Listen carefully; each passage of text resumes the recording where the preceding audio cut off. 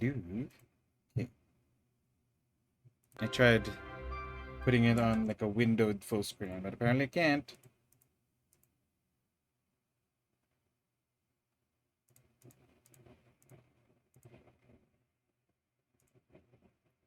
Huh? Oh. All right. Time to chill. With more Hercule Poirot. Hello. The fuck?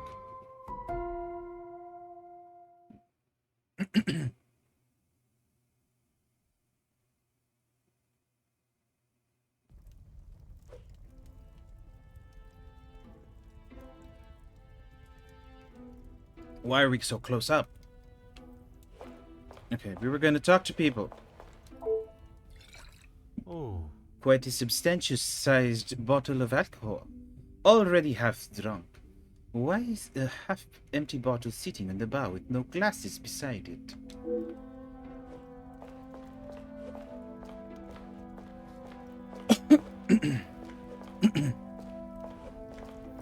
This game is very detailed considering how you're not looking things closely. Ah. The chance to play is very tempting, but I shall save myself the embarrassment.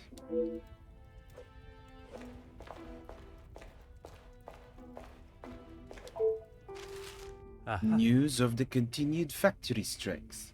Workers demanding a fair treatment by Jacqueline Conrad. Isn't that the lady there? Okay, let's talk to Zachariah first. Monsieur Demir, we meet again. What did I tell you? Call me Zach. You Zach. found your room all right then? I did, and a charming room it is. I don't know if I would call mine charming, but if I drink enough, it won't matter. I must apologize for my rudeness before. I did not ask how you know the family. That's okay. At least you actually care. Not like most of the others here. I'm the groom-to-be's older, more handsome... Oh, he's brother. older. I don't know why, but I assumed he was younger. Ah, oui. I see the resemblance now. How wonderful that you can celebrate this occasion together. I do think that was obvious, Poirot. I think that was obvious that he's a brother. I'll stop you there. The only wonderful thing about this celebration is the free food and drink. You are not pleased for your brother. Angeline seems nice enough, but marriage is not for me. What is there to gain from tying yourself to someone for the rest of your life? Besides the money. What is it you do for work? It seems everyone here is of some great financial standing. Recently, not a great deal. Well, except for enjoying myself. I was once a field medic in the military. But those days are over. A noble occupation. Did you not want to make it your career? It wasn't my decision to make. I certainly don't miss the battlefield, that's for sure. I am hesitant to ask, but how is your brother after the altercation with the Major? I'm sure he's fine. You don't need to worry about him. Always the knight in shining armor. Riding in to save the day. Saving the day from who, exactly? Well, if Gedeon is the knight in the fairy tale, Felix is the dragon. Felix the Major. Ha! Always there, thinking he is better. Just because he was a major. We all know how he got there. In his mind, that puts him at the top of the chain. It seems there is some hostility between Monsieur Demir and the Major. An animosity that does not come from one evening at a party. Perhaps it is best I take my leave. Cassandra. That's a yellow chaise-longue. No, that's not a chaise. That's just a regular lawn. Madame Vandenbosch, congratulations are in order on your daughter's engagement. Thank you. And you? Oh! this? Detective Poirot. I'm sorry, the name eludes me. Oh, bitch. That day at the Vandenbosch house has stayed with me. It opened my eyes to the unjust treatment of the working class, and has been a driving force in becoming a detective I am today. And yet I have barely been a second thought to her. Once, Officer Poirot, I investigated your daughter's missing bracelet. Oh, it's you. There is no missing jewelry here today, so we are really Is not she- in need of your services. Is she that daft? I am here on a rather more pressing. I know why you are here, officer. Detective, whatever you are now. Please, just get on with it.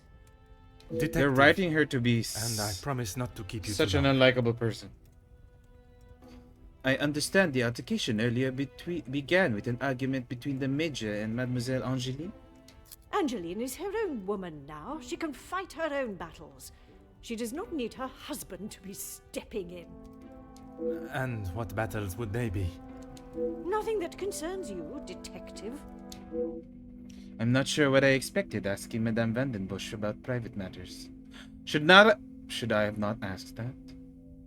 Your daughter invited me here to find the blackmailer. Keep your volume down. She had no right to do such a thing. As soon as the other ladies get wind that there was a police officer in-house, the whole town will know. Perhaps you should be more focused on catching the blackmailer that is holding your family's name to ransom than what the chattering women of the town will say. Oh, Poirot, you shady bitch. I care more about what those chattering women, as you so rudely describe them, have to You say ladies done than the chatter. empty threat of an anonymous letter. Your daughter does not agree. In fact, it has been suggested that one of tonight's guests may know more than they are willing to show. The guests? You mean our friends? You can't honestly believe one of them would be so petty to send a letter like that. Oh, officer, you have not changed. Does she really think I'm stupid? I must thank you for your hospitality tonight. I suppose it is only polite to say you're welcome.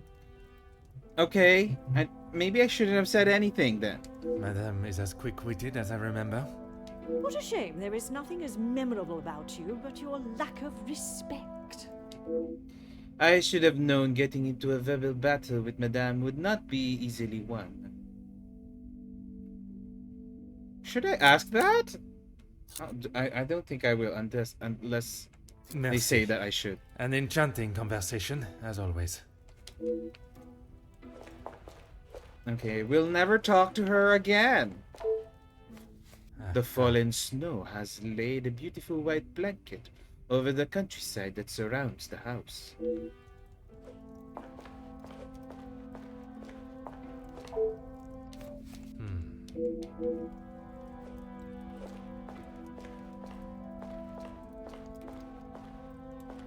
Oh, Allow me to introduce myself. Hercule Poirot.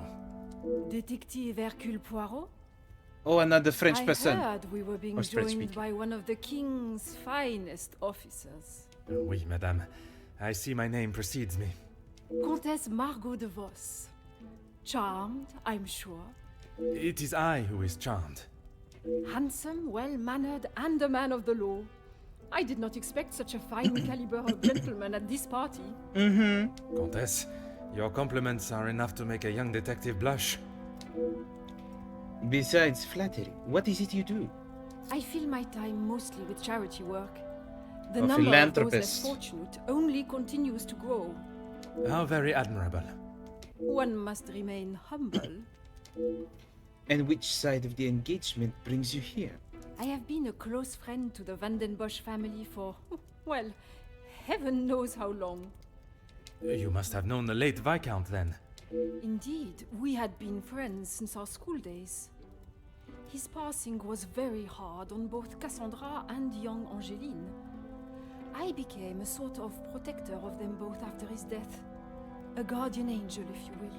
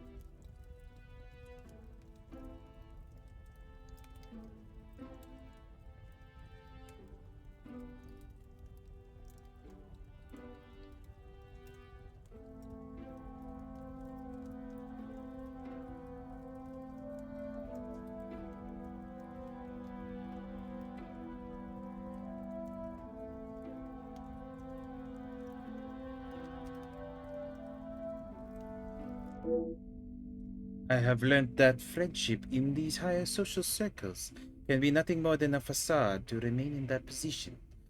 Perhaps the Comtesse is vying for Madame Van der Bosch's position. Van den Bosch, not Van der Bosch. It was quite a shock to see the Major lying in the hall like that. You will find Felix at the center of any trouble, especially when it concerns the ladies of the house.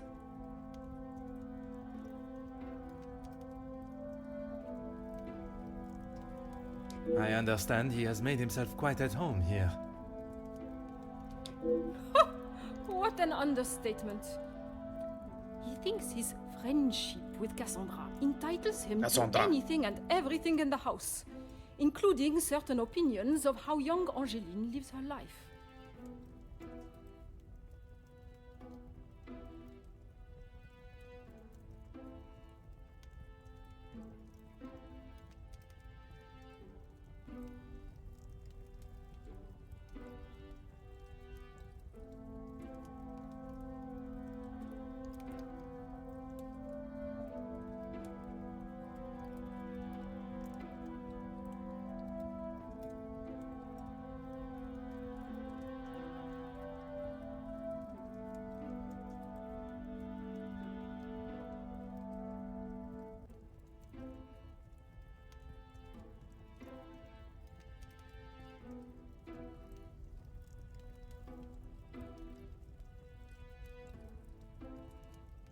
He does not approve of Monsieur Demir? You'd have to ask him, or rather, speak with Gideon's brother. He will have something to say about Felix, I am sure.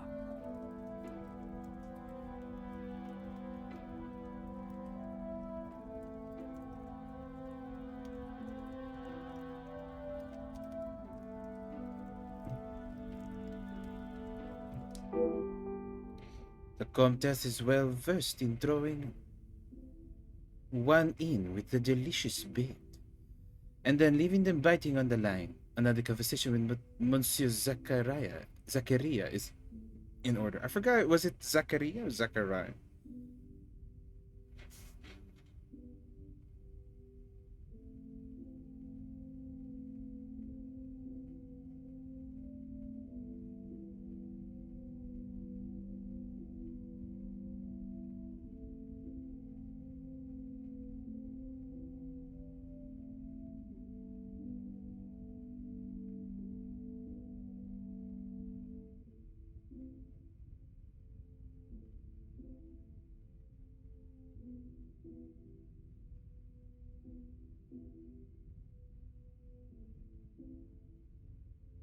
What are your thoughts on Monsieur Demir? A strapping young man. Angeline has found herself a good one. They certainly make a handsome couple. Speaking with them both, it is plain to see, even to one that is unexperienced in such emotions, that there is a great deal of love between them. When they are together, it is obvious for all to see, even at such a young age. But who are we to judge what the heart wants? It is a women's shelter you work with? Work with? I built it from the ground up, detective. My admiration continues to grow.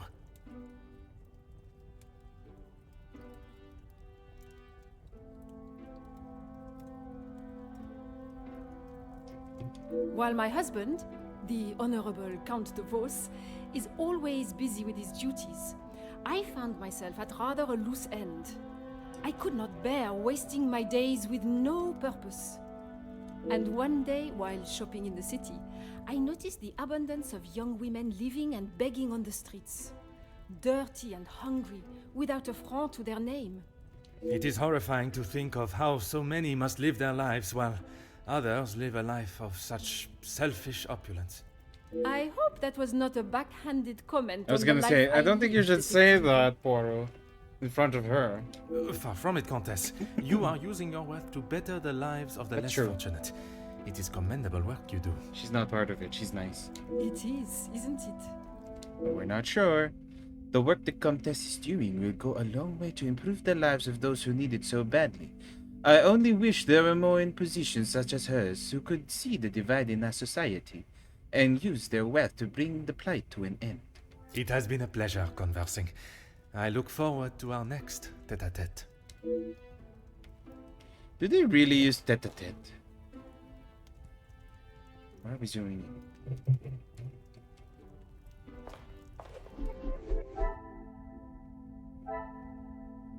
Inspect the library.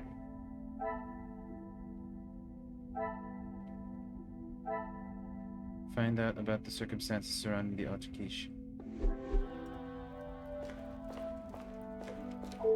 Fire away, detective. I get the feeling you do not have much fondness for the Major. The major pain in the ass. Why should I? It doesn't take a detective to work out the sort of man he really is. You must have seen it, right? I have my own history with the Major, but that is a story best not told. I think it's a story best told now.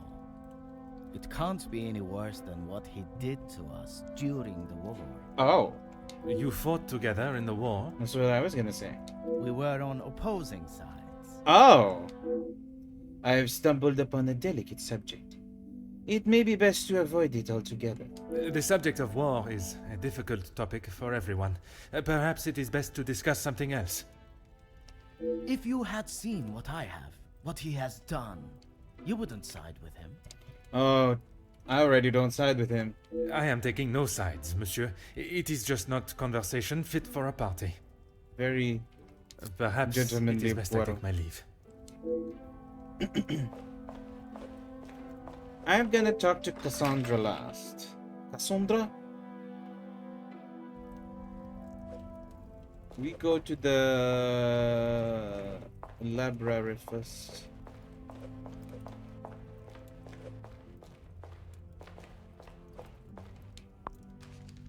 Ah, Ah, that's the that's why he brought it up.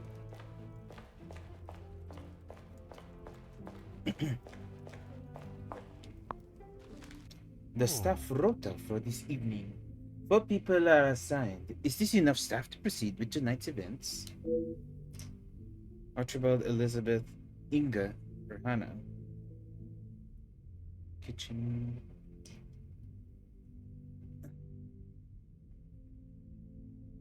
Service. Housekeeping.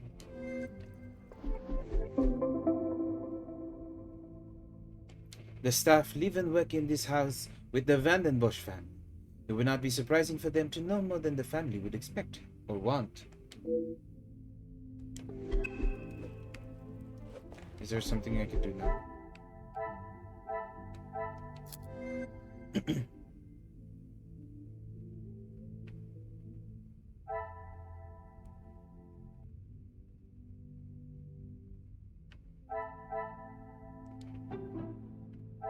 I cannot see the logic in.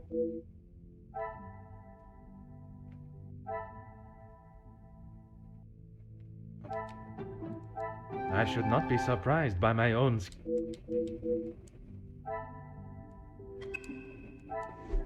It's so much to talk with him then.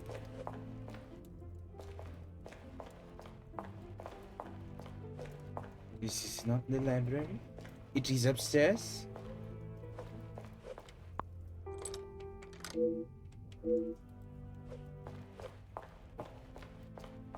It is locked. But that means there's no staff in there.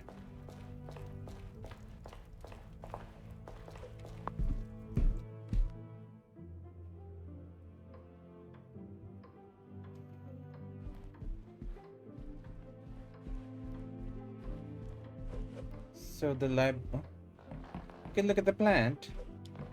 Huh. Plants lean and rely on each other to survive. Something we as a species could take a lesson from.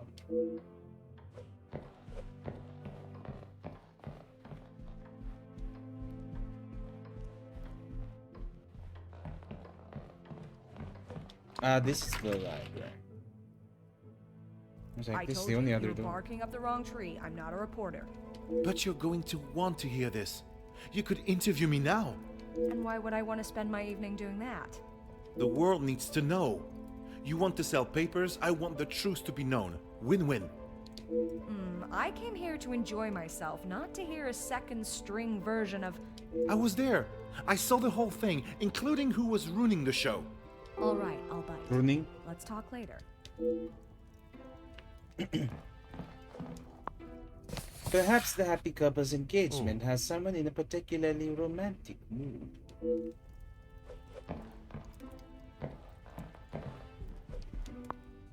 Looks like the happy couple are planning their honeymoon, but are undecided on their destination. So many countries and cultures to experience. I hope one day to see all with my own eyes. You will, Poirot. You're even gonna solve a murder in the Nile. And on the Orient Express. I could spend every waking moment reading about the adventures of the characters within these books. I feel like I've read that before. Hello, Bella. Are you still working? You read that. You read this. No, you don't wanna? Correct. Stop working.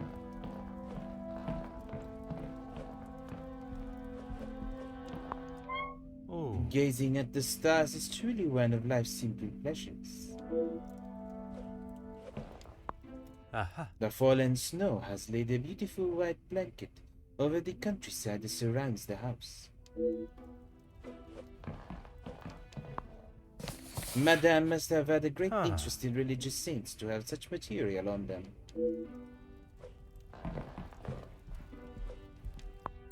I have often found myself thinking on the prospect of traveling, perhaps one day.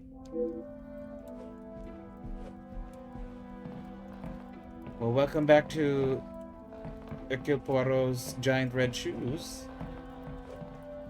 It's so big. And red! It looks quite valuable and delicate. I shall resist the temptation to inspect it any further. What is it, a violin? It's like a violin.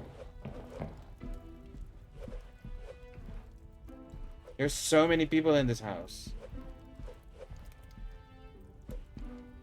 Oh, it's just the same.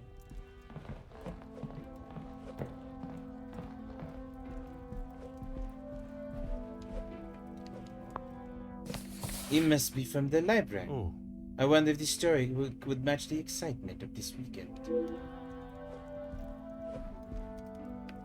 Who's this guy? Ernesto! Bonjour.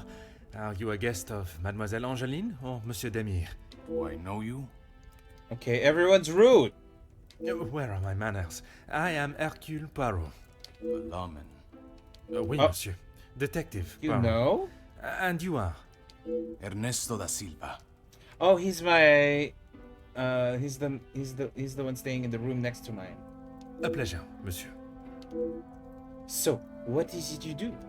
I'm a man of business. Okay. I see. Not suspicious at Is all. there a particular area of business that is your focus? Overseas investments, international relations. I also own a number of factories in the city. Sounds like someone's doing offshore things. A man of few words. This may become more like drawing blood from a stone than a back and forth conversation. Très bien. Monsieur has many talents. Am I right in thinking that the late Viscount has involved in such business affairs? We work together as partners, yes. You must know the Van den Bosch family well, then. I helped Madame Van den Bosch, if and when she needs me. Monsieur referred to Madame Van den Bosch as Cassandra, before quickly retracting. Perhaps they are closer than he is willing to say. You witnessed the altercation between the Major and Monsieur Demy, oui? I did. But frankly, I have no time for childish school fights. You are not aware of the circumstances that started it, then? I Is heard anyone something aware? about a cigar? Only Felix would be petty enough to get riled up by something so menial. A cigar? Yes, Monsieur Demire had one of Felix's precious cigars. If you ask me, they won't be the real thing anyway. I would not expect two children to act that way, let alone two a supposed distinguished gentleman. Distinguished gentleman. It was two alpha males going head to head. Oh, is that really? Came out the victor. Surely we have passed the days where shows of unnecessary brute strength impress anyone. When it comes to the protection of a woman, we are far from it. Man will always return to their most primitive form. Okay. Mademoiselle Angeline, the Major has no place to feel threatened. Monsieur Guédion is to become her husband. And he has spent the last however many years supporting them, as he calls it, clutching on to whatever he can. Merci for your time. It has been most intriguing.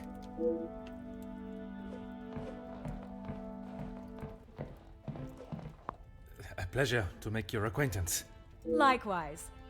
You're not from around here, are you? My name is Hercule Poirot. I am a friend of Mademoiselle, soon to be Madame, Angeline. I see. Jacqueline Conrad. No doubt you've heard the name before. I have not. I am rather embarrassed to say I have not, Madame. No need for the madame. I'm not married. Just call me Jackie. Oui, Jackie. How is it you come to be a guest here tonight? Here's the thing. I'm one of those people you want to know, and not be on the wrong side of. Okay. Is this a threat? Perhaps it would be wise for me to remain on your good side. It's the best place to be. You wouldn't believe what a couple of positive stories can do for a family name, or a career. Is this a threat? And that is what you have done for the Van den Bosch family? A little help goes a long way, and from what I have seen, the ladies deserve some positive support. Like a brazier? You must have heard about the recent flatmate. Should we say that? When I entered, you were talking with the gentleman. That's what we call eavesdropping. Pardon. I didn't mean to pry. And with respect, I don't think it's really any of your business. That is certainly not what I was expecting. Mademoiselle Conrad has a force of her own. I shall have to play my cards right with her. I must take my leave. Allow me to introduce myself. Hercule Poirot. Hugo Beckers. A pleasure. I hope I am not disturbing you. I often find myself at a loose end at parties such as these. I've never been referred to as a loose end before, but it is always good to make a new acquaintance. I don't know what accent the guy voicing him is supposed to be doing.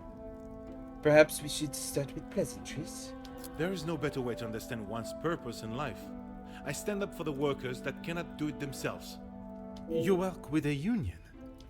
Union leader, well, that is my formal title. So, But I see myself as more than just that. So much more. I am the face of the people. A voice in the void when there is none. so is he supposed to be American or not? Very spirited. You have quite the way with words. In my line of work, it is essential. Some fight with their fists, but I believe words are the ultimate weapon. Is it the Demir or the Vandenbush name that brings you here? I have been working with Gideon for quite some time. We are doing great things together. Great things. I was not aware he was part of the Union. Well, he's not exactly. But he is an ally in the battle we face. Without his support, our uphill struggle would surely be a climb. Hopefully my talks with De Silva will help him see the light. I walked in upon your heated discussion, shall we say, with Mademoiselle Conrad earlier. I don't know what you think you heard, but it was a private matter and I appreciate Ernesto if you was keep right it to there while yourself. you two were talking, so... I can assure you, Monsieur Beckers, your conversation is exactly that. Yours. Then maybe we should just leave it there. There is something more to that conversation. If there is nothing to hide, why are both parties so hesitant to elaborate? Perhaps now is not the time to press on it. Merci. If I find myself at a loss again, I shall certainly return. Oh my god. So we do have to ask these questions?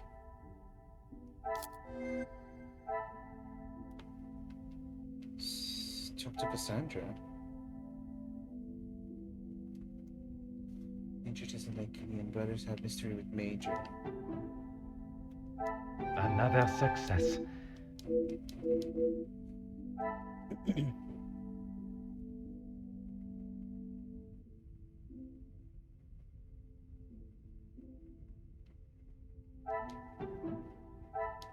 Magnifique.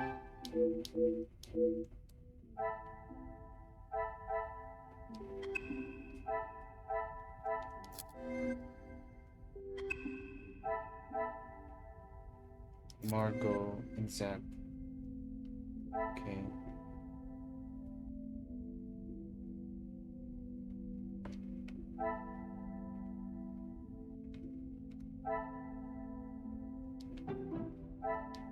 Come, my little Graycell. Is there something? Things are beginning to...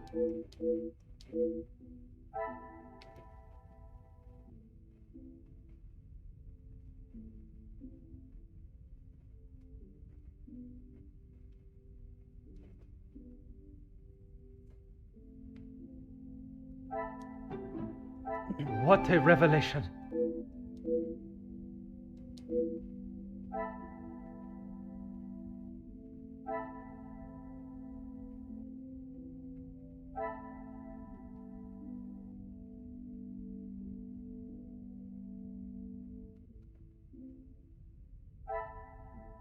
Hmm.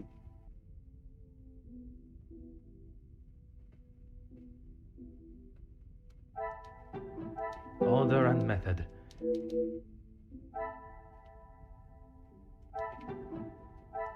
This will not get me any...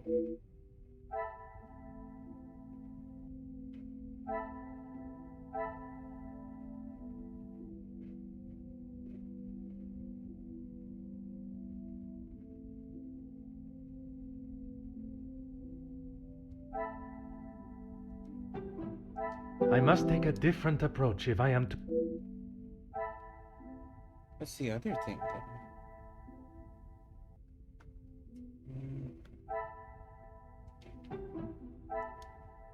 I must act on thought.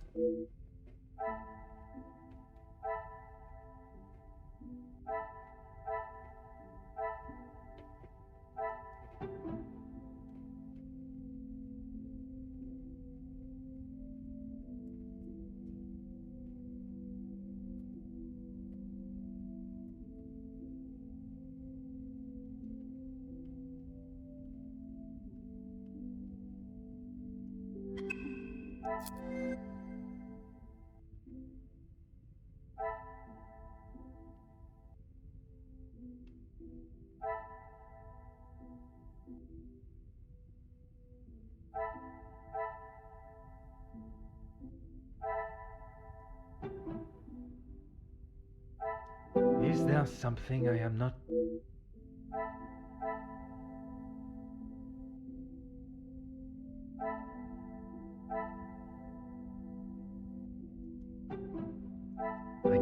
see the logic in this.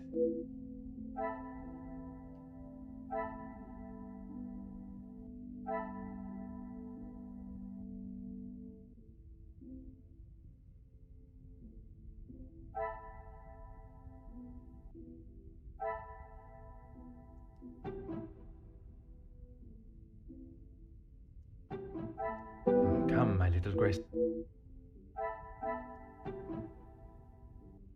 I must take a different approach.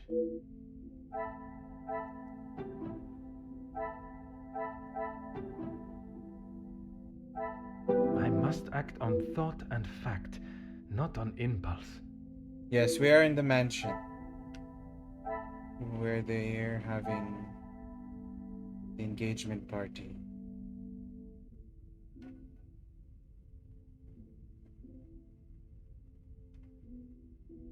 What the fuck is the other connection?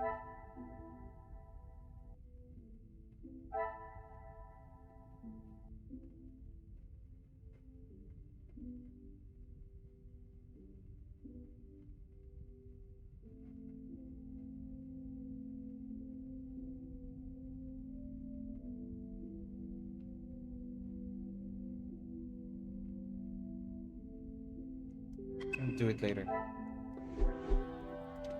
There's so many people now. There's this guy. There's this guy. There's this guy.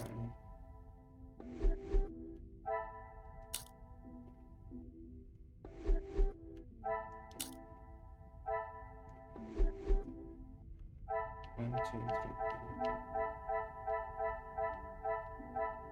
three, 12 people. Talk to Margot, who's downstairs. Inspect the butler's pantry. Talk to Zach and... They're all downstairs, so I'll go down there first.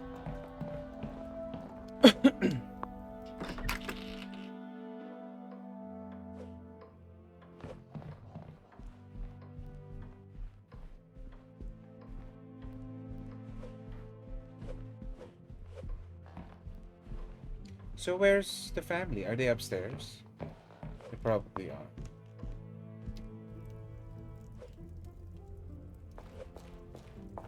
Oh, where did Archibald go?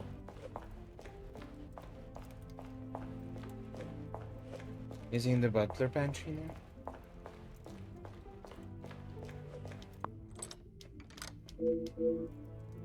Not.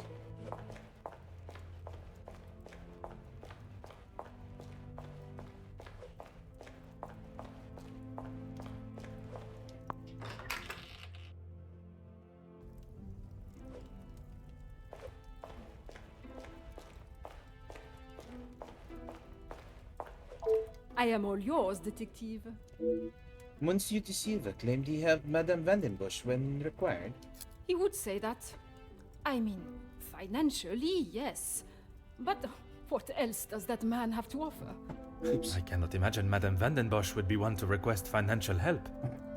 After Edwin, the Viscount, died, the family was left in a rather unfavorable position. She wasn't requesting, chérie. She was begging. I see. Let's just keep that between us. It's a rather sore subject. She's for her. right there. You can see her blurry silhouette behind Poirot's head. It didn't take much for the Comtesse to reveal private matters of the Madame's business. I'm not so sure I would be willing to divulge any information to her. I like that that's his conclusion. It has been a pleasure conversing.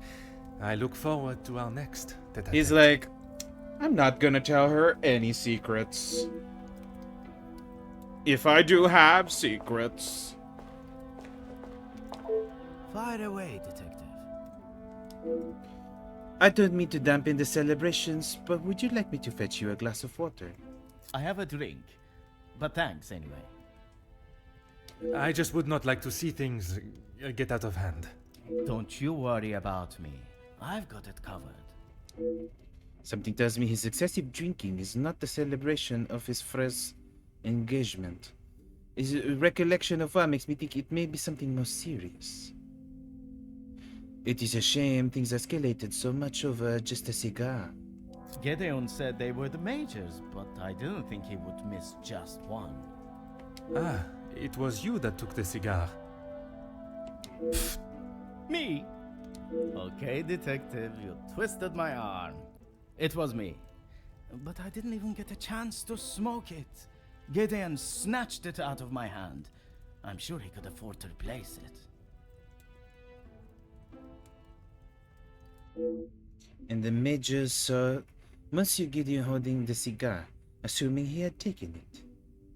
It was all a misunderstanding. So why the altercation? Perhaps it is best I take my leave.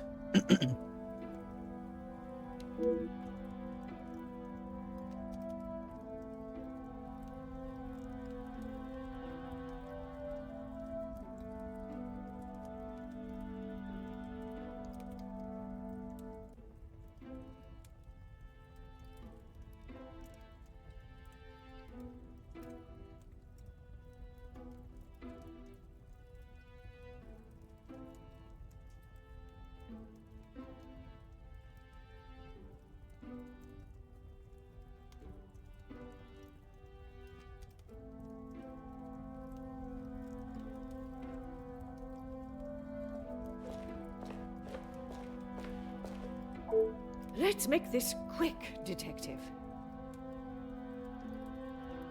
I understand that the major is not fond of Angeline's husband-to-be. You can make whatever assumptions you wish.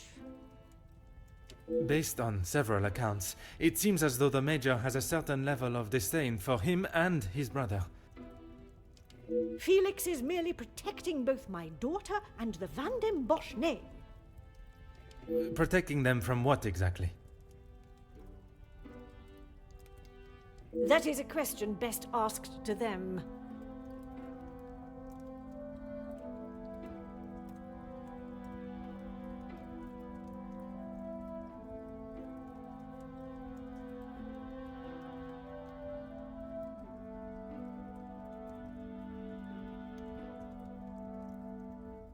You must be elated at the news of Mademoiselle's engagement.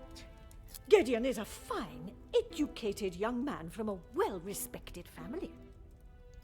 All important when considering a new son-in-law.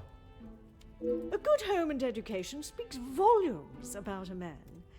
Even in the short time they have been engaged, his noble character is obvious. If you were an educated man, you would know that. Excuse me? I can assure you, madame, my education is not one to be sneered at. Exactly. And yet you remain a mere detective.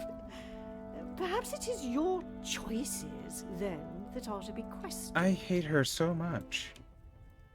I was passing and noticed the butler's pantry was locked.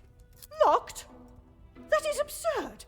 They should be constantly coming back and forth from there if they are hiding from their work again. What is it you want in my staff area, anyway? I only mention it as I was hoping to speak to some staff members. But if they are busy... Be a good fellow and make sure they aren't slacking off in there. It shan't take you long. May not have been the permission I was expecting, but I shall take it nonetheless. I shall try the pantry again. Should I ask this? I really don't know what to ask and not ask. Merci. An enchanting conversation, as always.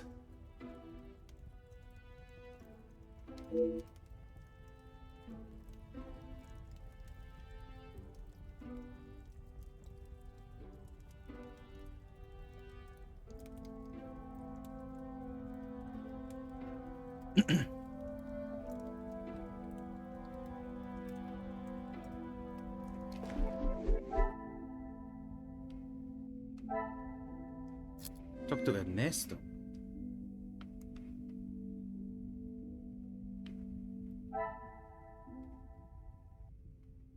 I still don't know what I have to do to connect here.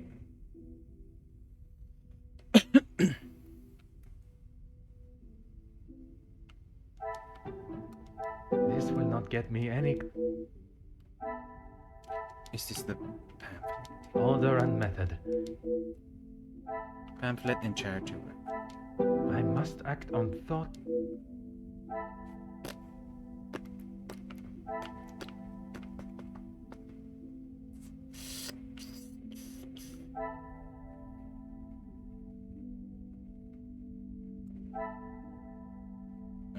Is it this one? The supporter of unions and then the newspaper?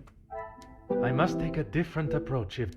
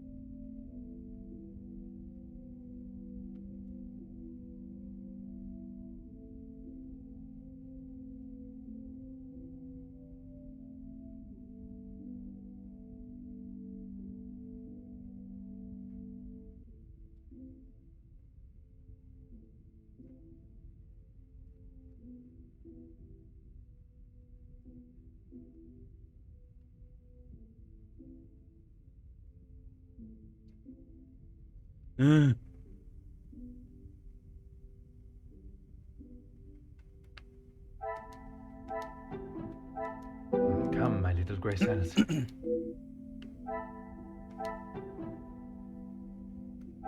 I cannot see the logic in this. Some would say a lucky guess.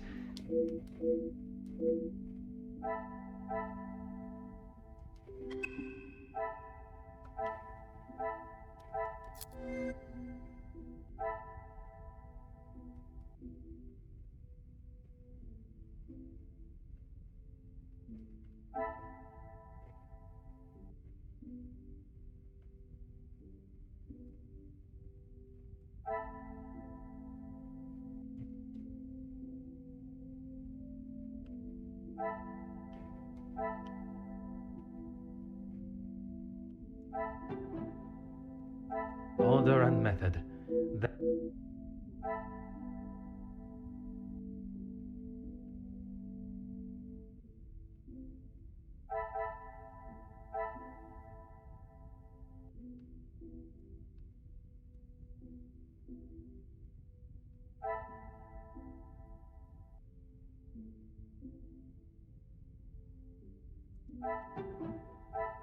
The pieces of the puzzle of.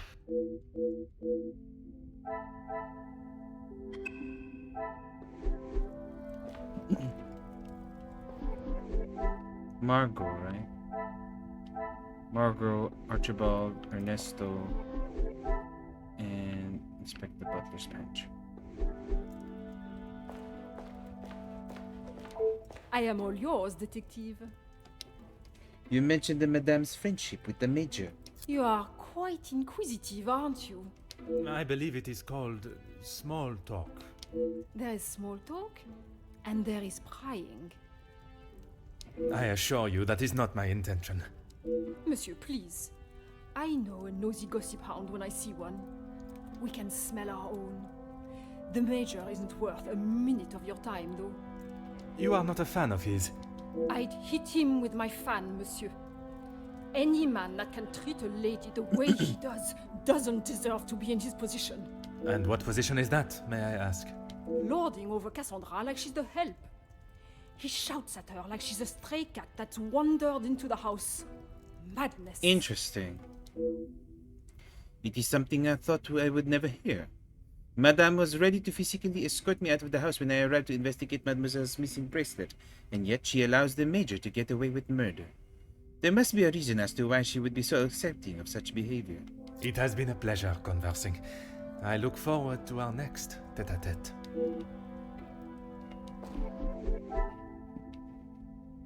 Archibald Ernesto.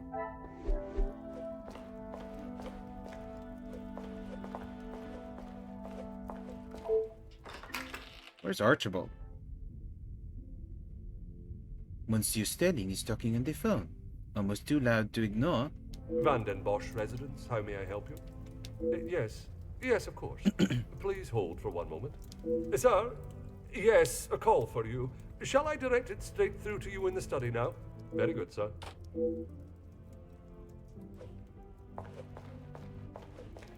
What can I do for you? The Major has made himself quite at home here. Yes, he has been here for some time now. I like that no one likes the Lady Major. Van den Bosch has been very good to let him stay Like- so long. What the fuck is he doing here then? Would you say he has become part of the family? He's always been very vocal about how he stands the ladies in high regards, and so he should. Merci. You have been most helpful. Did that even help with anything?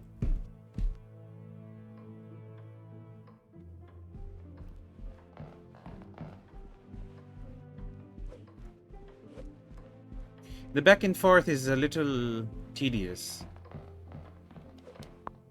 But I guess there's no other way to do the whole talking, unlocking other than that. Is there something else you need? You have done business with other guests at this party. It seems someone has been asking around about me. Only polite curiosity, I can assure you. Well, you would be right. Although working with the Viscount caused me much less grief. Grief, monsieur. Let's just say we didn't always see eye to eye. And if neither side is prepared to back down, there is a problem. There's obviously more to learn about the goings-on between Monsieur de Silva and the Major. It certainly does not sound like a positive business relationship. Merci for your time. It has been most intriguing.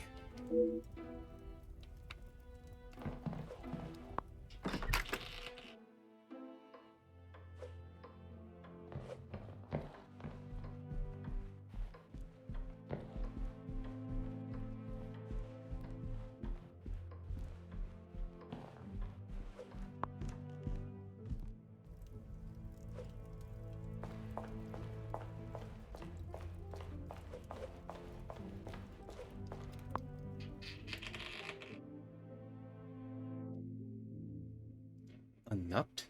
I must have caught a staff member at the right time. Bonjour, mademoiselle. Oh, monsieur, you startled me. It was not my intention, mademoiselle. I was hoping to talk with a member of the staff. You are the detective? I am Detective Hercule Poirot. I only intend to take up a moment of your time. Madame Van der Bosch will be very hungry if she knows I'm standing talking. Allow me to worry about madame. Forgive me, I did not get your name. Inga Frank, detective. Inga. Okay. From the Norse god of peace and fertility. A most beautiful name. Merci. It was my grand-mère. You have all been working hard this evening. Oui, detective. Madame was very clear on what was to be prepared for today. Well, everything looks exquisite. But if I may be blunt, would you not benefit from some more hands? Monsieur Archie knows how busy we are, especially in the kitchen. I hate when I have to run service. Merci, mademoiselle. I shall leave you to your work.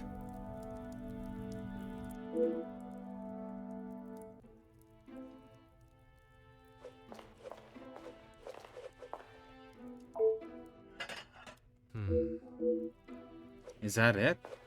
I assumed there was going to be something else here, other than her. Papers that order the dismissal of a staff member for accessing rooms without permission. Curious.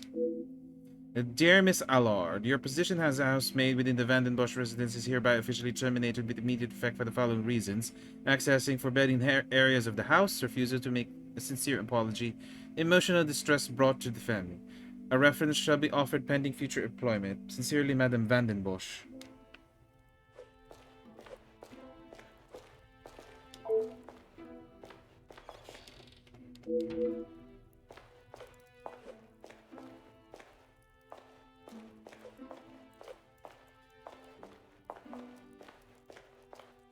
Okay. Seems to be it. So Inga is the new one.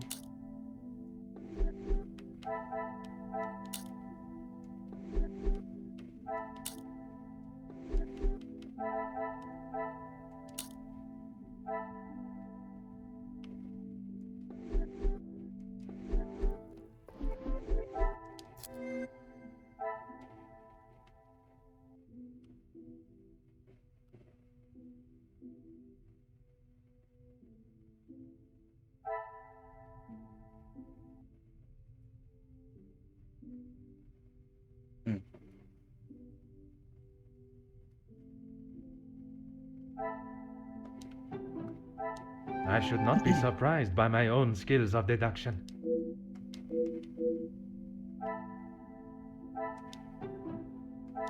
The pieces of the puzzle are finally... Yeah, it's kind of stupid that their mind map is very linear. Kind of defeats the point of trying to guess what connections there should be.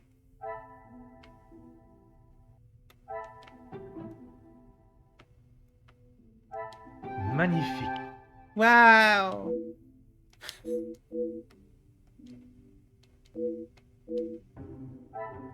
So that's why. The Major clearly doesn't want the wedding to go ahead.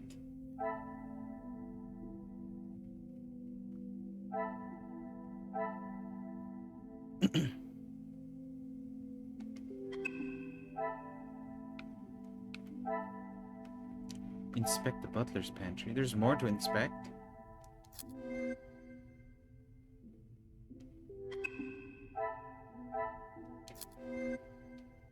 Oh my god.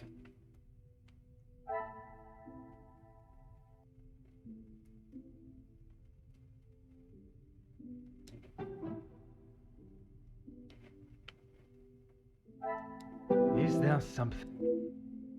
This one goes left and right and up and down.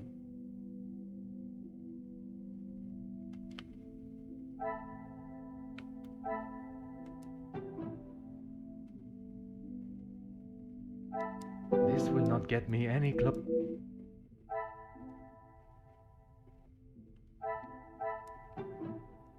Some would say a lucky guess.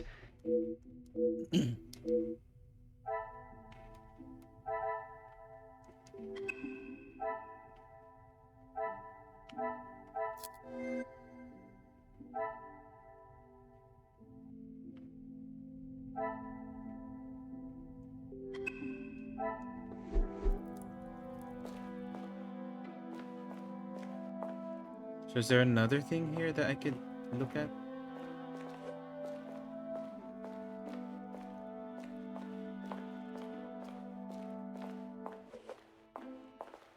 Oh. A photo showing 7 members of staff. The house would surely run like clockwork with so many. And now there's only like 4?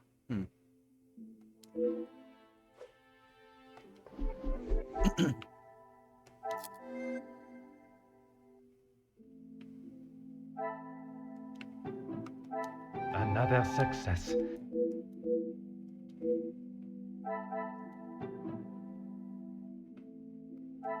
What a revel... Dr. Inge, Dr. Cassandra, Dr. Archibald.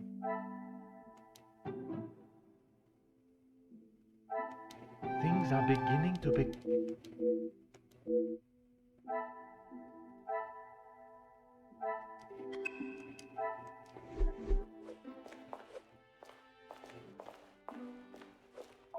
Oui, detective. I am at your service. That is not for me to talk about, detective. If Monsieur Archie found out I had said anything out of turn... I am not asking you to betray your fellow staff or the family. What is said between us remains that way, mademoiselle. It's only whispers, but the last servant was caught in areas of the house they shouldn't be. Apparently, they saw something they shouldn't have. Please, detective, if Monsieur Archibald found out I was talking like this with a guest... My lips are sealed, mademoiselle.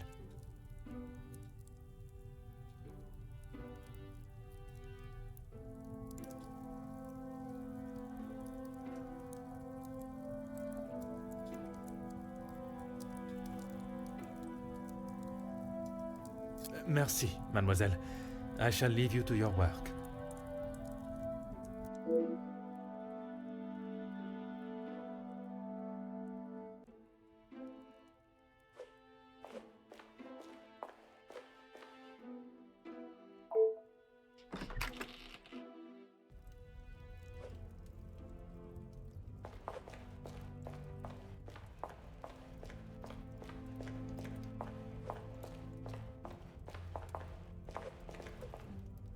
What can I do for you?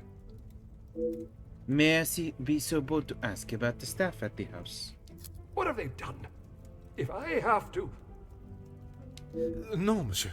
There is not a complaint to be made. It is more the recent layoffs and extra work pressure you all seem to be under I am inquiring about. We've had to let some of them go. Let's just say their standards didn't live up to what was expected. Not exactly what the termination papers stated. Merci. You have been most helpful.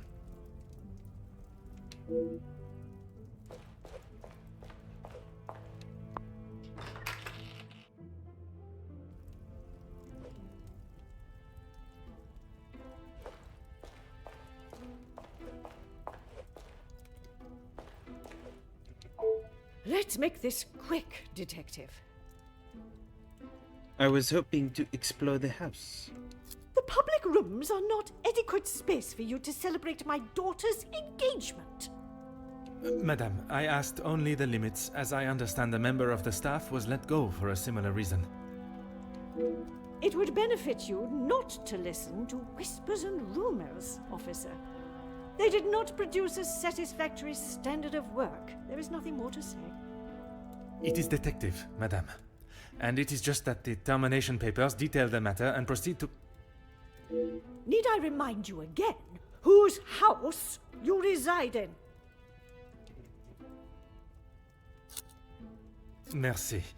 An enchanting conversation, as always.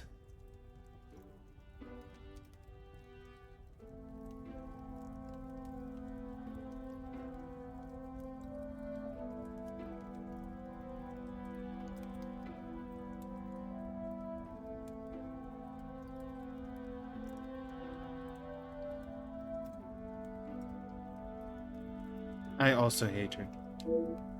I don't know why we keep trying to see if something would happen there. It's just so very annoying. What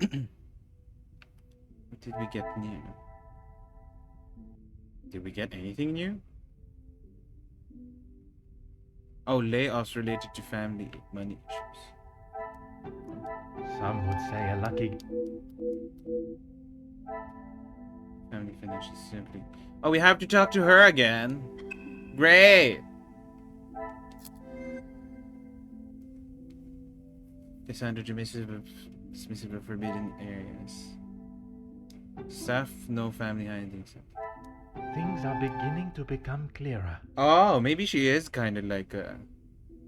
what's her name? Lady Tremaine. She has the hairstyle. And the clothes. And the brooch. Maybe she is supposed to be like Lady Tremaine.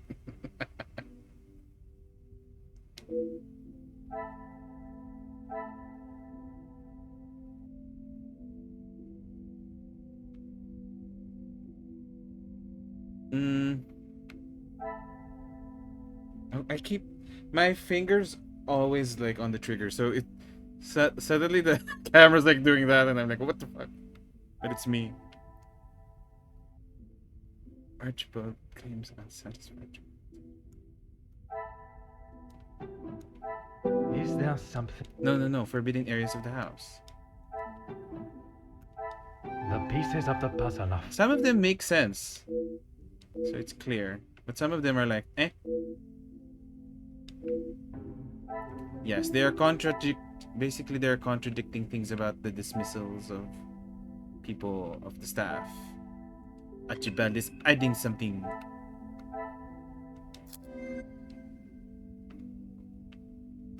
Staff no family is hiding something. Oh, that's the only new thing. I was like, is there anything? No, we talked to Cassandra. Let's make this quick, Detective. The voice actors is doing very well though. Voicing such a character. I don't know what adjective to describe her other than You did not seem surprised in Monsieur Demi's payment of the blackmail? Why would I? He is to be Angeline's new husband and my new son-in-law. If he is taking that position seriously, he will do what he must to keep his new family happy. And to you that means paying ransom money? It means doing what he must to protect his wife and his family name. It has nothing to do with your own financial standing? I understand Monsieur de Silva has been of help. I see you have still not learned any sense of tact or subtlety. I'm a detective, lady! I see no reason to beat around the bush, madame. Exactly! Until you are pricked by a thorn. Is that a threat? And until that day, I shall continue with the method that best serves me. Now, Monsieur de Silva. Yes, he has provided some financial support when it has been I do like the required. design of her dress, I though. assume that was the answer you would The way her sleeves are circular, but the lining of the ruffles goes in, and the ruffles on the skirt. Merci. An enchanting conversation, as always. Not to point fingers, but the way they designed her, Margot, it kind of also says that she's not as uptight because her clothes are a little more looser. Maybe that's supposed to be. Because the fact that she's wearing like a corset and like a more intricate red queen, like, I feel like that's on purpose. The way the costumes kind of tell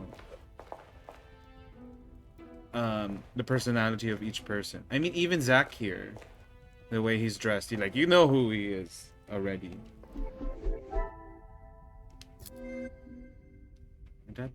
Did that do anything? Did that help any? Now what do we do?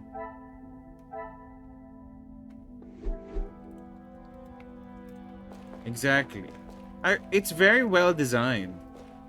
I just think that some executions are a little like, but then at the same time I also think like I don't know how else they could have done it with how they're with the direction that they're going. So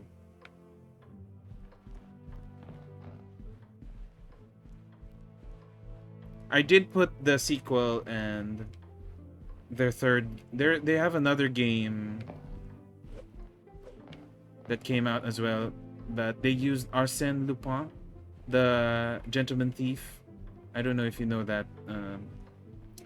He came out during the time when Sherlock Holmes was being written, but he's French, so they also made a game about him as well. So I might get that as well.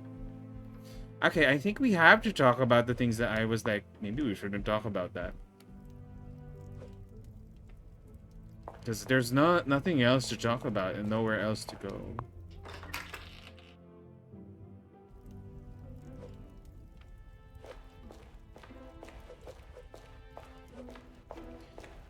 So maybe Let's this make isn't a this game where decisions will affect things. What do you mean, protecting? She hasn't gone and paid that silly ransom, has she? It was Monsieur Demire that accepted the cost. He paid Oh, it maybe I because should your have asked daughter it. believes there may be something to hide. Now For the heaven's conversation sake, feels why do you think it out was of order. addressed to her and not I in the first place?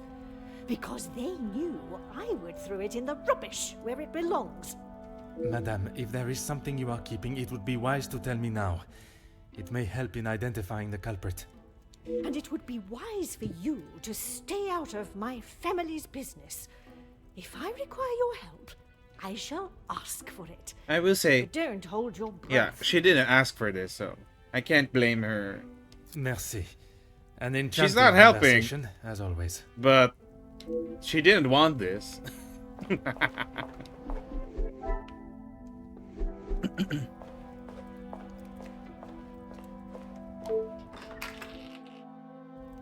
She was like, if I needed your help, I would have asked for it.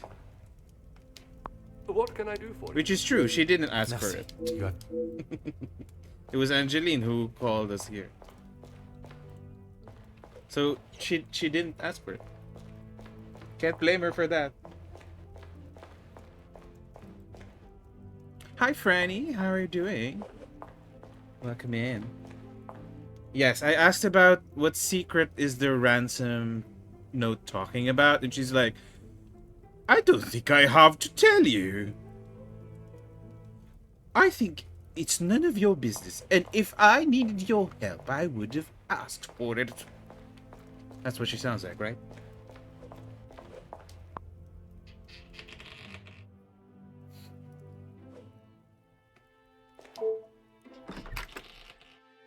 Of course, of course.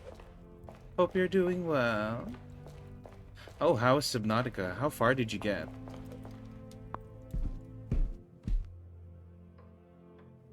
I'm surprised that you played so long in that stream that you did. Because when I played Subnautica, it took so long. But I loved it. But it took me so many hours. Nice, nice. Enjoy your coffee. Well, with this very chill, this game is very chill. I've been yawning the whole time. I don't mean it that way, but I'm just saying that it's very, very chill. It's very laid back. Okay, maybe we do need to ask Jackie about the thing that we don't want to ask. You must have heard about the recent blackmailing then. I heard, and it doesn't surprise me. Oh! There will always be someone trying to get something out of someone else. People are only out to help themselves. Yeah, I love what Jackie looks like. And her hair really fits. And the way that her...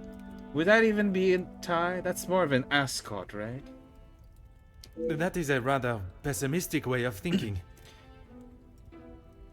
Her and Poirot could do a double act. But it's the truth. And in my experience, more often than not, it's someone the victim knows, and knows pretty well. You make me question those I consider friends. And maybe you should. If you have something you don't want the world knowing, just keep it to yourself.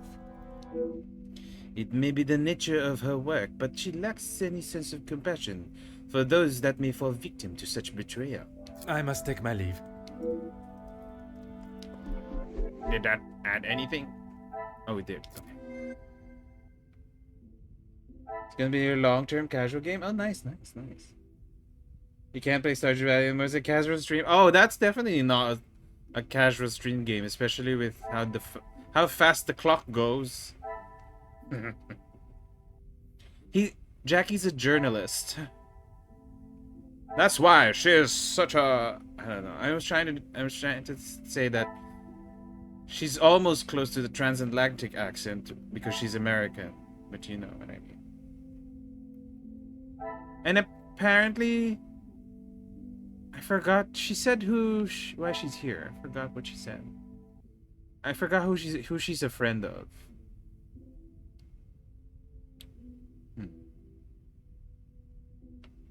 Casual and relaxing for you? Stardew? Well, nice. No wonder you enjoy Subnautica then. Because Subnautica's also, like, stressful. But at least there's no, like, time limit. You, like, really just take your time. Your technical time limit would be the oxygen, I guess. Because I remember playing that and having so much fun.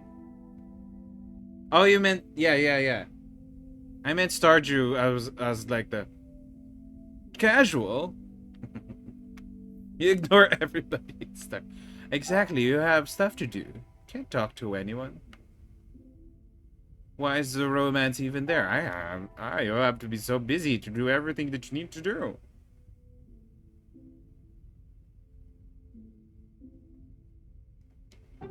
This is supposed to point to... I must act I on thought... I was like, and fact. is that it? Is that the page? Come, my little grey cells. Oh, it's right there. Magnifique. I believe I have spoken to everyone and they have told me everything they wish to. I should not be surprised by my own skills of deduction. There's a chance the Major is involved in the blackmail somehow. What is the extent of Felix's possible involvement? I thought it was only Madame Vandenbosch that was so concerned with her appearance to others. Perhaps the Major was of a similar mindset, although I'm still not sure how he fits into the family dynamic.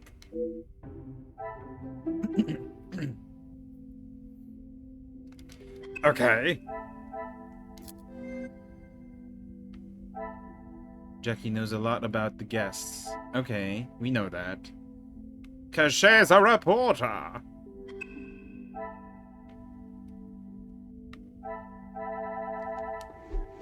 Well, now what? We've run out of things to talk to people Back about. so soon? I must take my.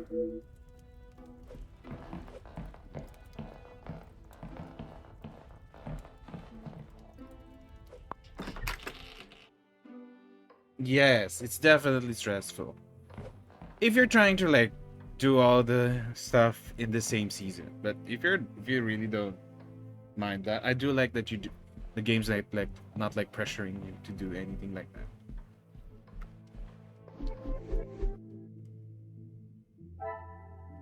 Exactly, max efficient. I do like that's like an option. Like you can be casual, but you can be sweaty about it. I do like that's always that's a good option for Stardew.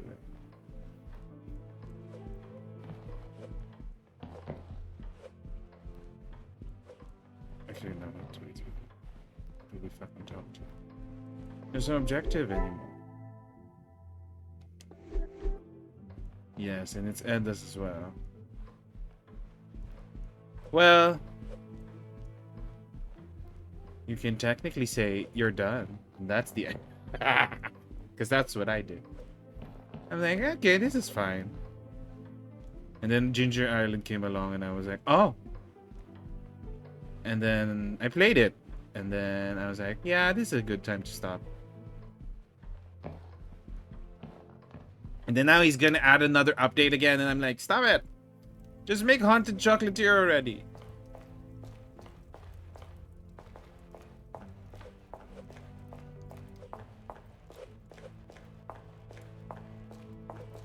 He just got to the island before he stopped.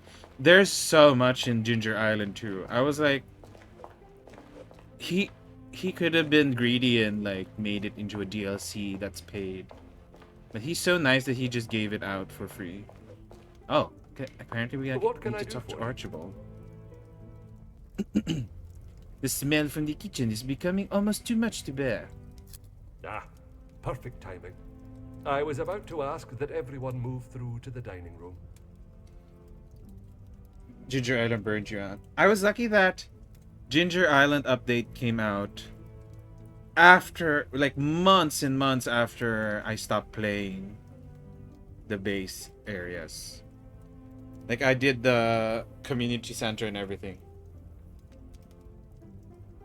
So I had a break basically before going back to Ginger Island and doing all the. I do like that there's so many puzzles there. I think he found a way to make the puzzles fun. Très bien. Or like make more puzzles, I guess. Yes, I really love the idea of Haunted Chocolatier. I'm excited for it. I would love to see my beloved's homeland. I'm sure we will decide Oh, on Gideon's somewhere. Turkish. Perhaps where we are both yet to have visited. It was my Oh, it's a cutscene. I'm not sure supposed to present. I am not so sure you workers would agree. Are you sure? I've definitely seen your face somewhere. They look like before. Clue I do characters not in this believe angle. there is another that resembles these features, or brains, at least. I've always liked the idea of sailing the West Indies. In that heat? With your complexion? Okay, but you lived in the capital at one time. Oui, mademoiselle. I spent much of my working life So there's there. multiple conversations going on. Maybe Okay. sleeping off half a bottle of whiskey. God. Let us not be so blasé with our opinions, brother. If you ask me, I don't believe anyone did.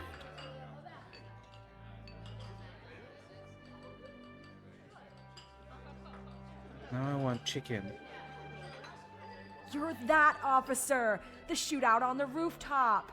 Your face was all over our front page! It seems it is not only I that possesses great skills of deduction. You...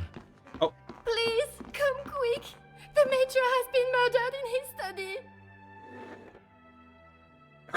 Monsieur et Madame, That sounded I am so Detective Hercule Poirot of the anticlimactic. Belgian Police Force. I ask that you all remain calm and in your seats. I shall begin my investigation immediately. I didn't expect the Major to Mr. Stanley. die. Please, lead the way. Honestly, I thought the mom was gonna die. I thought Cassandra was gonna die. I didn't expect it was gonna be the Major. Because it felt like people would have had more motive for the mom. A noticeable, almost sinister chill can be felt upon entering. Because there's an open window, Poirot. You don't need to be a detective to know that. This is Mr. Hagen's study, Detective. Would you like me to stay? Yes, he was just talking to Jackie, but we were hearing all the conversations. Like the conversation between Angeline, Gideon, and Cassandra, and then Ernesto seemed to be talking to Hugo. All of that. I understand if you are not comfortable with such a scene. Don't you worry, Detective. I've seen much worse in my years. Archibald? You've seen worse than a murder? I am thankful to have someone of your resilience. We need to know about by my side. that. I just can't believe someone could have killed him in cold blood. Is that what you think happened? Oh, cold blood because there's a snowstorm outside. I admire your faith in your fellow man, but you will be surprised what someone will do when they feel there is no other option. Did any members of the staff have access to this office? Mr. Hagen does not allow any staff into the study. And they were all present. I was gonna say, I feel like part of the dinner all of the staff were. God.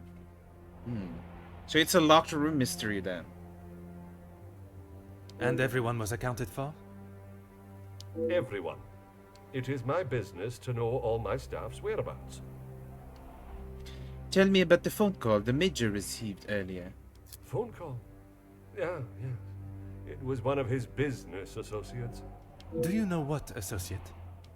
He didn't say. I think he was French. The accent still confuses me sometimes. And did the Major sound any different to you?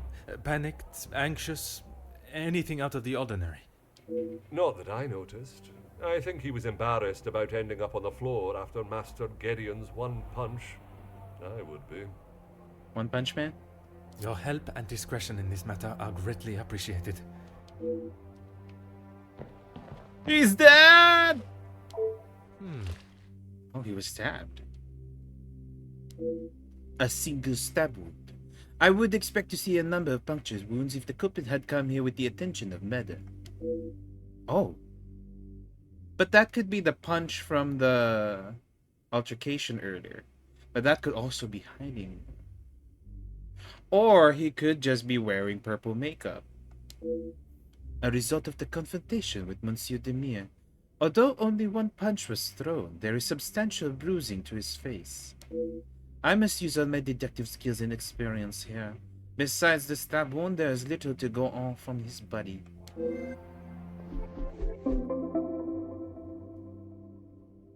I was brought here to find the blackmailer, but discovering the truth behind the Major's death must take precedence.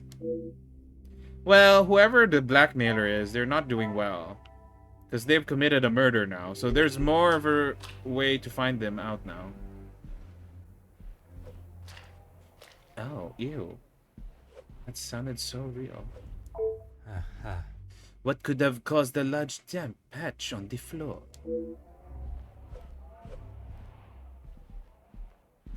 Somebody close the windows. Odd to have a bucket this size for such a minute amount of water. Aha. It does not look like as though anything is obviously missing from it.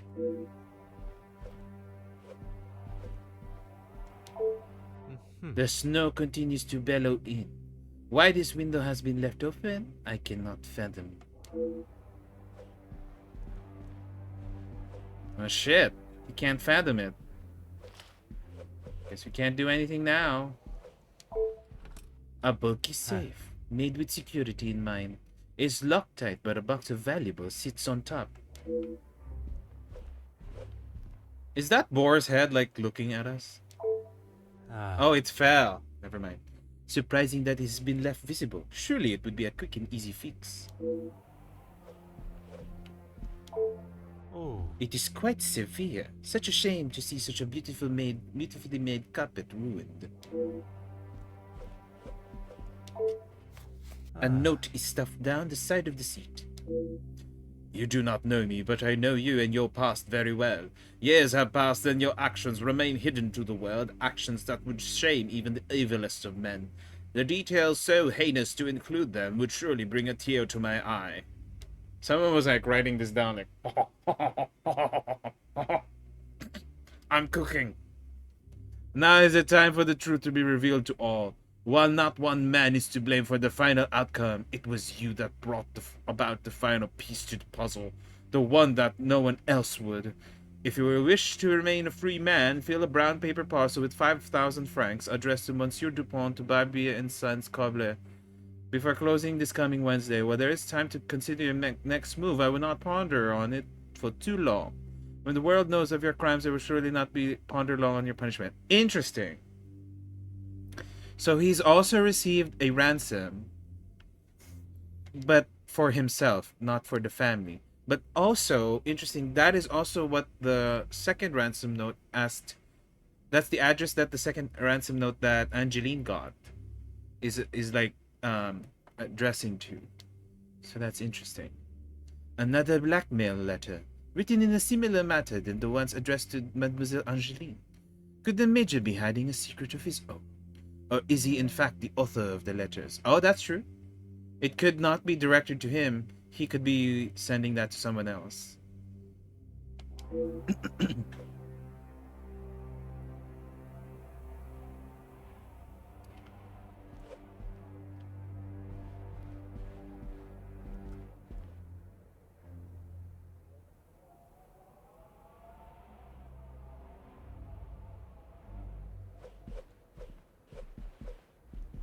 Can we look at the desk?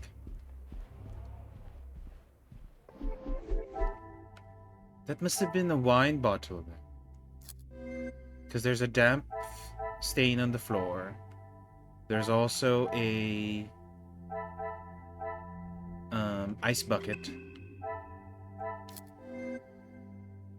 Determine what happened prior to the Major's murder.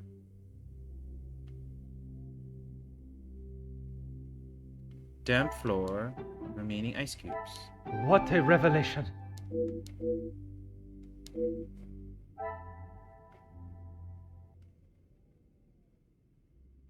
Dent in plaster.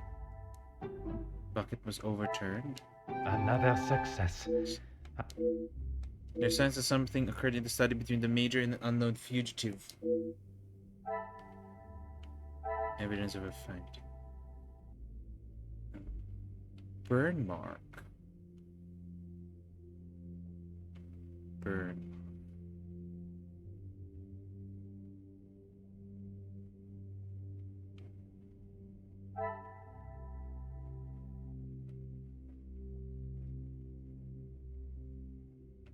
Purple bruise on face. Could be the evidence. I cannot see the logic in. Shit. Second floor window. Burn mark.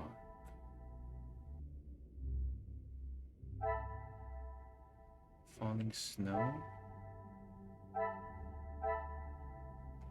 Could be related to the damp floor. I must take a different approach if I am.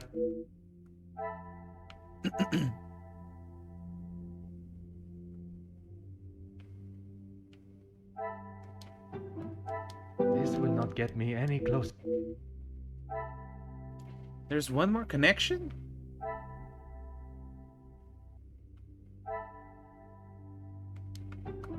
Order and method.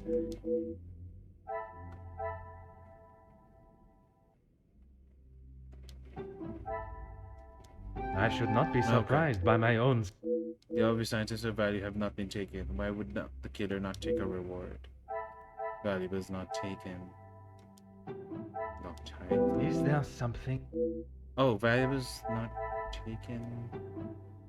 Second floor window. Magnifique. If someone got to the lengths of scaling the wall, they surely would have taken some valuables. Not a simple burglary. We got that. We know that. We didn't have to like connect mind maps for that. I can confirm that the window was not the intruder's point of entry. Careless of me not to check the doors first upon the Oh! He's saying that if I were to steal something, I would use the window. That's what he's saying. Interesting logic, but I get what he's saying. So it must be the point of exit then. Or it could be just a red herring.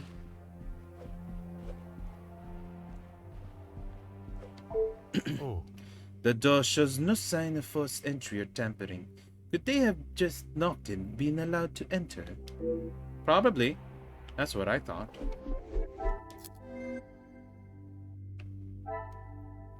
Logical entry point.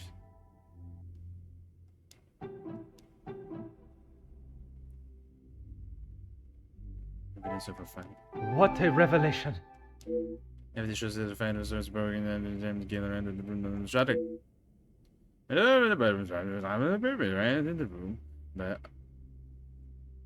were they invited in or did they slip in unknown? Okay, that's true.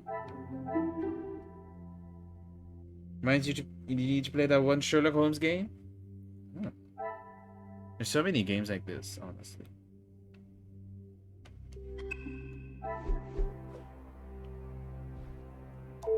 Anything I can do to help, Detective? Has anyone else entered this room this evening?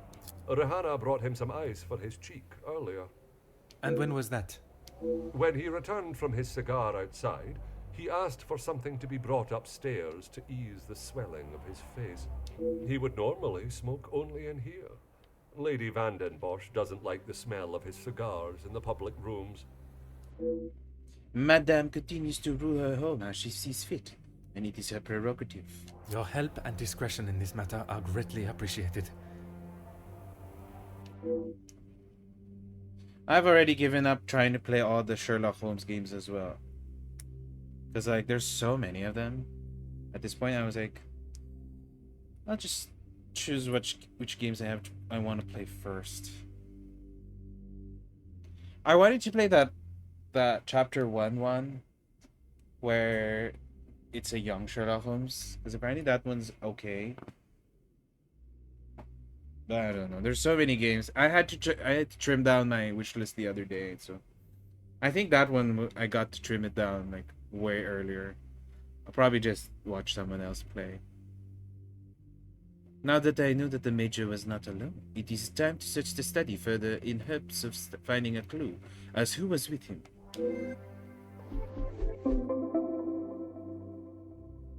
The scene of the crime has been investigated, but it does not show a straightforward series of events. The circumstances around the Major's cigar is one of such avenue that requires further exploration. Deduce who may be responsible for the Major's death and obtain the murder weapon. Okay. I like this. I think the mind map works for like this. When it was doing all the conversations earlier, it was a little complicated and a little much. Huh. Scruffy looking jacket is hanging upon the coat rack. The Major's scabbard is in its pocket. A reasonably full ashtray. I would have expected him to at least clean this out. Huh. A discarded towel, folded and unused. Oh. No matches remain.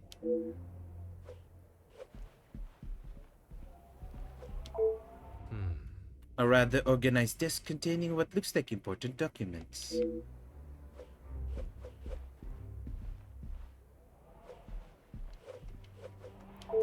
A normal-looking poker stand. Nothing appears out of the ordinary.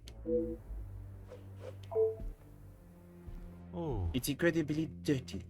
The logs are old and covered in dust. So it wasn't lit. That's what the game's trying to tell us.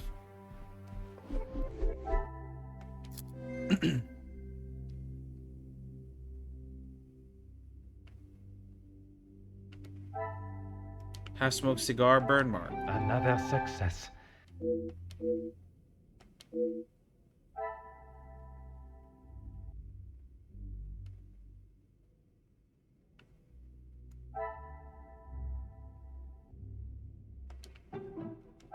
Things Things are beginning to be...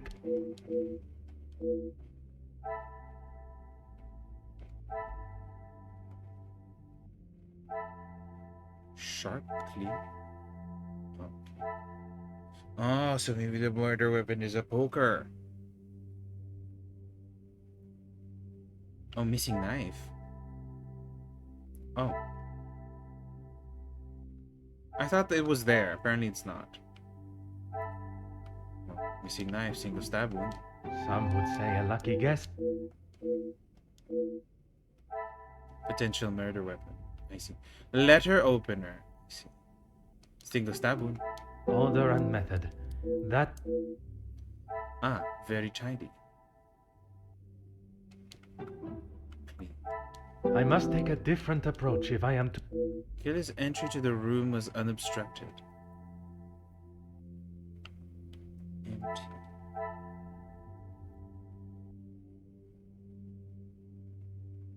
What else could the Major have used to light his cigars?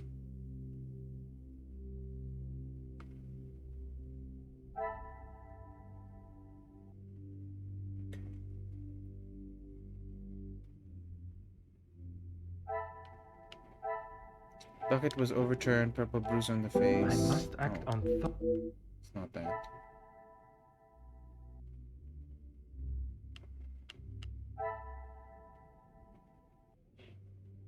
Oh, the point does not look sharp to 10 paper. Okay, so it's a red herring.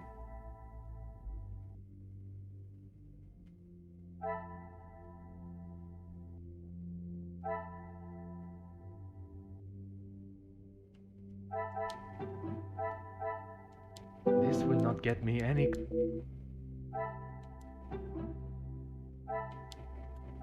I cannot see the logic in this. Worth a try. What's the other connection?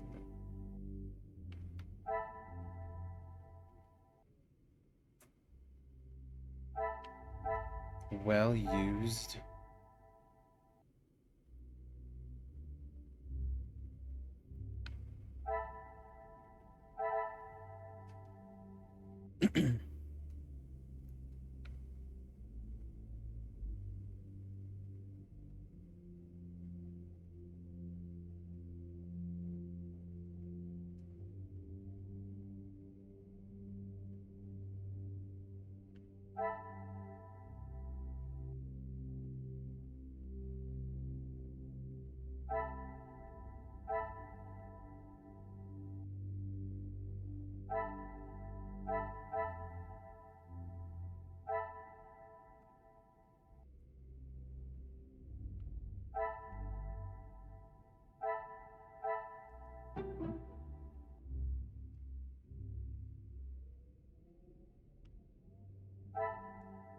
Come, my little grey cell.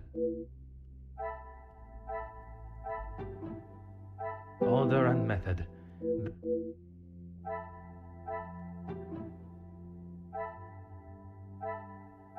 Come, my little grey cell. I must take a different... You may not connecting.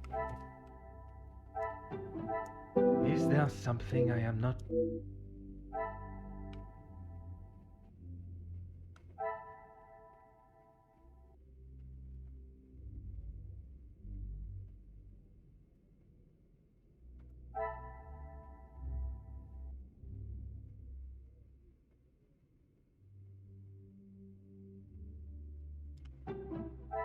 The pieces of the puzzle are finally coming to... I've seen a sample where the killer clearly had time to cover their tracks. Oh, okay. Crime scene was compromised. Murder weapon? I cannot see the logic in...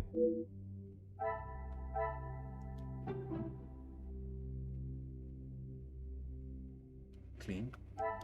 Magnifique.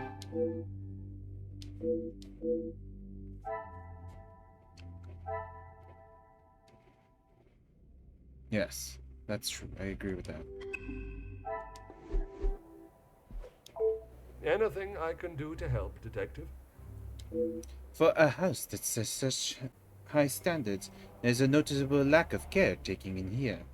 As I said, Mr. Hagen did not allow the staff in here alone, besides me.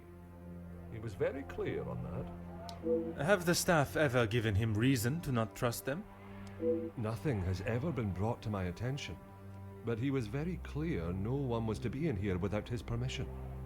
I like that they still haven't closed the window as well. They're doing I all this suppose it is not investigation. unreasonable. I would have thought with his military past he would have kept it immaculate with not a speck of dust or hair out of place.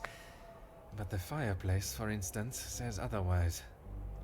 I haven't seen it lit since he has been with us, even in the colder months. It's been in this He's state hiding for something some in the time. fireplace. That's why he hasn't lit it. Your help and discretion in this matter are greatly appreciated. Check the fireplace. I would check the fireplace, Poirot.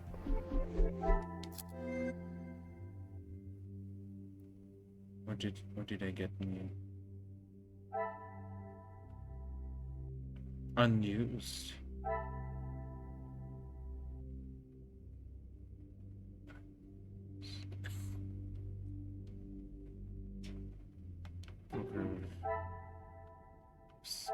I must act on. Unused. Poker's clean. This will not get me. Unused.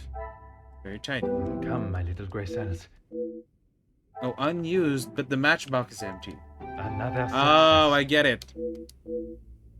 Yes. No fire source, but there's an evidence of smoking. Some would say a lucky get. So someone lit the cigar for him. And that was who went in the room. The pieces of the puzzle are finally coming together. Someone lit a cigar for him and attacked him when he least expected it. Who could have been so ruthless? Major knew his killer.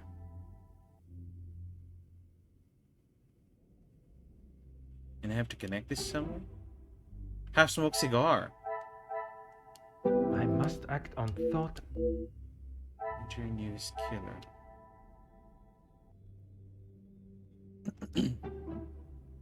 Well, crime scene was compromised. Things are beginning to become clearer. They lit the major cigar following a brutal act of murder, took the time to clean the scene. They were not in a hurry and could still be in the house. How could they remain so calm? Well, there is a snowstorm, so they can't really escape. The meta weapon remains a mystery. The killer, whose identity is still to be uncovered, must still reside in the house.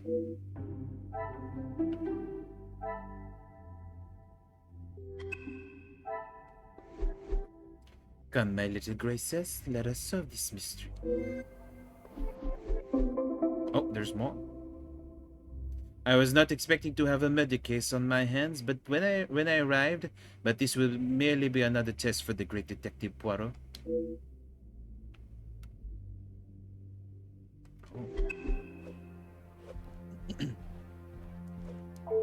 Anything I can... I believe I have collected all the necessary information and evidence. I would now like to inspect his adjoining bedroom. As you wish.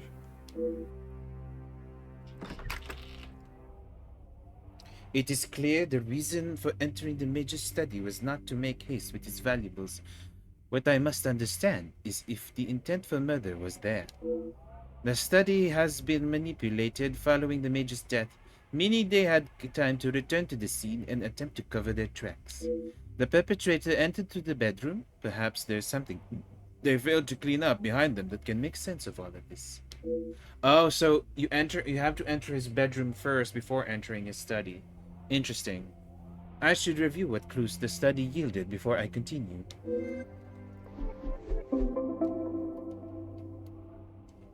If the killer still resides in the house, I must approach everyone not only with caution but suspicion.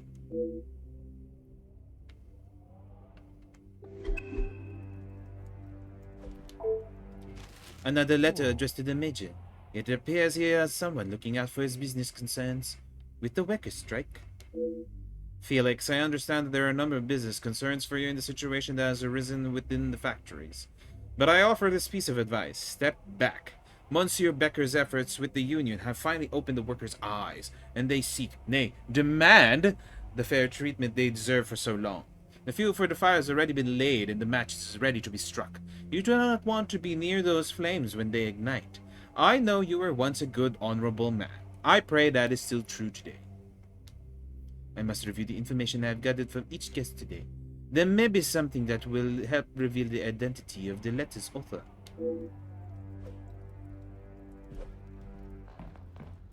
This is making me want to finish the book I am reading. Ugh, that I still. If you really like murder mysteries and are not afraid of like high concept executions, The Seven Deaths of Evelyn Hardcastle is a really good book. Though I'm not done with it yet, so I don't know whether or not the ending is worth it. We'll see. Ah.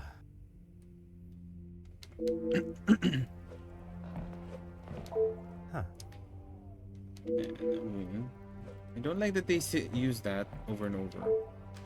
It seems Madame Vandenbush's heart is a trophy worth fighting over. Major Hagen, I hope you will excuse my bluntness and plain speaking, but there is a matter regarding Madame Vandenbush that requires not only our attention, but a level of understanding and respect between us both. I am fully aware of the help that you have offered not only Madame, but her family and household. I am also aware that you know of the assistance that I have given to Madame and the Viscount before her.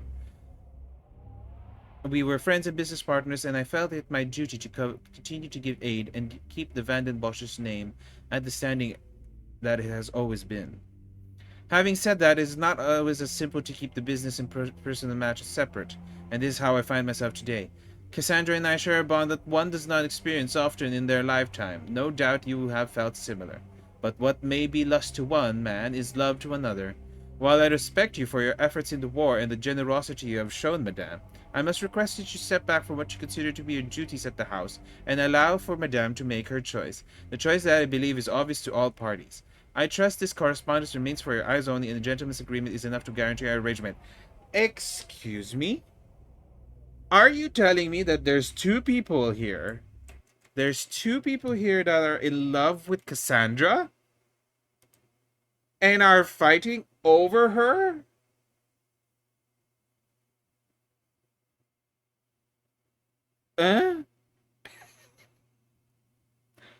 Cassandra? That's wild. That's the biggest mystery of all.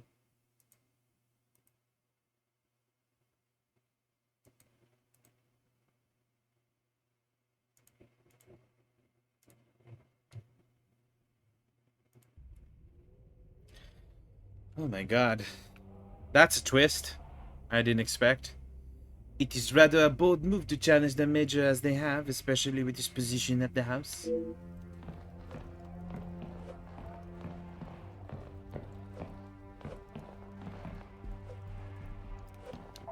Huh.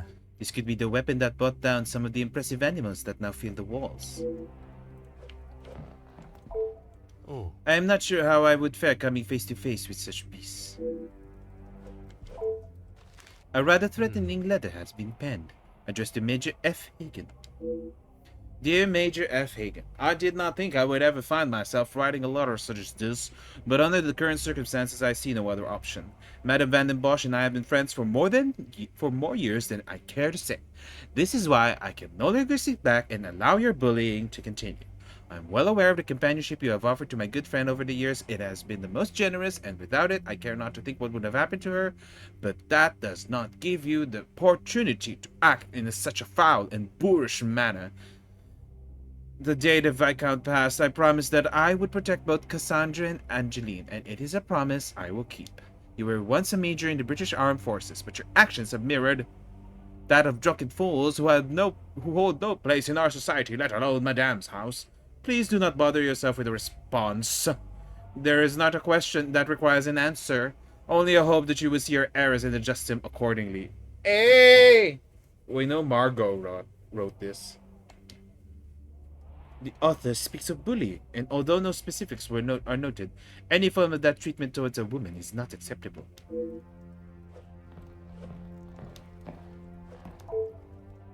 I wonder how many travel expeditions have been planned while enjoying the contents of this globe.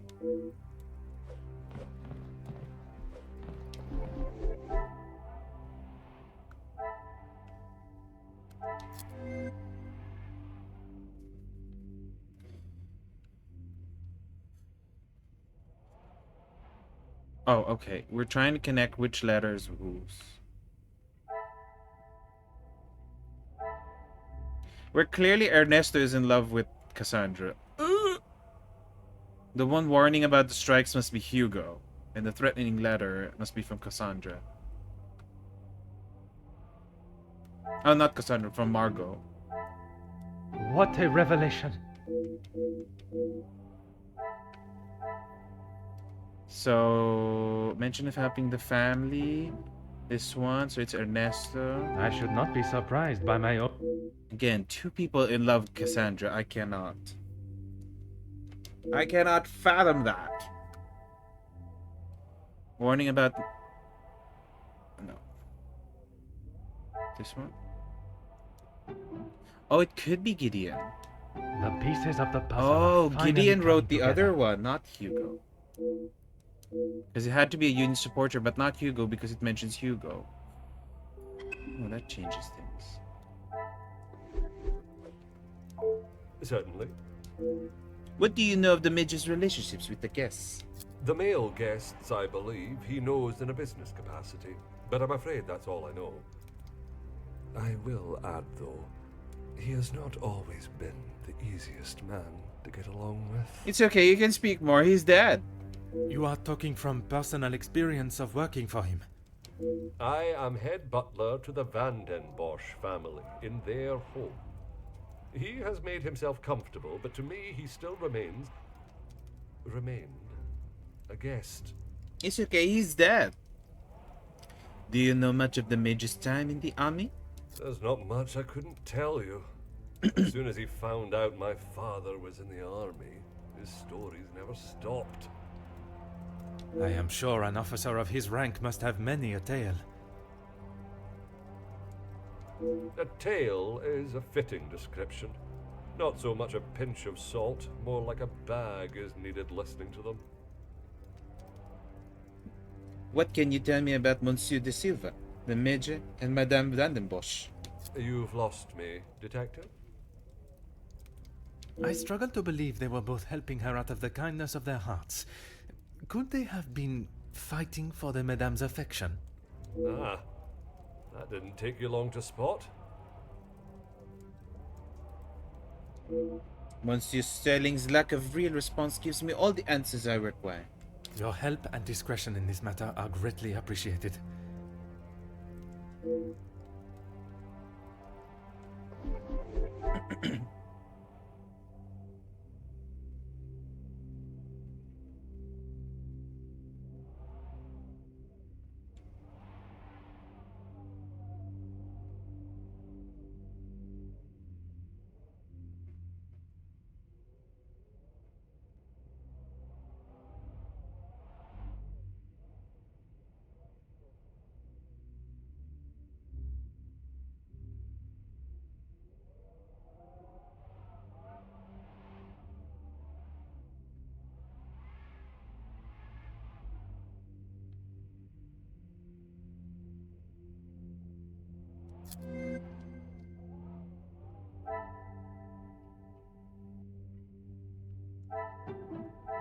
Things are beginning to become... Another success. I never doubted myself. Multiple guests threaten the Major. Killer may still be in the building. I wonder if they're gonna do a twist and these three people that wrote these letters are not the ones who killed him. I should not be surprised by my own skills of deduction. It's highly possible one of the guests is behind the murder. This warrants immediate investigation.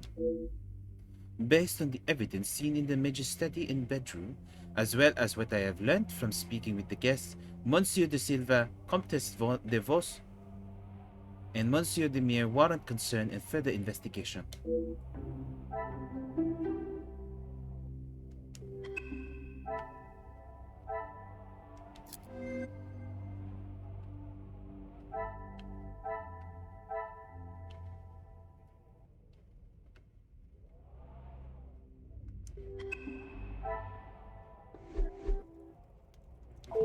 Certainly.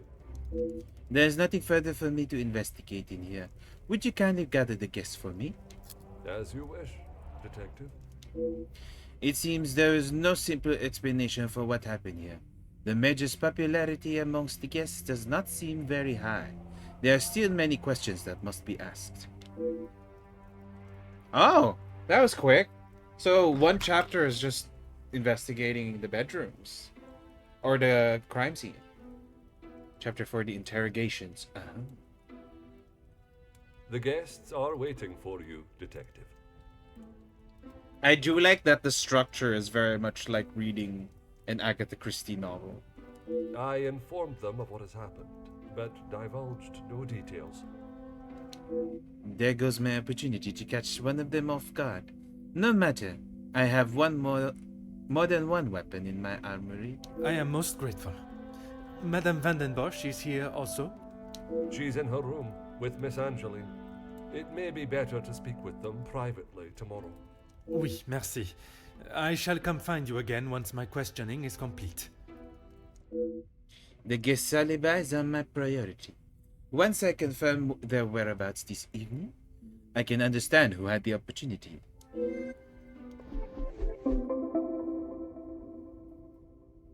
I have my lead suspects from the evidence at the scene of the crime. Perhaps those would change after speaking with them all. They all be suspects.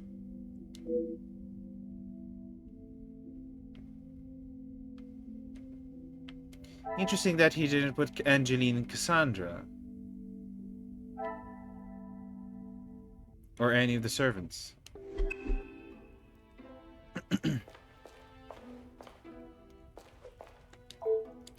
I am glad to see there is something for all tastes. Perhaps I will be able to enjoy a drink later. Oh. He took a swig of the sherry.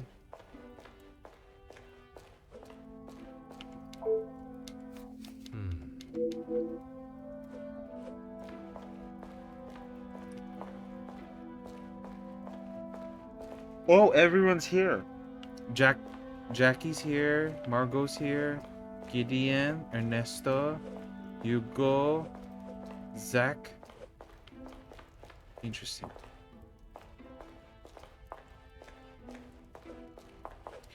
So I'm guessing this is all just conversation then. Conversation then mind mapping. Aha. I do like the structure. The structure of this game is really nice. I'm afraid our conversation is of a more formal nature this time. So the Major was murdered? It appears so. You can't think that I did it, though. I will be questioning everyone over the course of the evening, and your cooperation will certainly speed up that process. Besides speaking with me, tell me about your movements before dinner. I was here in the salon, minding my own business, enjoying my own company. Minding your business from whom? Comtesse, what's her name, and my brother. Apart from wanting to congratulate him for a great right hook, there was nothing I had to say to him. Comtesse de Vos? And they will both confirm you were here? Oh, so are they saying that the murder happened like before they came for dinner? Because they're implying that the maid must have gone up to the Major to ask him, like, time for dinner. And then when she opened the door, oh, you're dead. If she had taken a moment to notice anything besides herself, she will tell you I was here the whole time. I think that is all for now. Merci for your time.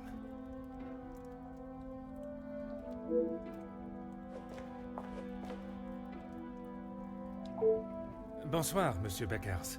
Merci for speaking with me.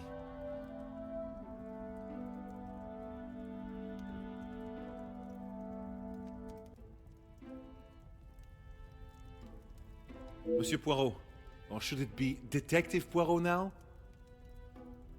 Detective Poirot is perfect. Merci. I would like to begin with a few questions.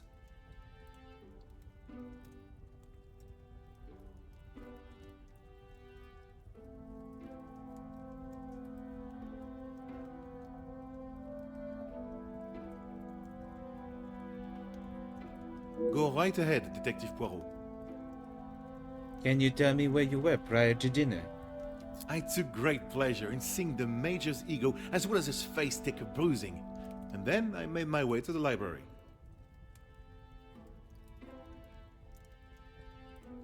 Well, you spoke with Mademoiselle Conrad. And yourself? Yes. We were the only two that you spoke with. One of the servants bought me a drink and I was telling her about the benefits of joining a union. She didn't understand what it truly meant to be a part of something. Something bigger than just her. I was trying to explain to her how... Monsieur. Oh, yes, it was just the two of you and the servant. Strange that he does not seem to recall seeing Monsieur de Silva in the library. And you are sure there was no one else present? I'm not sure what you're getting at, detective. You were there. Merci, Monsieur Beckers. It has been a most enlightening conversation.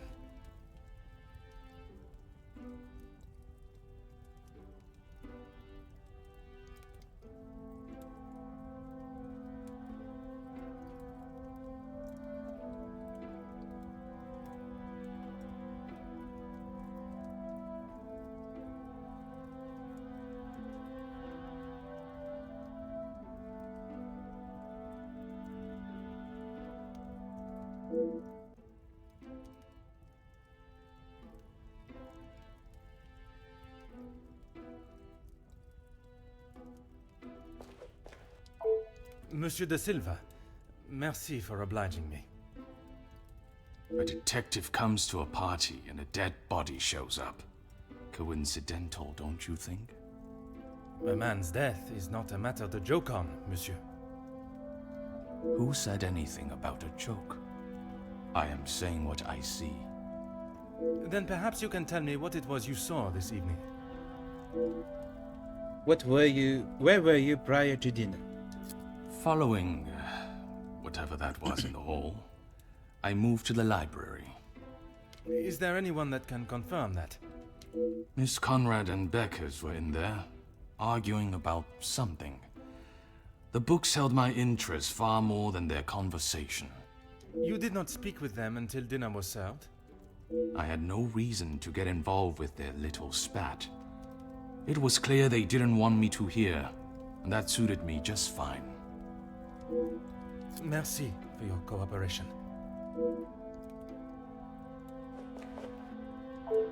Monsieur Demir, I am sorry your celebrations have taken a rather dark turn. As am I, Detective. I hope we will be able to bring this investigation to an end post-haste. With your cooperation, I will do my very best. Besides your time in the hall, where were you before we were summoned in the dining? I was here in the salon. I thought I would have a moment of peace to calm myself, but the Comtesse and my brother followed behind. Did they inquire into the reasons behind the fight in the hall? I think they both saw it as some light entertainment, more than anything else. The Comtesse does not strike me as one to enjoy violence. And not so much violence, but karma for the Major, perhaps. You did not hear how he spoke to my wife-to-be. She is still rather upset about the whole thing. If you would be so kind as to stay here, I may require your help further. Comtesse, I am sorry our next conversation must be under such formal circumstances. It is not the first time Felix has ruined a good party. Oh shit! The current state of tonight's celebrations is the least of my priorities, Comtesse. Well, it's at the top of mine, detective. I did not come here for a wake. Perhaps then we should proceed with my questions and you can get back to celebrating. It would be my pleasure, chérie. We spoke earlier. Did you remain here in the salon until dinner was served? I did. I thought by staying in one place, it would be easy for the staff to bring me my drinks. How wrong I was. And who else was present in here? The handsome groom-to-be and his brother, although Zachariah, is it, made a rather sharp exit at one stage. Did he say where he was going? What? You're doing so much. He barely said two words Doing to either plaster. of us. I think he was more concerned You're with also his like, what the fuck? Someone's in love with her? And not just one? Two? Another to notice Monsieur de Mise drinking, and yet no one seems concerned. Merci, Countess. If I have any further questions, I shall be sure to come and find you. Mademoiselle Conrad, I am sure you understand the delicate nature of the situation. I knew I had seen your face before. You were just an officer when that story hit the paper. You have a très bon memory, mademoiselle. That was a long time ago. You can't escape the past, especially when you go and do something like that. That is very true, but one can learn from it and create a better future. What would you say to an Please, mademoiselle. Catching the Major's killer is my sole concern right now. Now, if you would be so kind, Peak hair, I have some exactly. questions for you. I do wonder how she keeps it like that.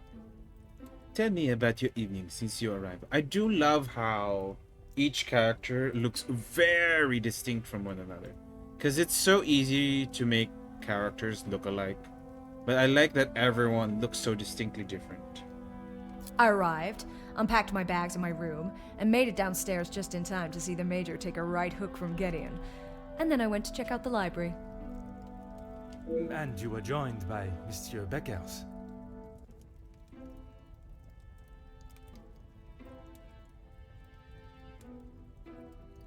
And Ernesto, or Monsieur Silver, as you say.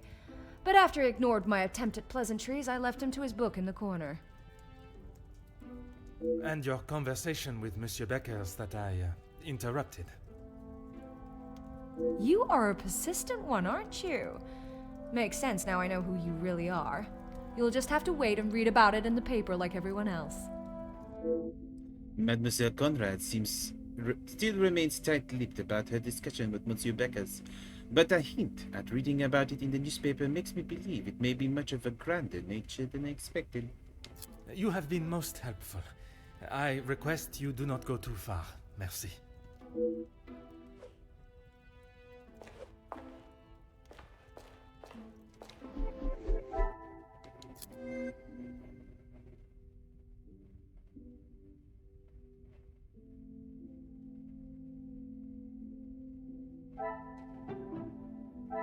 What a revelation!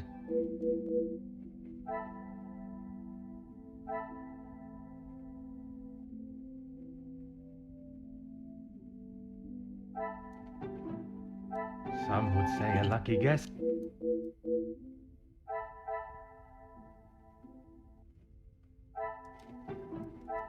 Magnifique.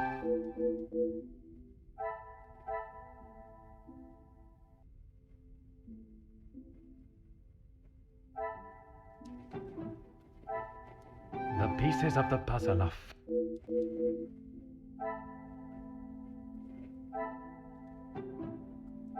This will not get me any.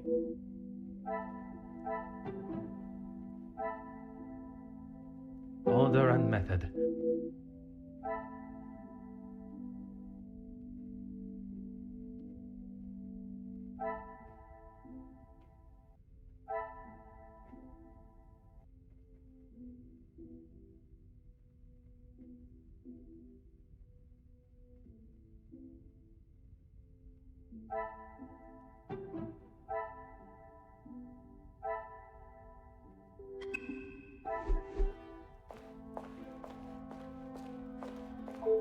Is that the end of your... There are still some...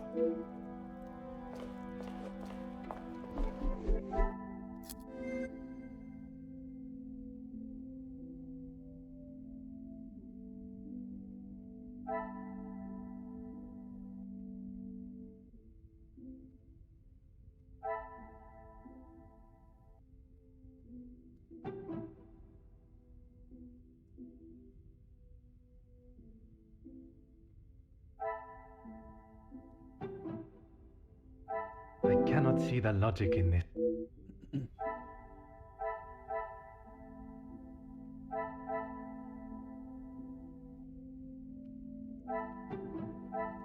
Is there something? There's two more chicken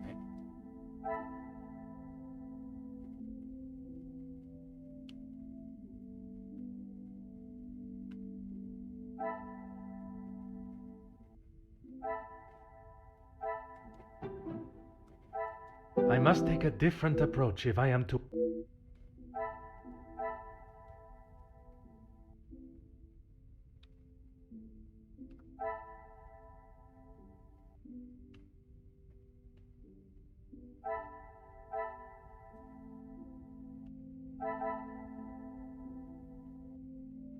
Okay.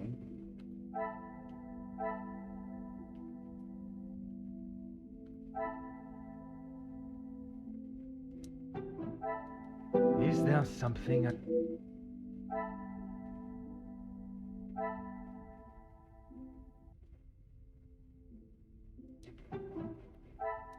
Magnifique.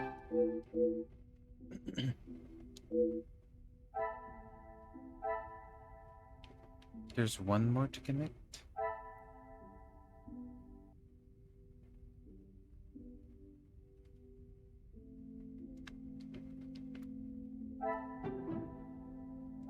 I must take a different approach if I...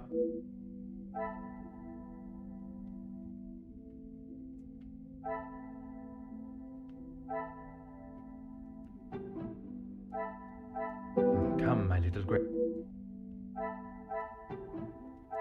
I must act on...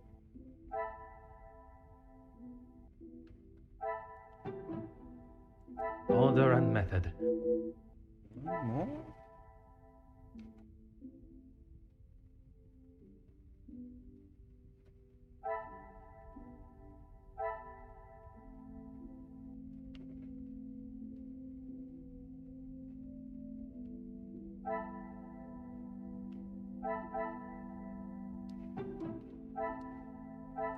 This will not get me any close.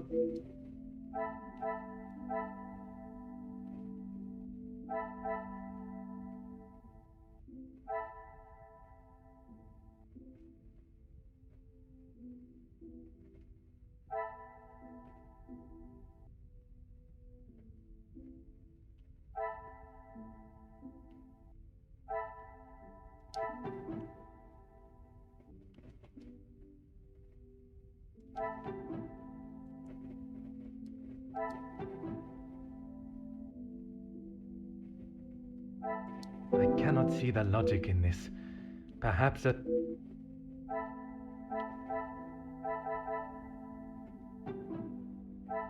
Order and method.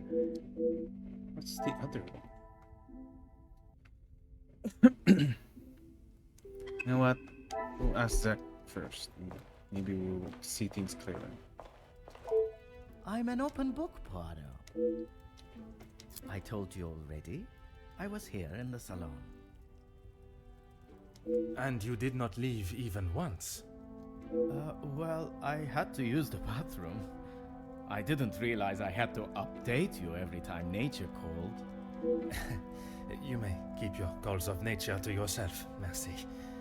And then you returned to the salon. If you don't believe me, ask Archibald.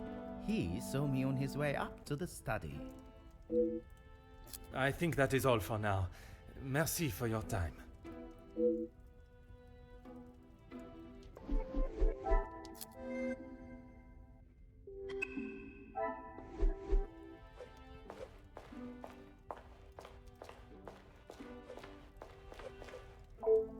Can you confirm seeing Monsieur Demire in the hall this evening?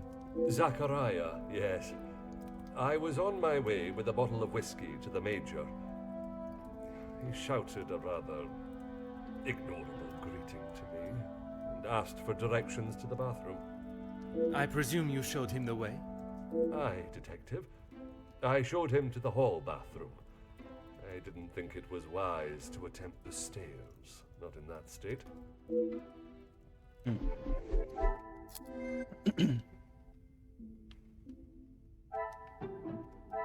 I must act on thought and fact.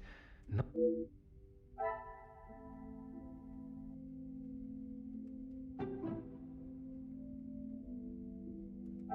Things are beginning to... What a revelation!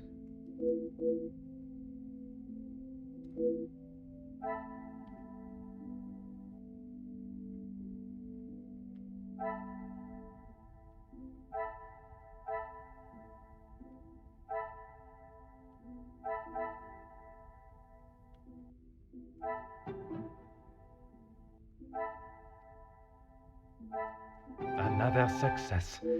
I.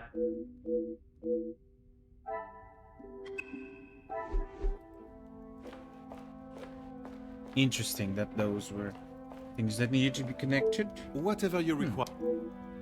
I know you are probably used to dealing with criminals, but not everyone is trying to hide something. I hope for your sake that you do not hide anything from me. What is it you think I'm hiding? I struggle to believe you did not know of Monsieur da Silva's presence in the library. Is that what this is about? I saw him hiding in the corner, pretending to read. I'd be surprised if he even could. I did not speak to him, and he certainly didn't make any attempt to speak with me. Monsieur Demire invited you here to speak with him. You didn't see that as a fitting time too? I was speaking with Jacqueline, and quite frankly, I was in no mood to be dealing with that man.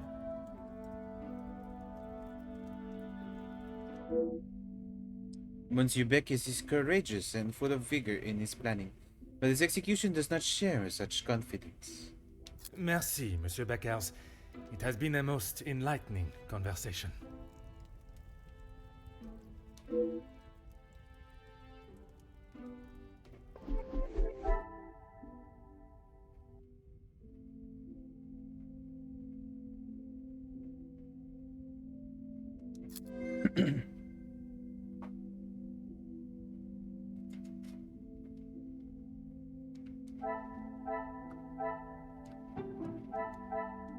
I should not be surprised by my own.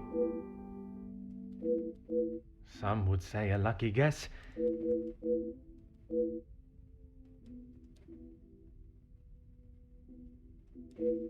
I was gonna say, are they going the route where everyone could not have done it? Because it seems like we're going that way. Huh. Interesting. Everyone has an alibi for each other. So, it's either Cassandra, Angeline, or one of the servants then.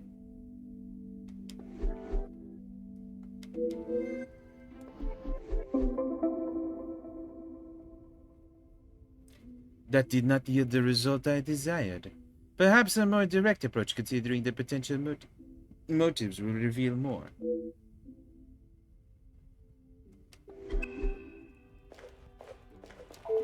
I'm an open... Did you speak with the Major this evening? Why would I?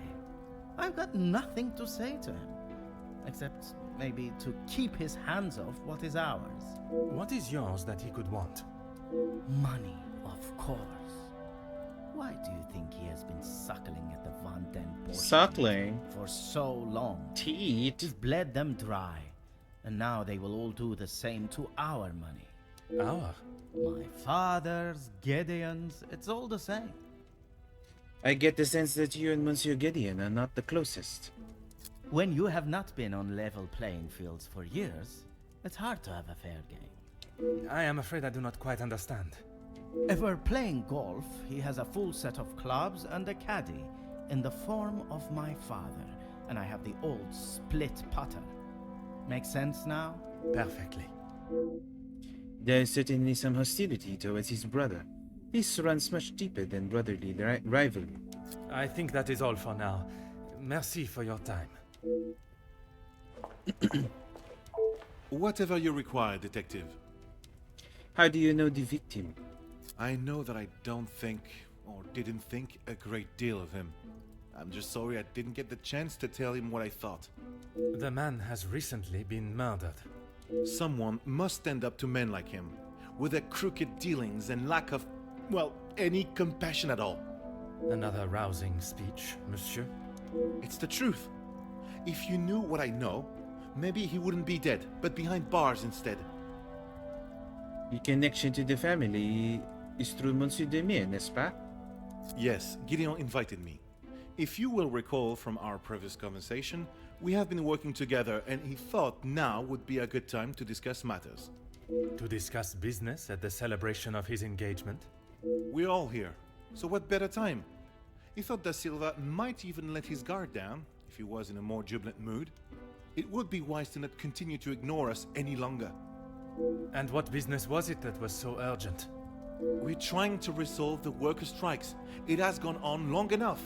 Now is the time for him to listen to our demands so we can put an end to it all. Put the violence and upset behind us. You seem to hold a certain level of, shall we say, anger towards the Major? Anger, yes, but that's all. I wouldn't kill a man. You must see why this leads me to have suspicions. You can't honestly think I did it.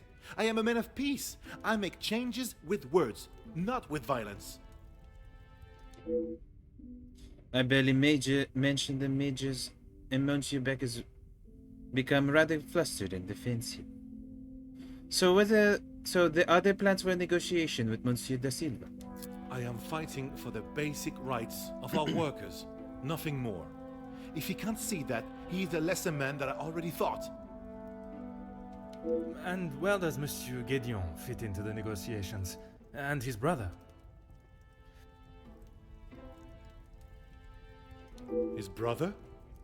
I didn't even know he had a brother until I arrived here. Gideon certainly hasn't talked much about him. I get the sense there's not much love lost between them. When was the last time you saw the Major? Last I saw, he was outside having a cigar. Oui, I spoke with him myself, but that was some time ago. He does love a cigar. You'd have to stand out in those conditions. I could barely see him through the snow. Merci, Monsieur Beckers. It has been a most enlightening conversation.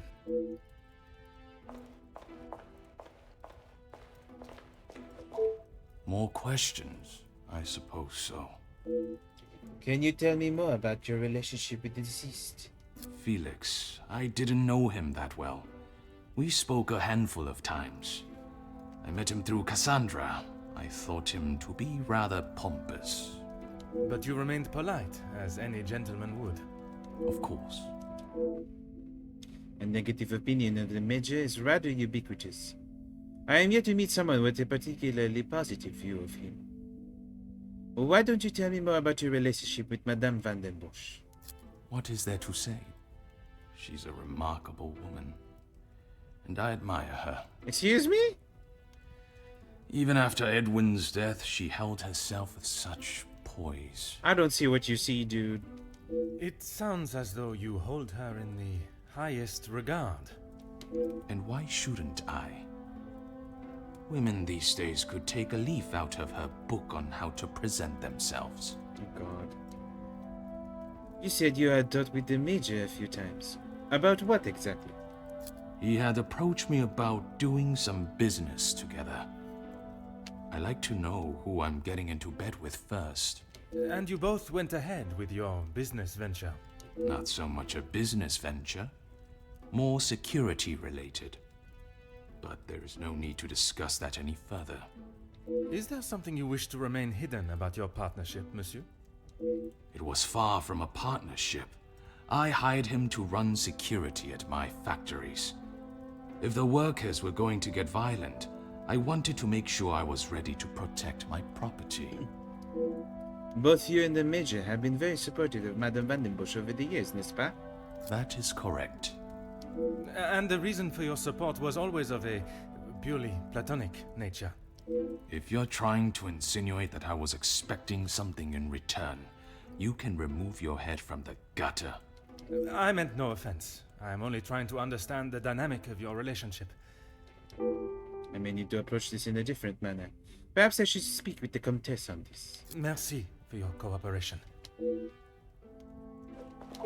No trouble at all. How can I help? With the joining of your two families and the Major being around so much, I assume you knew him well. I knew of him more than actually knowing him myself. In the past, he made his feelings towards my brother and I quite clear. And that was not in a positive way. I certainly wouldn't call trying to get Angeline to postpone the engagement positive. I spoke with your brother earlier. He was certainly enjoying himself. What do you mean? I do not mean to pry, only I imagine the whole room was aware of his celebrating with a bottle. You must be mistaken. Neither my brother nor I drink. I do not know how he could have not noticed the state his brother was in. Perhaps one does not see what one does not want to believe. How is your relationship with your brother? We aren't the closest.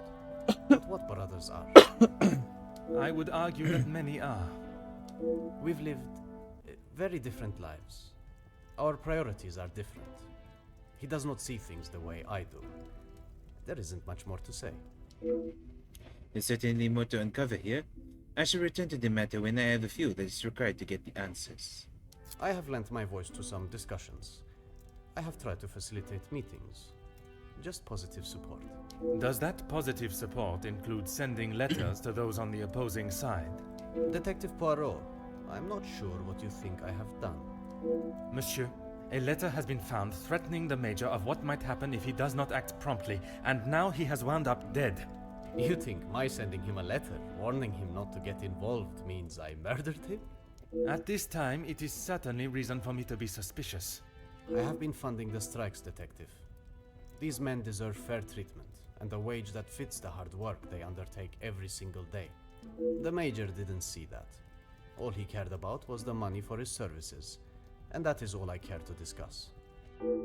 It appears Monsieur's letter was at least written with noble intentions, but he is still hesitant to talk more on the Major's association. If you would be so kind as to stay here, I may require your help further. I am all yours, Detective. Did you ever speak to the Major about how he treated Madame Van den Bosch? Why would I actively choose to speak to that wretched man? You were quite adamant of your protection of Madame. If he was as awful as you portrayed him to be, there must have been some words spoken, or perhaps written? He was quite aware of how I felt towards him, and the lengths he has gone to remain close to the family. That is all that needs to be said. I must admit, I would not want to be on the receiving end of your tongue's wrath, Countess. Wise thinking, Detective. I'm sure you have noticed Madame Van den Bosch's absence. I imagine she will have shed a tear for him, but she should not waste any more. You don't think she would? Or you don't want her to? I have made it quite clear what I think of that man, alive or dead. I would not want her to waste anything further on him. I don't know how has the Chapetin, Madame Van den Bosch or the Comtesse. It is certainly a close race for first place. What of Madame Van den Bosch and Monsieur de Silva's relationship? What of it? Do you believe there was something more to their friendship? As I have said, Detective, I am not one to gossip. Are you sure about that? I would not even consider your name and that word in the same sentence. Because it is not gossip when it's the truth. I'm not sure that is exactly correct, but the Comtesse has made a bold attempt to justify her wagging tongue. Why else do you think he would stay around for so long? Yes, he was a friend and partner to the Viscount, but it is plain to see it is Cassandra's partnership he longs for. You have explained that the Major was trying to remain close to the family, but not why. He was a disgusting leech that was driven only by money and power, like most men. I can assure you not all men are concerned with such egotistical... Oh, life. shut up, Poirot. That may be, but they are few and far between. I believe you are a special case, Detective Poirot. It is not the first time I have been described in such a way. Embrace the compliment, Detective. You have set yourself apart from the horrid crétins that seem to somehow make their way into positions of authority and power. And that is what the Major was doing? Using Madame Van den Bosch as his ladder to the top? You are finally seeing the man he was. A weak and self-indulgent social climber.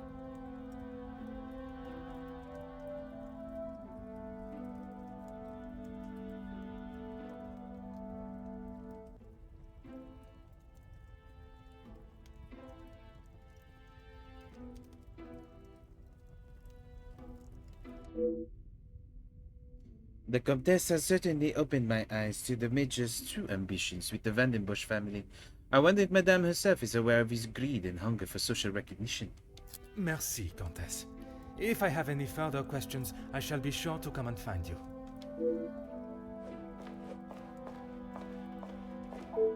You came to the right place. What do you need?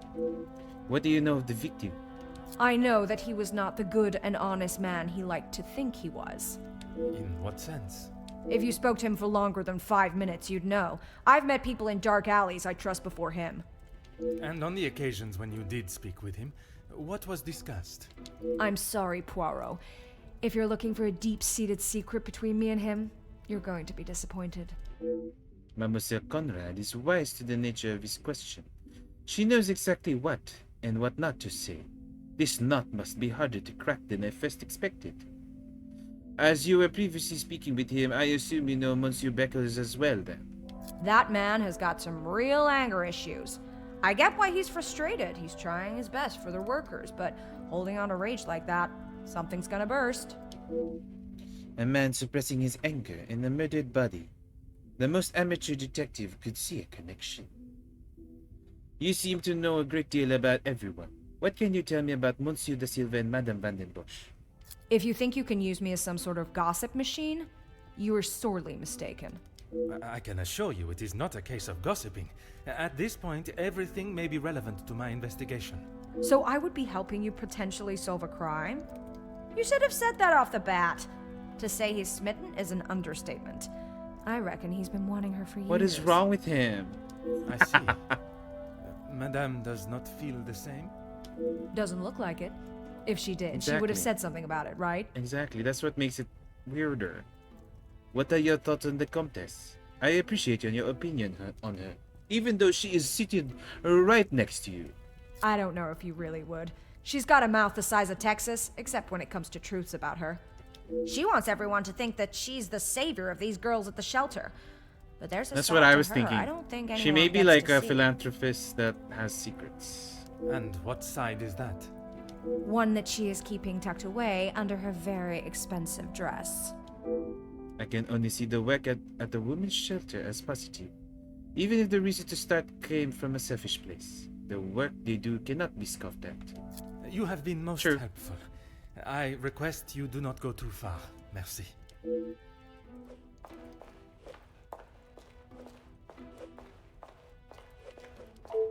I'm an open... Your relationship with your brother. It seems everyone has an opinion. That doesn't surprise me, and yet no one actually asks. I am asking now. I should have expected that, shouldn't I? What is there to say? We used to be close, but not so much anymore. I would find it very helpful if you could at least elaborate on your relationship. He went to school, got an education, and was the apple of our father's eye. I went to war. See the difference now. Monsieur has again mentioned his time in the war. While I do not mean to belittle his efforts for his country, it seems as though he has not been able to leave that life behind on the battlefield. What do you know of your brother's work with the Union? If you want to know about Gideon's part in the Union, why don't you ask him? So, you are aware of his support for them? Yes, well, Oui, monsieur? it'd be best to just ask him. Monsieur either does not know much of what his brother does, or he is protecting him rather coyly. I think that is all for now. Merci for your time.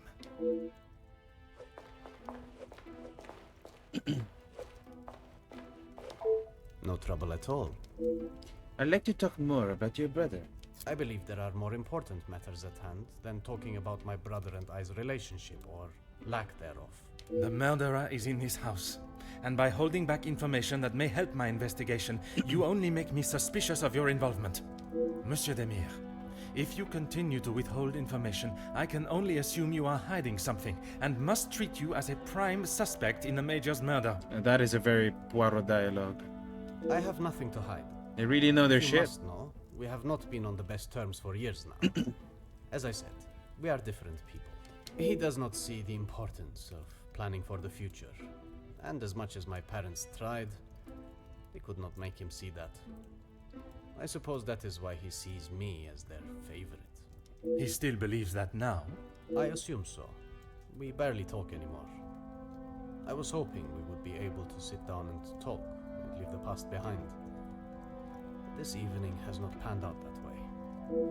If you would be so kind as to stay here, I am all yours. Oh. Merci. Okay, let's do everything first and then do that.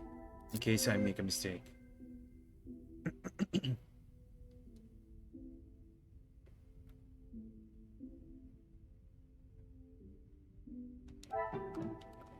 Things are beginning.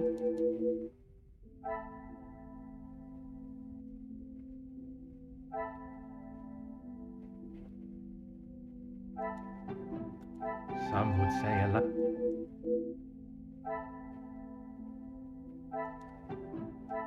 What a revelation!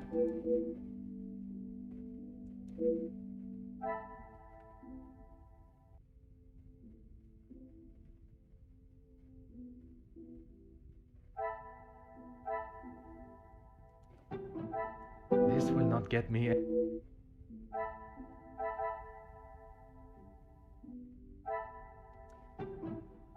I cannot see the logic.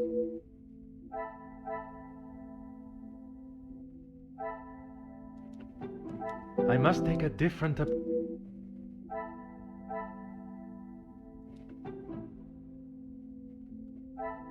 Come, my little grey cells.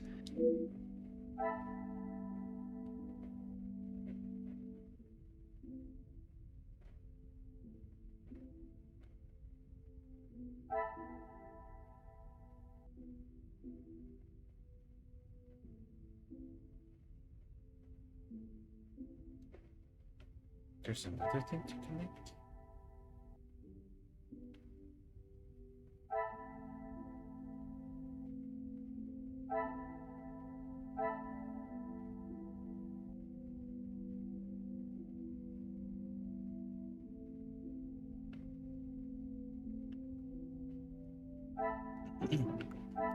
Is there something I am not?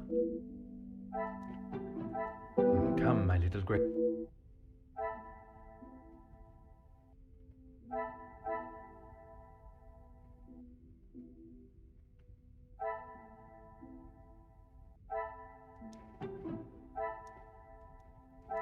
Is there something I am not seeing?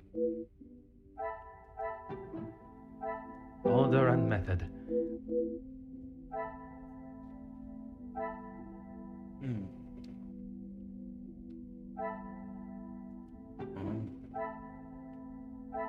This will not get me any. Thought that was it. I cannot see the logic.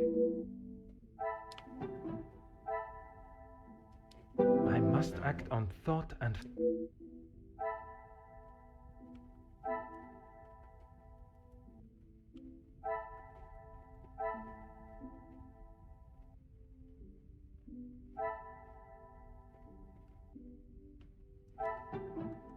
I must take a different.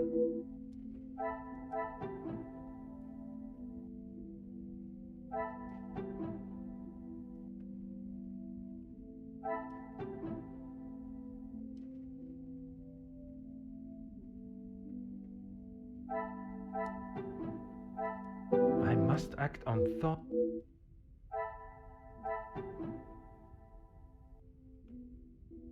What?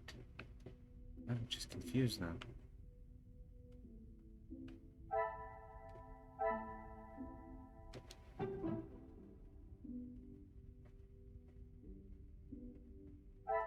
I must take a different approach. I cannot see the logic. Come, my little grey cell. Did I try these two? Yes, I did.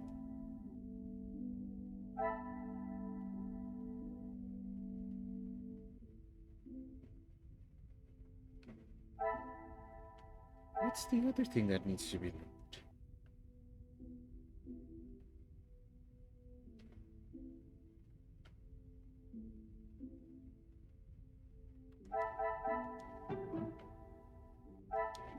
pieces of the Oh. puzzle are finally come.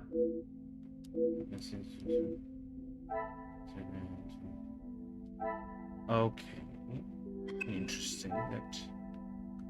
Okay, we talk to Ernesto first. Unless this is also. Okay, it's not. Mademoiselle Conrad was quick to talk of your hidden feelings towards her. Perhaps only hidden to Madame van den Bosch herself. What has this got to do with the Major's death? Does Cassandra know you have spoken to others about this? I have only tried to help her.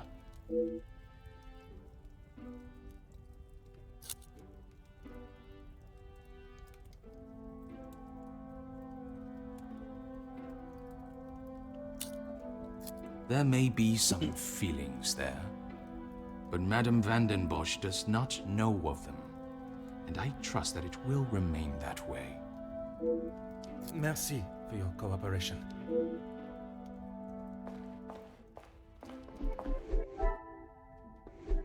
Okay, now we talk to Margot and try to. I am all yours, detective. Okay.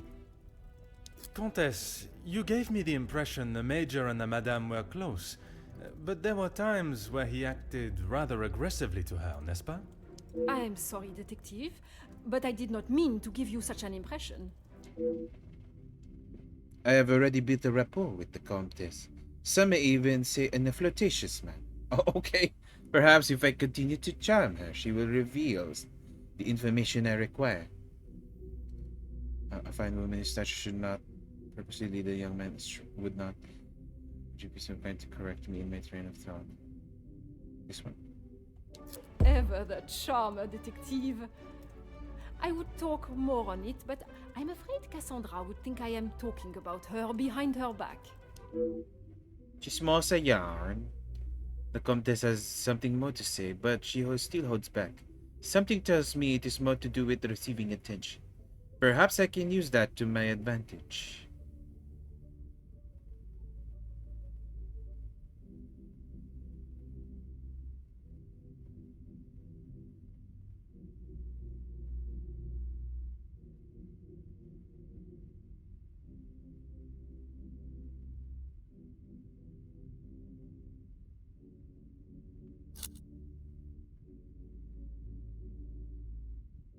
Hit this one. Fuck! It would not be wise to try and come between two friends, detective. I can actually think it is time we moved on. Is it just response? Comtesse, I am sorry. Ever the... It is not often I am swayed so easily. I applaud you on your willingness and persistence. From day one, I was wary of his that was intentions. it? That was just two. And it was not long before he showed his true colors. I should have done that easier.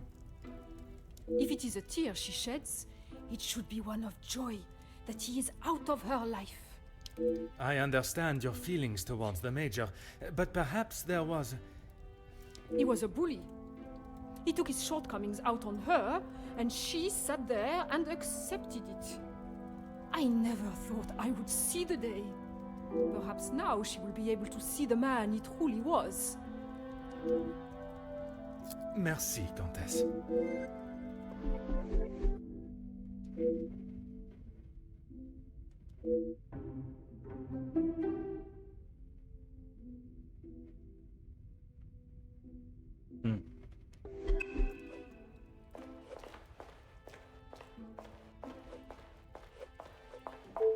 My time with the guests is complete, for tonight, at least. Do you know who killed Major Hagen? I am afraid it is not as simple as that. There are many steps that lead to the truth. I must think on everything I have heard this evening and dissect the truths from the lies. Merci for your assistance this evening. Au revoir. I came here expecting to solve the case of blackmail, to relieve a family of a burden that has weight upon them, and overshadow their joyous celebration. I have never been to an engagement celebration where a death has taken center stage before. Although the guests' alibis confirm each other's, I still cannot rule out the possibility of one of them being involved in the Major's death. The relationships between some of the guests and the Major are more than rocky. Dislike towards him was plentiful, but enough to drive someone to murder? It is now the perfect opportunity to think about everything I have heard today.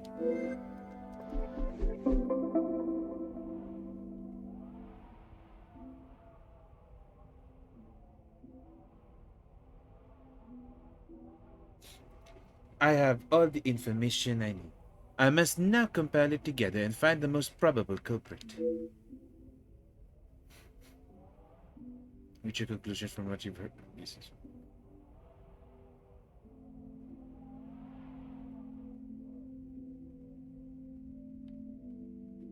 Could be Gideon and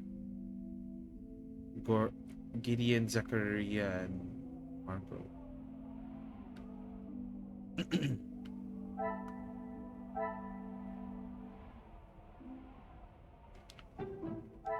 Another success.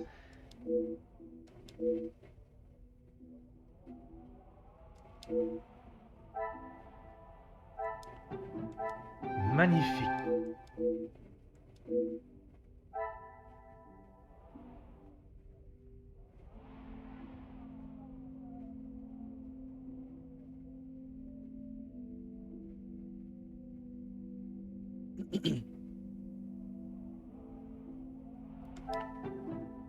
Order and method.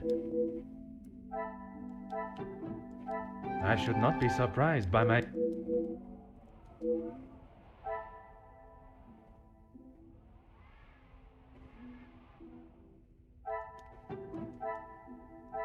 Some would say a lucky guess.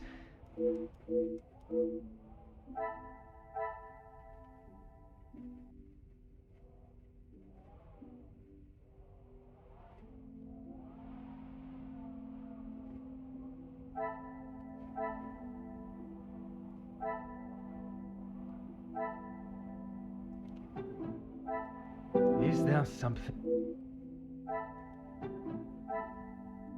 This will not get me any close.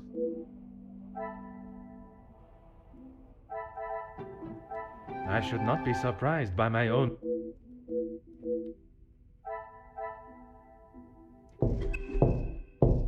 Oh, that is so loud. Who could that be at this time?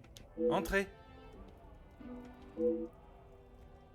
I'm surprised you're trusting people to come in. Detective, I'm sorry I did not join you in the salon as requested. Please, mademoiselle. There is no need to apologize. I was with Maman in her room. She would not allow anyone to see it, but I could see she was terribly upset. Most understandable. Do you have any suspicions as to who could have killed him? I'm afraid my suspicions extended across all of the party's guests. While it seems as though their alibis all corroborate one another's, the disdain and hostility towards the Major makes them rife with motive. I know there was some bad blood between the Major and some of the guests, but not enough to kill him, surely. She may seem tough on the exterior, but she's really quite kind when you get to know her. The Countess? She is a formidable force I would not want to come up against. Don't be silly, detective. She wouldn't hurt a soul. Jacqueline, I mean. Mademoiselle Conrad? She was in fact a bit suspicious until now. I assume that's who you were talking about, detective, after what happened between them. That is a story I have yet to hear. She must have told you about the piece she was writing on us, about Gideon's work and our marriage. Somehow that was the only thing she did not mention. That's strange. I thought that is what she would have started the conversation with.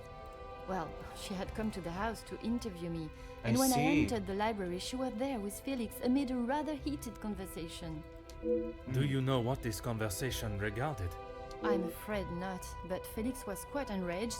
He picked up an envelope from the table and stormed out, slamming the door behind him. And Mademoiselle Conrad? She was equally heated in the moment. She had a few choice words for him that I wouldn't care to repeat.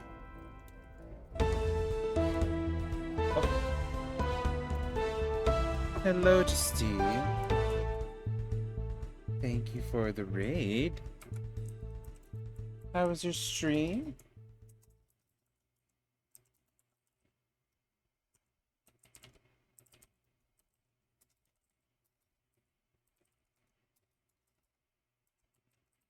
let me introduce myself.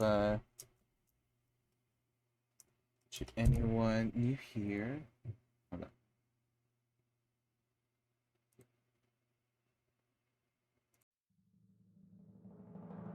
Okay, I'll take off. I'll take off the glasses.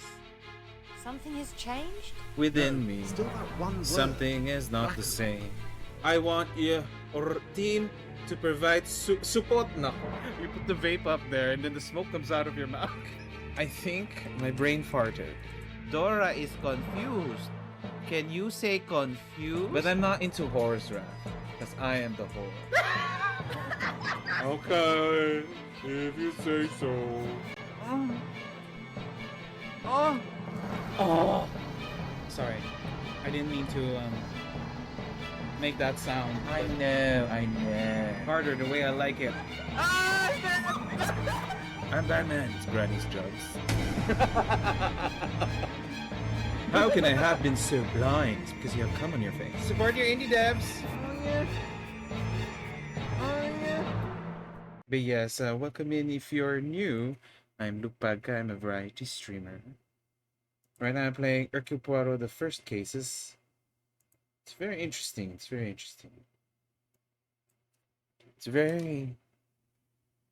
very nice how they've done the mystery so far. Are these new? Yes. Oh, you were streaming Blush Blush. Oh, the kinky game. But how are you? Hope you're doing well. And no worries if you have to like go eat dinner or something. I would chill here. It's just cool. It's pretty nice. There's some a little execution things that I would like execute better personally, but so far the mystery itself is not bad. Cause we came here for to investigate a blackmail, but someone is murdered now, so it's kind of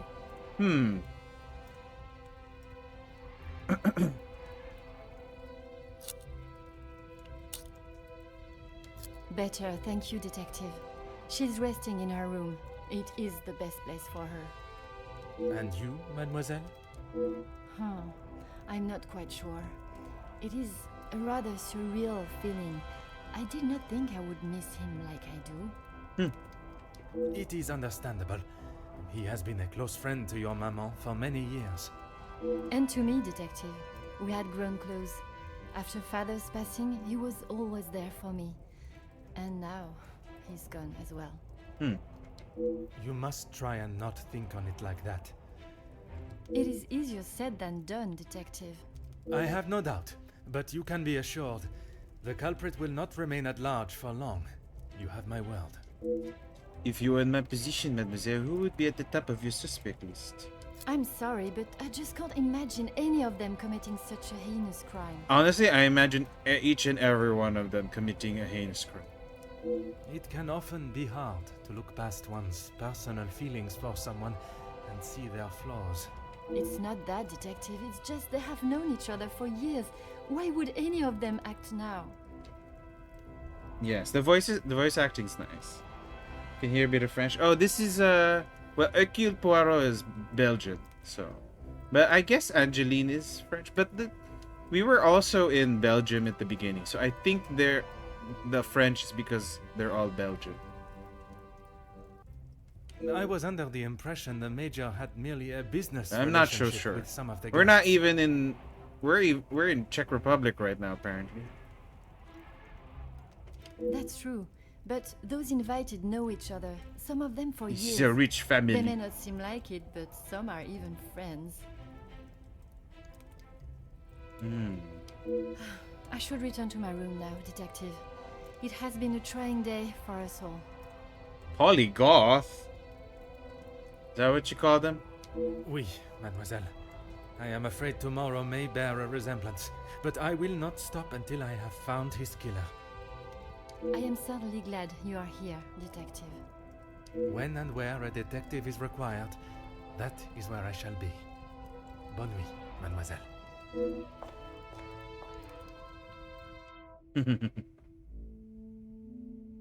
Mademoiselle has left me with an interesting thought, one I had not considered until now.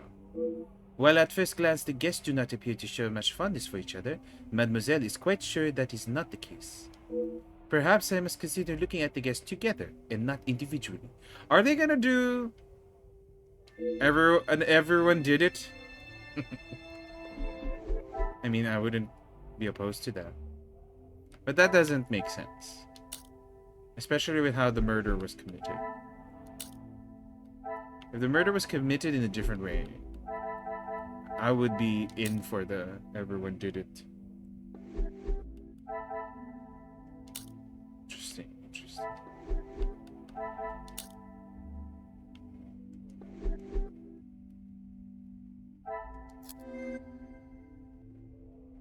Because of what Angeline said.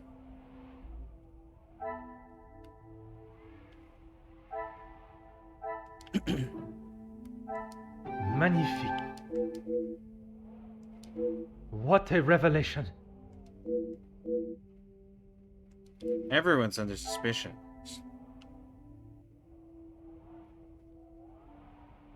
All motives confirmed. All alibis confirmed. Another success. All guests are suspicious. Guests have known each other for years. They could be helping each other. Pieces of the puzzle. Exactly, they might be covering for one another. There's no physical way one of the guests could have killed the major and returned to the party. Unless that is where I'm mistaken. It is not one guilty party I should be looking for, rather multiple. That's what I thought already. I said that minutes ago, Poirot.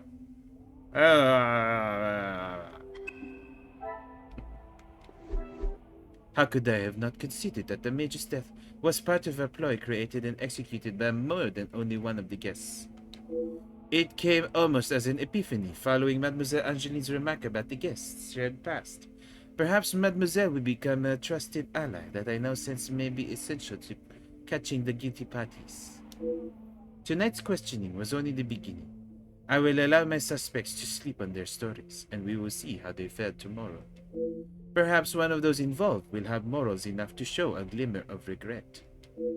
Considering they may be working together, I cannot be sure who has told the truth, and who has attempted to sell me down the fleuve. Perhaps I should sleep on the matter. A good night's sleep will surely bring a new dawn of thinking, and what a better setting to do so than a peaceful falling blanket of snow that surrounds us all. Although it seems not everyone has the same idea. Who's that? Who's that? Who's that?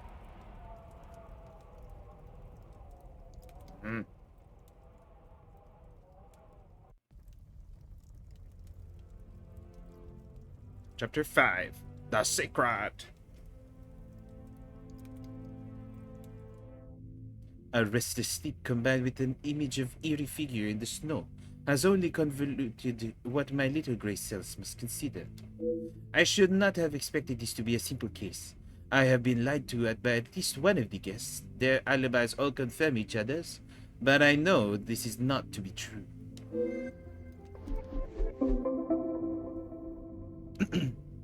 How the Major was involved with the blackmail eludes me for now.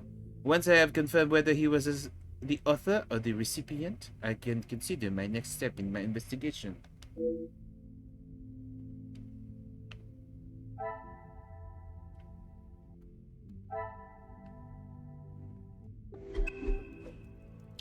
So you're considering that... Okay. Oh, it looks very different in the daytime.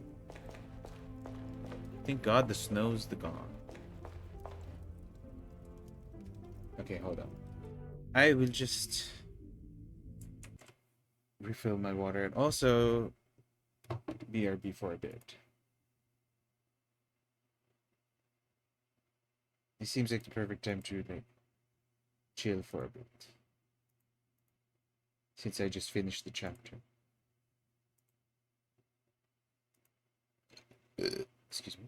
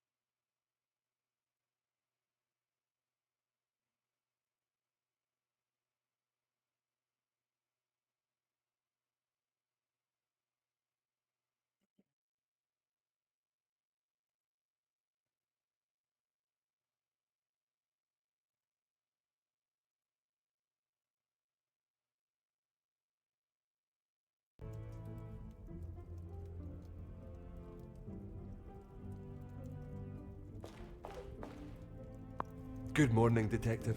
You slept well? I'm afraid I did not. I was hoping for at least a moment of pleasant slumber, but alas, it was not to be. Finding the Major's killer is the only thing that will put my mind at ease. In that case, Detective, what can I do to help? While watching the snowfall last night, I swear I saw the silhouette of his figure standing in the garden. In that snow? If someone was out there, we'd have another body on our hands. I realize how strange it sounds. I would not believe it myself if I had not seen it with my own eyes. Staff have reported seeing things in the dark before, but it always just turns out to be shadows. It was likely just your mind playing tricks. I did not see Mademoiselle Elizabeth last night. I'm afraid our Lizzie is not well. I think the events of yesterday were too much for her. We'll have to just make do without her this morning. As Wordsworth once stated, rest and be thankful. Perhaps a chance of peace and relaxation will work wonders. I'd like to also speak with Madame Vandenbosch at her earliest convenience. She is currently eating breakfast alone in the dining room. It's how she prefers it. But if you wish to speak with her now... It is important I speak with her, but perhaps it is better to allow her to finish. I do not wish to upset her before I even ask my first question. I could perhaps investigate the garden for any evidence from the figure from last night. Would you permit me to access the house's telephone? I would, but I'm afraid I found this morning that the telephone lines aren't working. The snow continued through the night and must have damaged them. Even if we could use the telephone, I don't think anyone would be able to reach us. In that case, it will be up to myself alone to solve the case. I'll let you know if anything changes. But until some of the snow clears, enough for the carriages to arrive, we are snowed in. Although I am not able to call upon or leave the house to find help from local authorities, it means none of the guests are able to leave. I was gonna say, that is great, because that means whoever the murderer is, they can't escape. I have until the snow clears to find out not only Mademoiselle Angeline's blackmailer, but also the Major's killer. Taken care of. Master Demir and his brother, after sobering up, helped me move him into the cellar. Best place for the time being. Très bien. I imagine there is no reason for anyone to go down there. Besides me, no one. Once this snow clears, we will be able to move him from the house. Your assistance has been most valuable as always.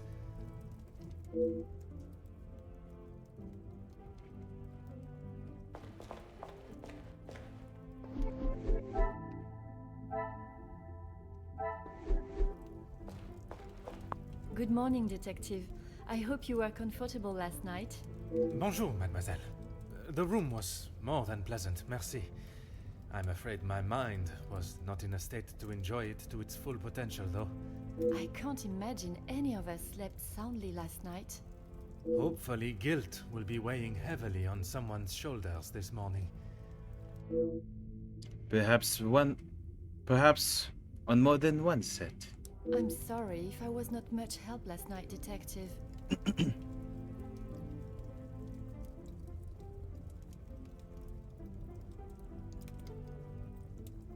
On the contrary, your inside knowledge of the guests was of great help to my investigation. But there are many more questions that require answers. What were your feelings towards the Major's position in the house? His position? You mean about him living here? Oui, even in a house this size, you must see a lot of each other. I enjoyed having him here. When I was away with Gideon, it was comforting to know Maman was not alone. Although his work with Mr. Da Silva has kept him away from the house of late. What can you tell me about their relationship, working or otherwise? There is not much to tell, only that there is no love lost between them. Do you know what their business entailed? He was always quite private about his work. I know that he was helping Mr. Da Silva with some safety matters. I found a check addressed to the Major from Monsieur da Silva. It noted security consulting. Ah, that's right, security. With his military training, he helped Mr. da Silva prepare for any trouble with the strikes. Although the Major's death has taken precedence, there has been a development in the blackmail case. A development? Oh, detective, I knew I could count on you. It's not a positive development. It may not be the news Exactly. you had wished for, though. Another letter has been found. Addressed to me? I don't know how much more I can take of this. Pardonnez-moi, mademoiselle. Although it has been written in the same manner, using similar phraseology, it was not sent for your eyes, rather the Major's.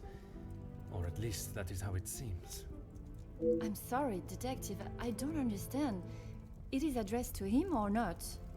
I found it in the Major's study yesterday while conducting my preliminary search. Whether he is the author of the letter or the recipient, I am still yet to discover. Could the Major have been behind the blackmail? Heavens no, he could not do that. You did not hesitate for a moment. Why would he do such a thing? And then to send a letter to himself? It just doesn't make sense. Merci for your time, mademoiselle. You are to a detective what an umbrella is to a traveler on a wet day. Useful? Exactement.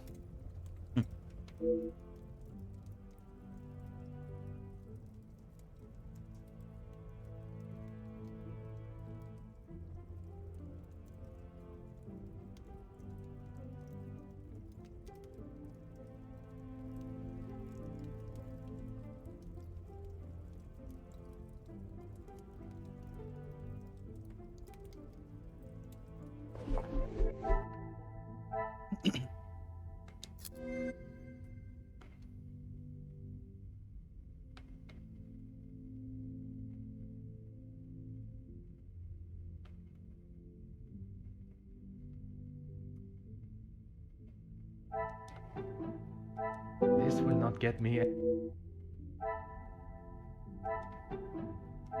Things are beginning to be.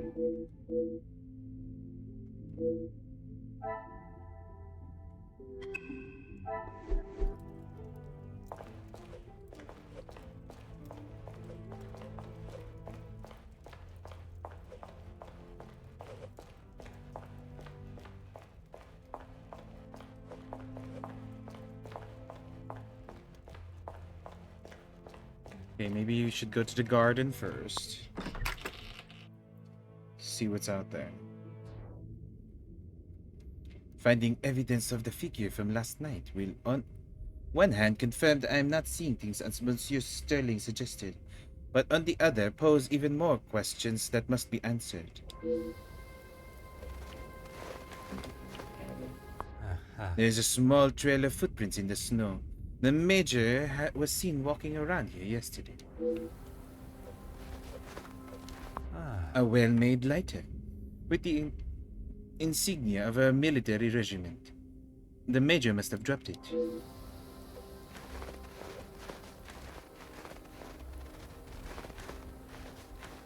Oh yeah, this feels so cold.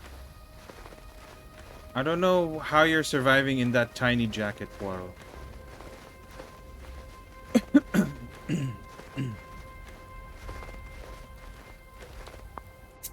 It is almost disappeared in the snow.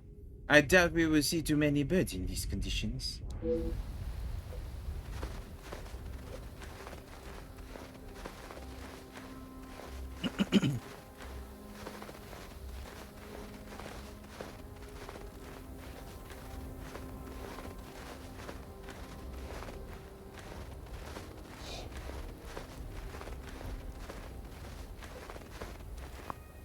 The house is completely snowed in. It does not look like we shall be going anywhere anytime soon. The snow is still falling and I am oddly dressed for the occasion. Perhaps Madame Vandenbosch has finished her breakfast and is ready to answer my questions. Wait, that's it? I thought we were gonna look for more shit.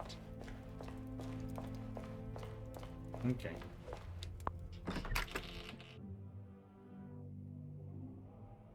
While I must speak with Madame Vandenbosch, I should also take the opportunity to talk to Mademoiselle Rihanna in the kitchen.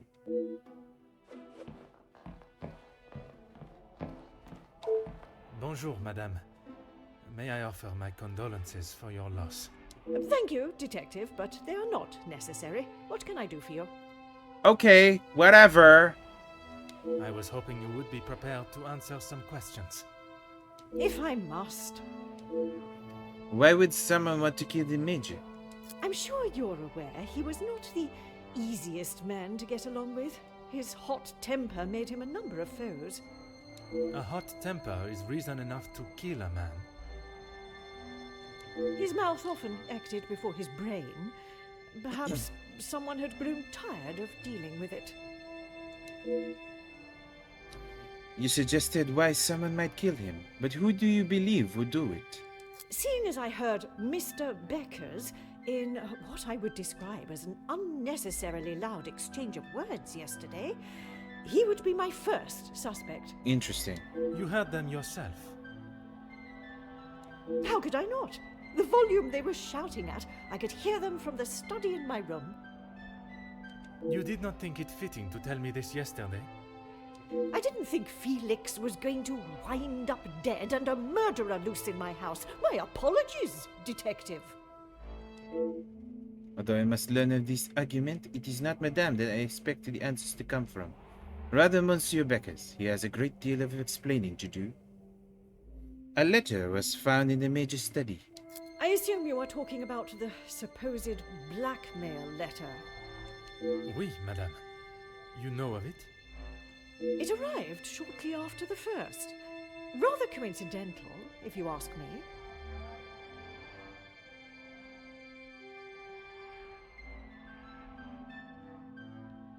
I'm not sure I understand what you're trying to say, madame. He no doubt had secrets hidden away. But do you honestly think Felix had anything of value to his name worth threatening him for? Perhaps you should enlighten me. Well, he was here, living in my house, eating my food, prepared by my staff. Does that answer your question, Detective? How did you think the Major came to have the letter? I wouldn't put it past him to have written it himself, in the hopes of getting some sympathy from me. And the other letters? He probably wrote those too. If Angeline paid the first, that would have given him the money to pay the second letter. He is the White Knight, saves the day, and expects to live here happily ever after. I didn't expect Madame Vandenbosch to be so blunt with her thoughts towards the Major. I was under the impression there was more to their friendship, not less. I was gonna say, it seems like the Major likes her, but she doesn't like him. It is quite a nefarious plan that Madame has laid out for the Major. I'm not sure I can believe he would go to such levels of deceit. I'm sure Mademoiselle Angeline will have an opinion on the matter. I'd like to ask you about Monsieur de Silva. What is it you wish to know? You two have been friends for some time now, and while I do not mean to pry, has your relationship only... If you are trying to insinuate that Mr. De Silva and I are running around like schoolchildren, you could not be further from the truth. He was friends with my husband, for goodness sake. Well, you should tell him that. Oui, I understand they worked together. Investments, if I am correct. Mr. De Silva was the voice of reason that my husband should have listened to more often, instead of throwing our money at businesses that were already on the verge of bankruptcy.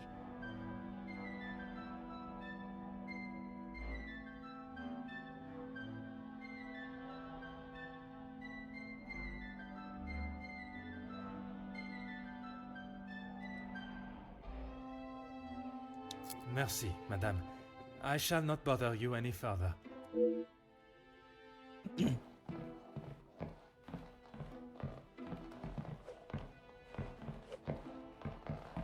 Got all this delicious food.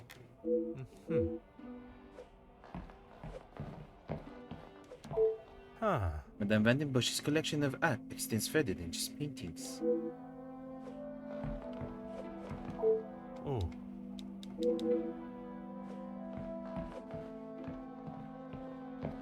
This looks so yummy! Ah,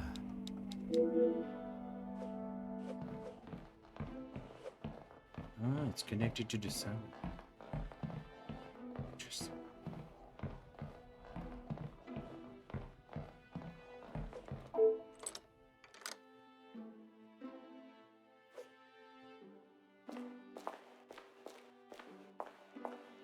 It looks like we can survive here for a few days with this many shit. The cook has obviously used them for quite some time, judging by their condition. Ah, there's pastries. There does not seem to be anything of interest in here. oh.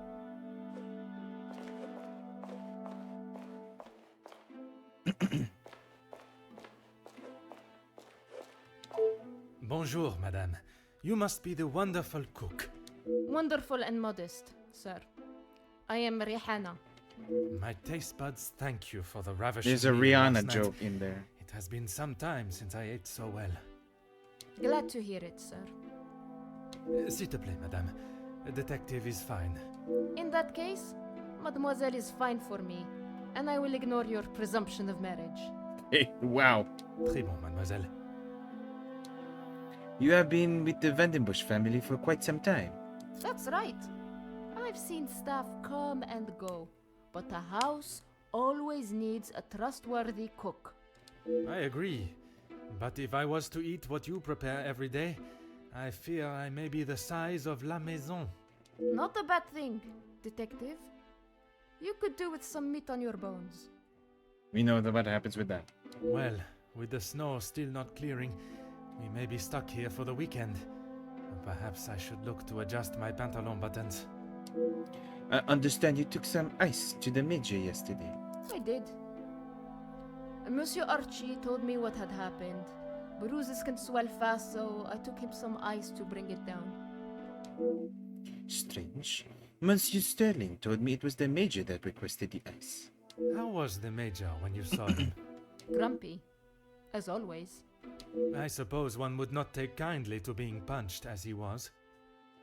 Punched or not, he was as ungrateful as ever. I shall not keep you any longer. Merci, mademoiselle. I've gathered all I need for Madame Vandenbosch and Mademoiselle Rihanna. I should return to the Great Hall.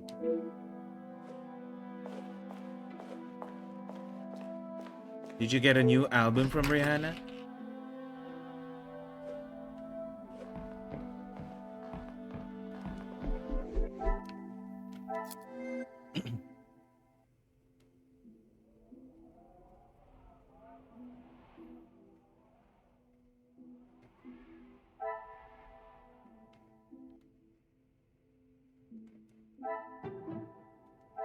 I should not be surprised, but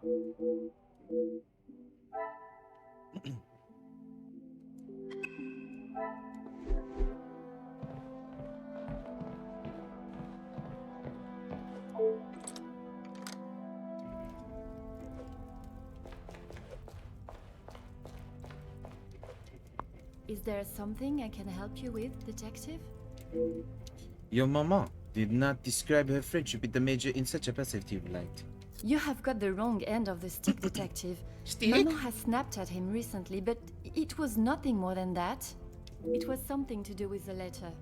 I heard them in the library before Maman shouted and he stormed out of the room past me. Could it have been the blackmail letter that instigated their argument? Why would Maman be upset with him over the letter? Madame is of a very different opinion from yourself regarding his connection with the letters. She believes him to be the author. That is what she told you? She has always been one to make a quick, if not rash decision, but she cannot truly believe that. But she does. Was the Major aware that you had paid the first blackmail letter? I don't can't recall talk. telling him directly. I did not want Maman to find out it had been paid. If he knew, surely she would. Madame believes he may have been behind all the letters, and taking your payment of the first, then used it to pay the second and be the hero in you and your mother's eyes. I never knew Maman had such an imagination. Where would she get a story like that from? That is a question I was hoping you may be able to answer. You have met him. Do you really think he's capable of such a devious plan? It is a plan only the most crooked and underhanded could create. Is that the Major? I am not so sure. The more I think on Madame's story, the more ridiculous and obscure it sounds. But that does not mean it can be ruled out. I shall not keep you any longer. Merci, mademoiselle.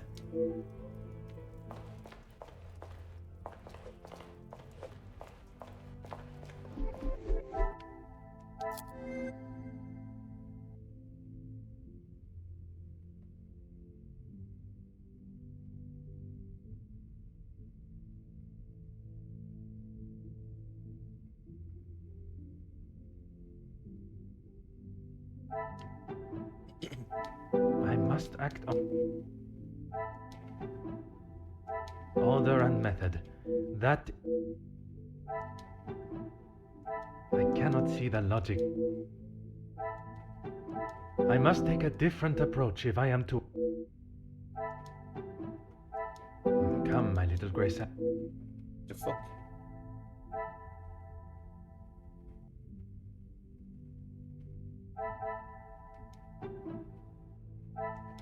Is there something? I cannot see the logic. Order and method. That it.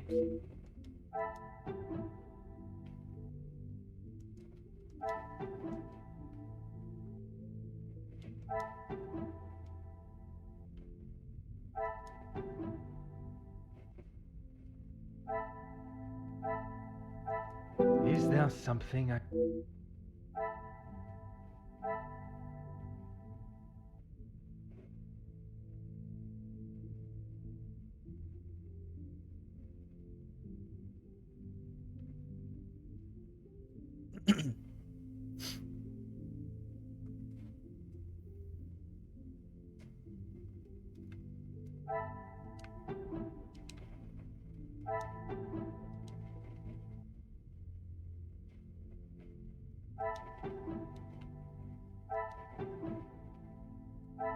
The pieces of the puzzle are finally coming together. I don't understand.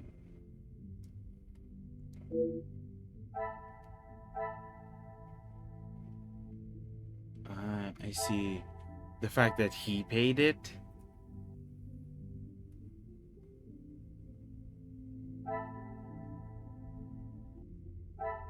Is that what he's implying?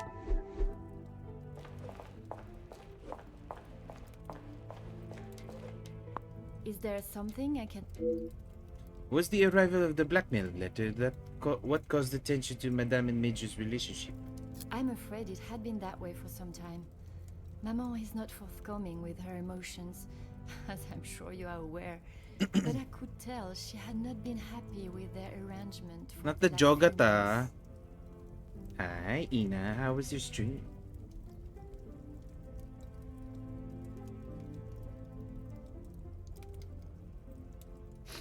Did you finish Katamari?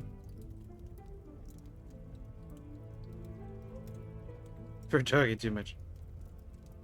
Oh, did you like talk afterwards?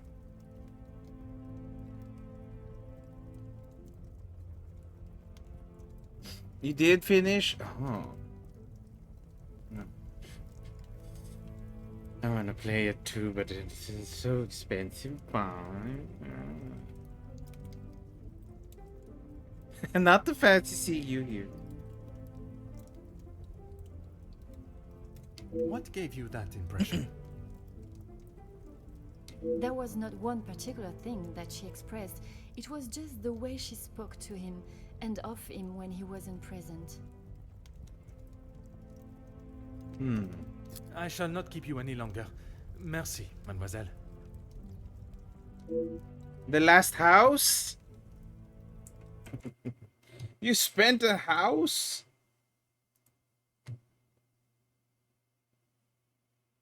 I know what you mean, though. You meant hour. Unless you do mean house.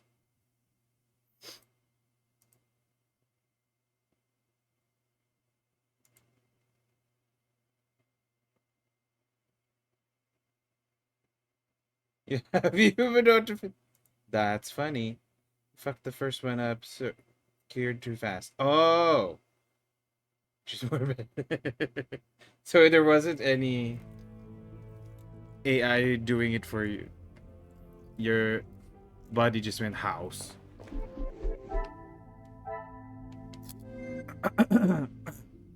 Wait, how much plaster did you make then? That it cured very quickly.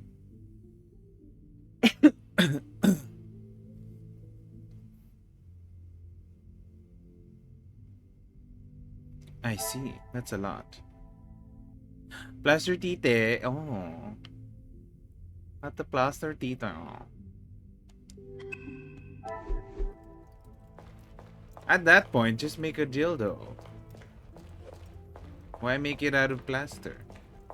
Oh, everyone's here. I should have been talking to these people. Bonjour, Monsieur Damir. Detective Poirot, how are you? The truth, Monsieur.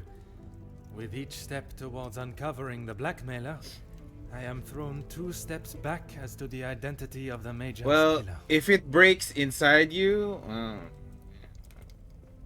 Oh, you thought it would be like epoxy. Isn't... From what I understand, is plaster like faster? Because... Is it plaster Paris? Because we had to do that in college to make prosthetics. And it dries very quickly. Because you had to make a face prosthetic, so we had to put the plaster on Paris on our faces to get the curvature of our face. Is there something I can help you with? Prosthetic tite. How's Nico? Or you just place it on your nose. You just have a nose that's shaped like a dick, and no one should react. Like anyone you know would react. You just have one, and then when someone points it out, you're like, huh? I never thought of it that way. Oh, it does look like a dick, like that. You had an FA friend. You know what you're doing. Yes, I don't know if they still do it now though. But that was wild that we had to do that. You're fixing pouring the plastic. What were you trying to make? A mold? Or a bold? Like what Ina suggesting. I see, because of the agitation. You should be the one puro titi. So you want color me mine, but like penis? I bet someone does that. Whether it's within our vicinity would be the different question. But I bet someone does that. Not the color me tite. You do that in the studio? You make dicks? Really? Alam mo na, Ina. Well, you can. Oh, true, you can. No one's stopping you. What kind of... Oh! Side job. After investigating the crime scene yesterday, I asked Monsieur Sterling to move the body. Archibald came to me and asked for my help in the matter. Okay, describe. With it. Like, how was the dick on the mug? Exactly, my question. It is a job that only the professionals should have to undertake. It's a job that had to be done. Although it may have affected my brother. We're waiting for her to type. It was in the hand. It was just painted on?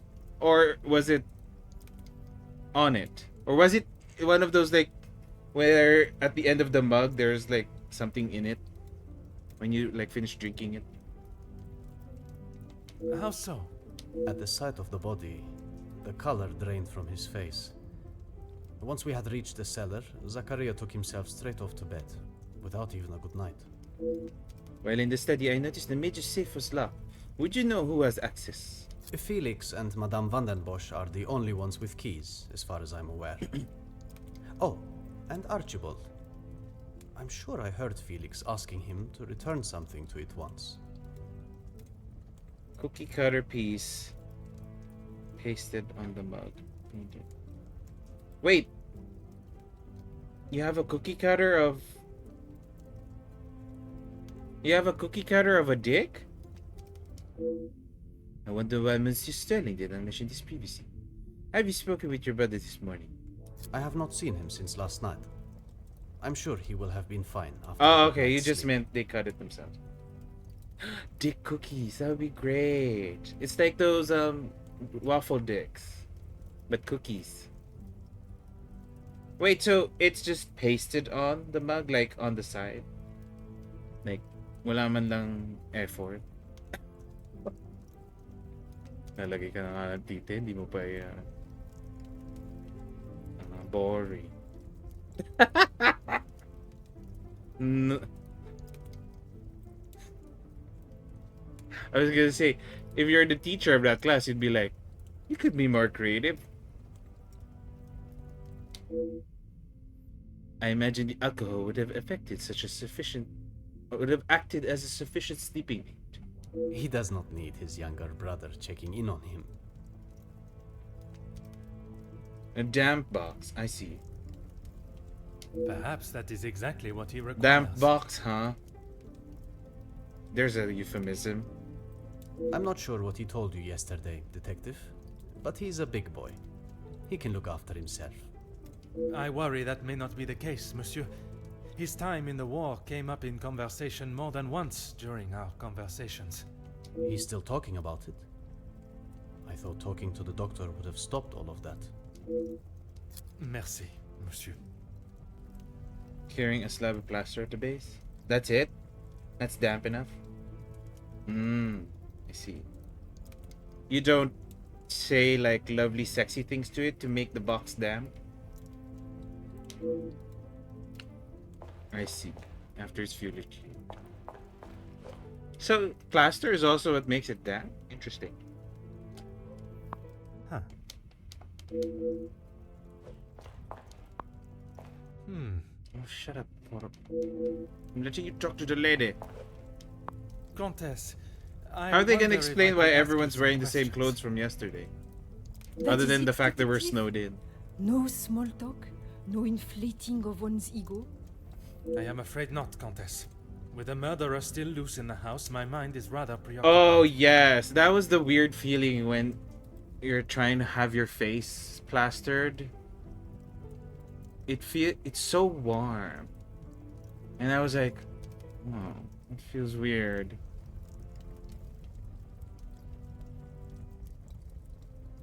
Well then, detective, perhaps I can be of some assistance. Comment, madame?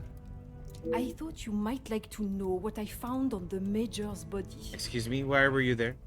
I demand to know who gave you permission to see the Major's body. Exact my statement. That certainly piqued your interest. A man has been murdered, and you find it acceptable to fool around and joke. Oh, please, detective. Do you really think so little of me? Yes. Archibald asked for my assistance. He knows of my medical training from my days as a nurse, and I thought I would be okay. able to help. Back the story. Even if it has been some years. What if Archibald did it? What if Archibald's just helping us, but then at the end of it, it's like he did it. It was not his place to grant you access to the The body. butler did it. I shall remember to keep my assistance to myself next time. What did you discover on the body? A single stab wound, which you no doubt already knew. The knife was held in their right hand. I would say their predominant hand. Okay. Very convenient that she just knows that. I pride myself on order and method, and this is far from either. A suspect in the murder investigation has examined the very victim that they are suspected of killing. It is something out of a crime novel. Judging by He the knows. depth of the wound, I would say there was no great force put into the strike. More a sign of defense than attack. If I had to say what weapon was used, a small sharp knife or dagger. This may confirm my suspicions of the Major's knife being used to kill him. I understand it may be difficult for one to keep such information to yourself, but I ask you to try. Your involvement has already tainted my investigation. Ginalit niyo si Poirot. You are welcome, detective. When my superior officer hears of the goings-on in this house, I will surely be seeing the green fields of the countryside once more. I must do all I can to redeem the reputation I have worked to build, starting with finding the killer. S'il vous plaît, Comtesse. Keep this information to yourself. Galit nyo. La, sumbong niya kayo. Where's the piano here? Oh, has it always been there?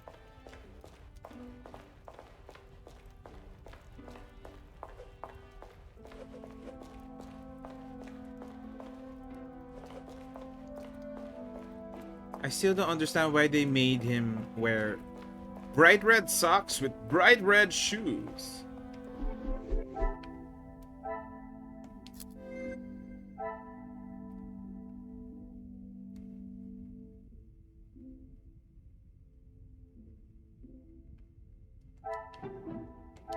Some would say a lucky guess.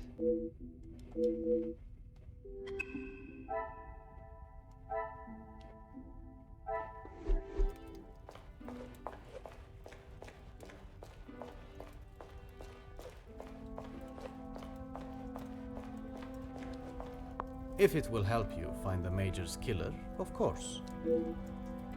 Your brother was seeing a doctor? When he returned from the war, he was a different man. Everything became about what he had seen.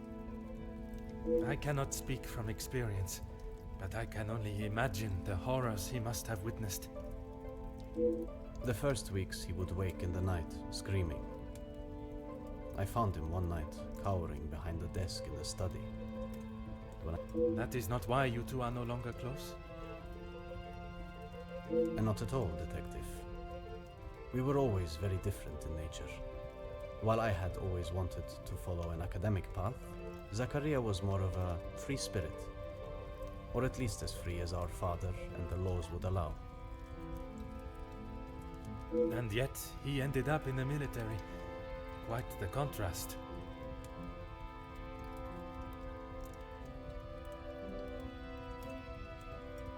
Our father demanded that he at least try to do something with his life. And when some of his friends joined the army, he signed up with them. It wasn't long before he moved out from the family home after his return from the army. I always assumed that he had put the war and everything that came with it behind him and was moving on. But now I see that is far from the truth. I believe I have gathered everything that is required. Monsieur Sterling will be able to assist me in gaining access to the Major's study.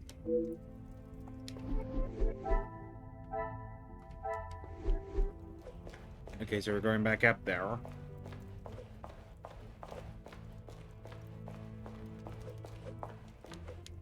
Whatever you need. Certainly, detective. Dun dun dun dun dun dun dun dun. This room is still a crime scene, and it should have remained untouched, but it looks like as though it has been ransacked. I requested Monsieur Sterling to have the body wrapped and moved, which has been done, thankfully. What else has gone on in here? Oh, great! The fucking safe is open. Someone was obviously looking for something in particular in the Major's documents. These accounts have been thoroughly rifled through. The Major has been recently taken out a large loan, and the interest rate is astronomical. Addressed to the Major with no return address.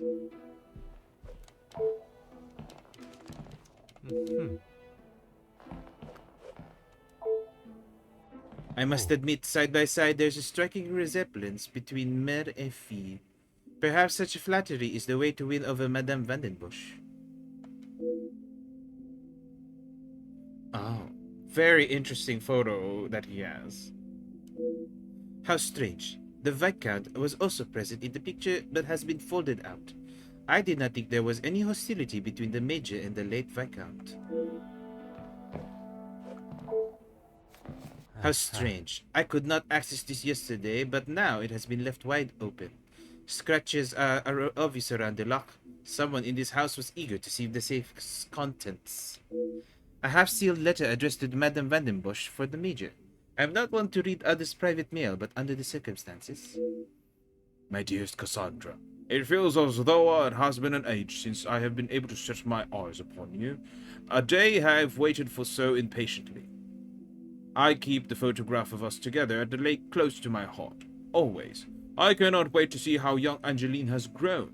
Her beauty will surely soon reach that of her mother's. I hope the gifts of the Orient reached you fine. Orient! They are really something to behold. The work that has kept me away for so long is drawing to a close, and I will be returning to the continent within the month. At your request, I have found accommodation in the city. It pains me to think of being so close and yet unable to be with you in every moment. But if it eases your worry, I shall not continue to question it. I will arrange for a visit to the house. An old friend returning will surely raise minimal suspicions. I understand that the Viscount is also currently out of the country. I hope you have not felt the strain of loneliness take over, and it will not be long until we are reunited. Until that day, until the end of mine, my heart is yours. Major Felix Hagen.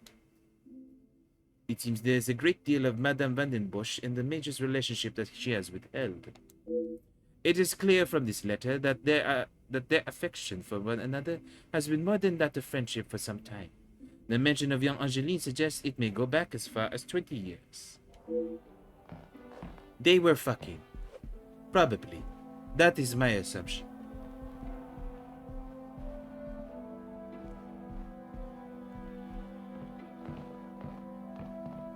Is that all we got?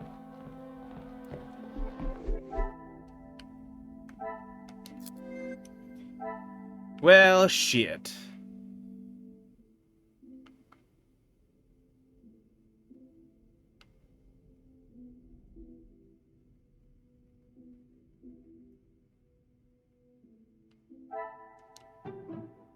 This will not get me any closer to my...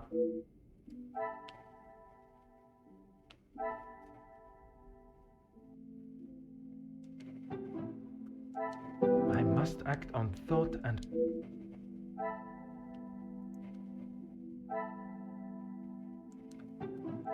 I must take a different... So he could have been the blackmailer then.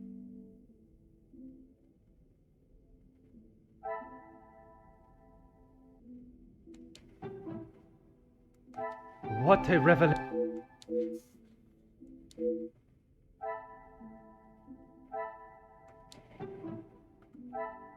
Come, my little Grace.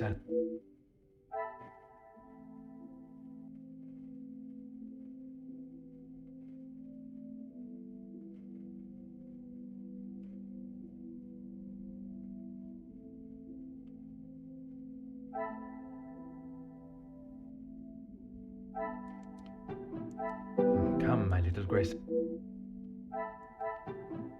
I cannot see the logic in this. Perhaps... I cannot see the logic in you either. Oh.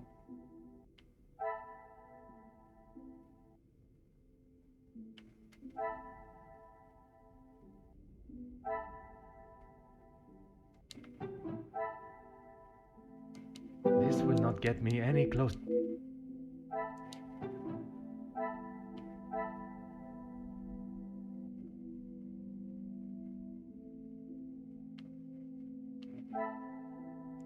I must take a different approach.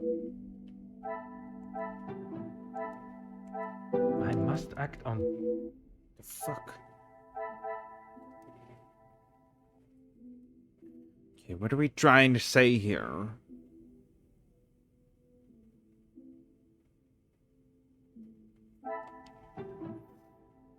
Order and method. That is...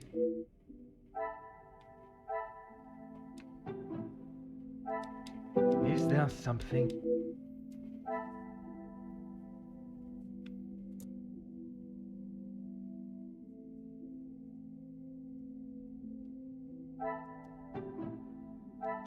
Is there something... I cannot see the logic in this.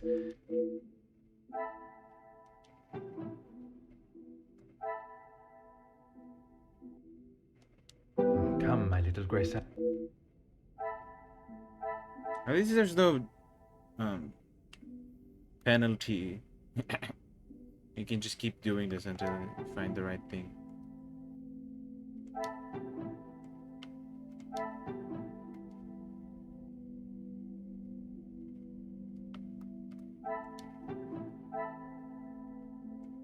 I must act on.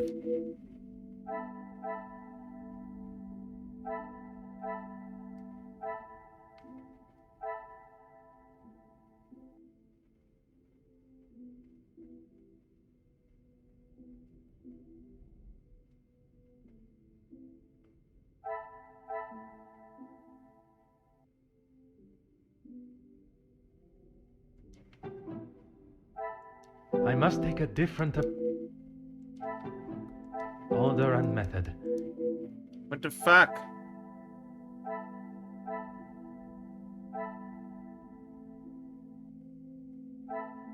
Not gonna lie, this is slowly feeling like Archibald did it. It's very cliche, but everything kind of slightly points to him.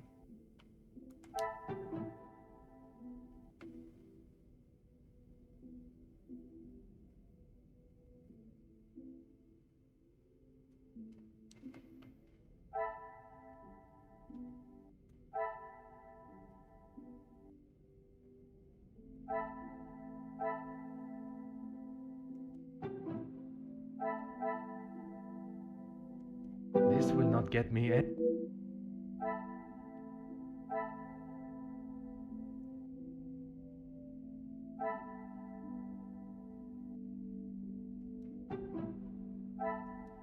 Come, my little grey cells. I don't understand.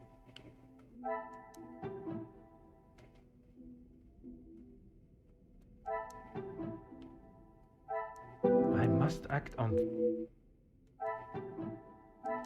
Is there something?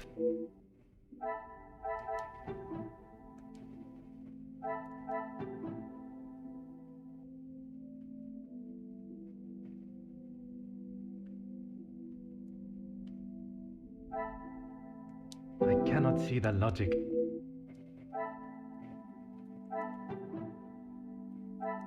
Magnifique. Oh, okay.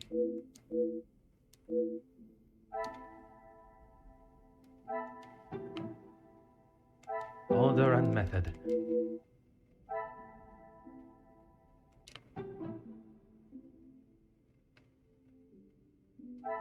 I must take a different approach. This will not get me any. Another success.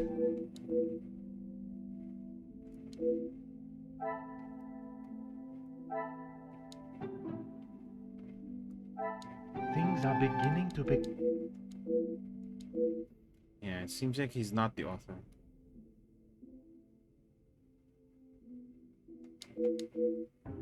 Okay, so the major is not the blackmailer. That's what we got from that. He is not the father. The uncertain connection between the major and the ransom has been resolved. The major was being blackmailed. The letters were not written by his hand. What remains unresolved is why the major was being blackmailed. Two cases of extortion under one roof. The question of their relationship must be asked. The major's secret is anything but obvious from this letter. I now have a blackmailer and a murderer and their weapon to find. If the correct process is followed, they shall be found swiftly. I shall take my leave. This room has already been revealed enough new insights into the madam's and major's lives. Detective Poirot, I have been asked to inform you that Lady Vandenbosch has returned to her room, and she wishes not to be disturbed. Merci. Madame certainly has mastered the art of subtlety. They may not be the exact words she used, but I'm sure you can imagine. Excuse me, I have some further duties to attend to in the pantry.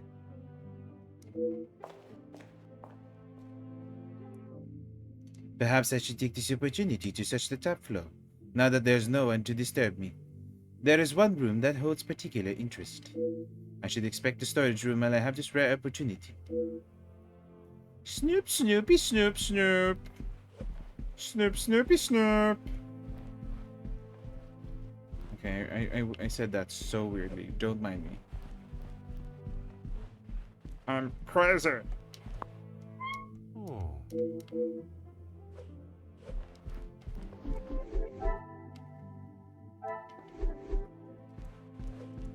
Ah. Huh. Okay, I'm definitely going to read more after this. Read the book that I'm reading. I'm so close to finishing it. Well, not that super close, but still. It's very interesting, and I really want to know how it ends. Huh. And playing this game makes me want to read more.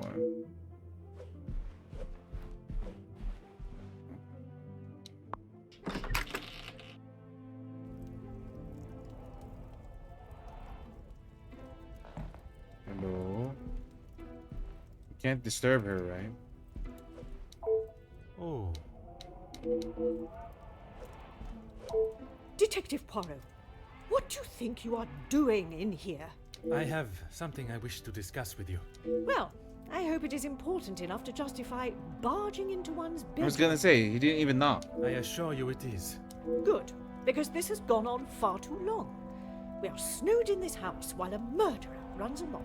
I can understand your frustrations, but it is not as simple. You were once an incompetent officer. Oh, and now it shut seems up. You are just as incompetent as a detective. Oh, I was not being lied to and misled at every turn. Perhaps the murderer would already be in custody.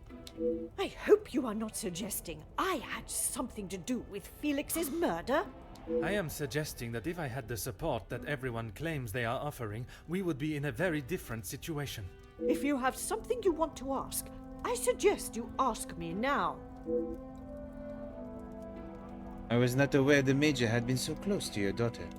We met before Angeline was born, so he was often at the house when she was growing up.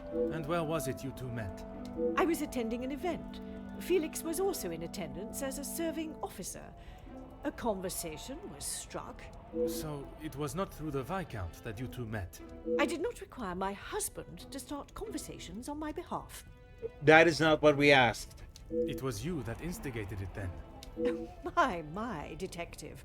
That active imagination of yours has taken you on quite some journey. Madame is attempting to deflect from a subject she obviously does not feel comfortable discussing. The late Viscount and the Major were surely friends then. Edwin spent much of his time away on business before Angeline was born. Felix was a welcome distraction from the loneliness of the house. You were alone in the house? The staff continued their duties, of course, but trying to get any sort of sophisticated or cultured conversation from them was like drawing blood from a stone. And when Angeline was born? Edwin remained at home. It was his duty as a father. And the Major? He had his own business and life to tend to, but we remained in touch via letter. Around the time of Edwin's passing, Felix had relocated to the area. Madame is incredibly coy and brief with the information she offers. But with the Viscount's death coinciding with the Major's return, surely a mere coincidence is too far-fetched. I would like to ask you about the letter I found in the Major's study. I'm sure he has hundreds of letters in there. Most of them could and should have been thrown away a long time ago. You are going to have to be more specific. I refer to the letter addressed to you. The one of a romantic nature. Romantic nature? Oh, please, detective. Felix did not have a romantic bone in his body. Apparently so do you. He made his intentions quite clear in the letter. I must admit I myself was surprised. Because how could he like someone like you, you know? You really do have quite the active imagination, detective. If that is how you wish to interpret it, so be it. But I can assure you, the Major did not think of me that way, and certainly did not include it in a letter. I think that is all.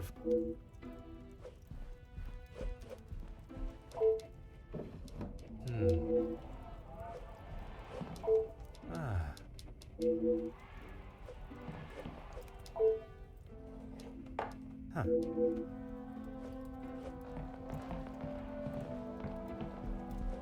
So we're just here to talk to her, because there's nothing else to interact with.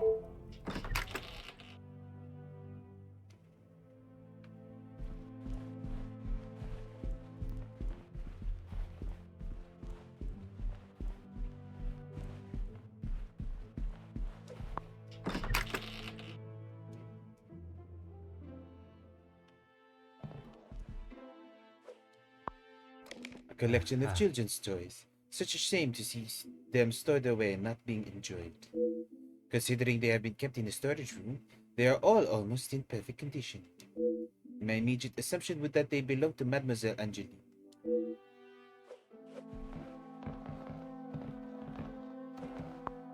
A lone storybook rests here. It has obviously been read by a great number of times, judging by the condition of the spine and the pages. I am perhaps not the target demographic, but I understand it is to be quite popular amongst the younger audience. To the real lady of the house, happy birthday. Watching you grow into a proper young lady has been more than words that you can describe. All my love, Felix. I would not have expected to find such a heartfelt message written by Monsieur Hagen and to Mademoiselle Angéline. Is this the usual inscription you would find from a family friend? So is the secret that Angéline is Hagen's daughter and not the Viscount? I cannot seem to get a straight answer from anyone regarding the Major. I know he has been friends with Madame Vandenbosch for some years, but I must find out if it was anything more.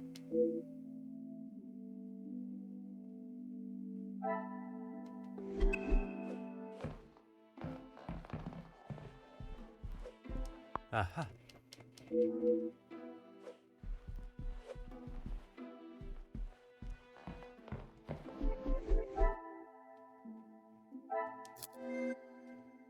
So are they saying that's the secret? Okay.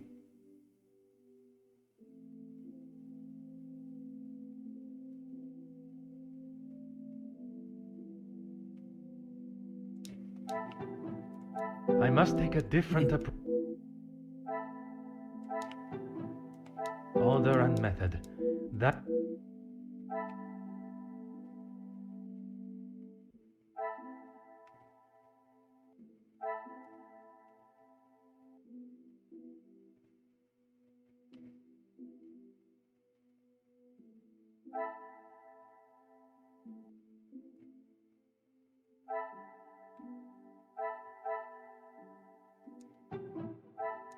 Is there something? I must act on thought. What the fuck? This will not get me any closer. Don't understand what I'm supposed to be connecting. They all seem to be nothing connectable.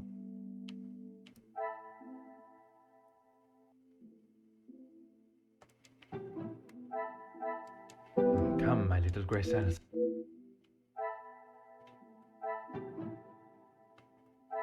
I cannot see the logic in this. I cannot see the logic. Is there something? I must take a different approach if I...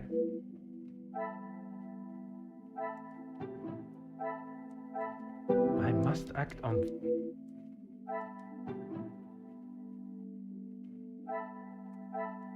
This will not get me any...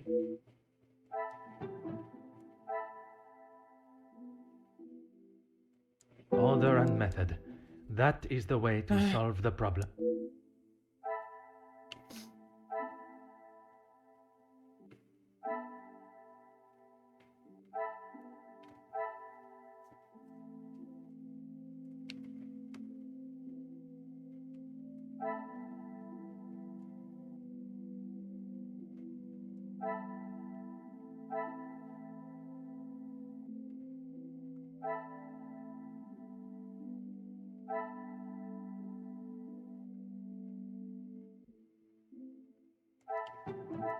Come, my little grey cells. We...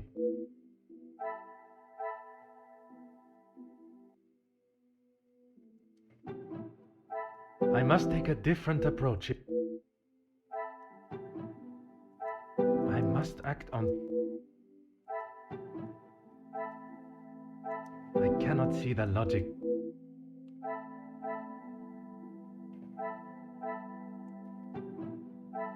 This will not get me any... Things are beginning to become clearer. Major cared for Cassandra, that is no surprise. Okay. Major cared about Cassandra.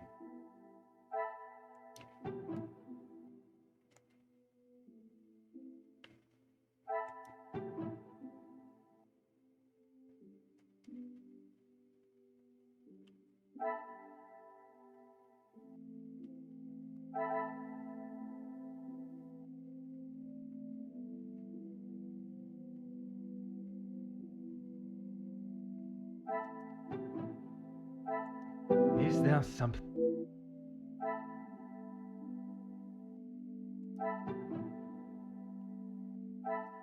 Come, my little Grace. Order and method. I cannot see the logic in it. I can't see either.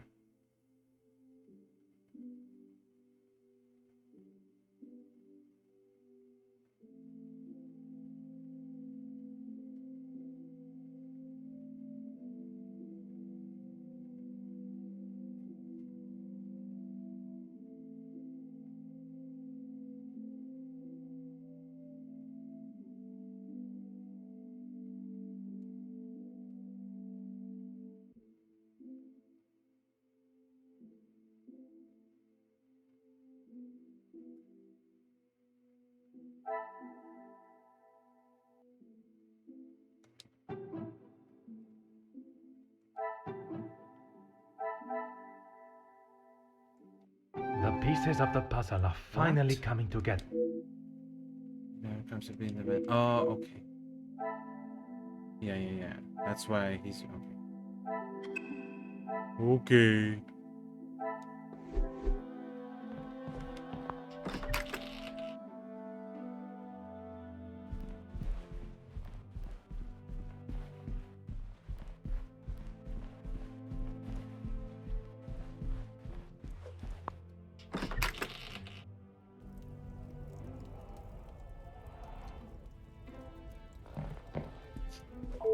Is this really necessary? If you are correct that the Major had no romantic feelings towards you, why would he keep a photograph of you and Mademoiselle Angeline hidden? He may have stayed in my home, but Felix was a grown man, Detective. What he kept, hidden or otherwise, has nothing to do with me. But it does not surprise you that he had such a photograph? We have been friends, and he has been there for Angeline for many years, but you find it strange that he keeps a reminder of us? Perhaps that says more about you, Detective. What I do find strange is that if he did hold a flame for you, why he would never express it. If he did, it was not reciprocated. I have not even considered another since my husband's passing. Not that it is any of your business. I think that is all for now.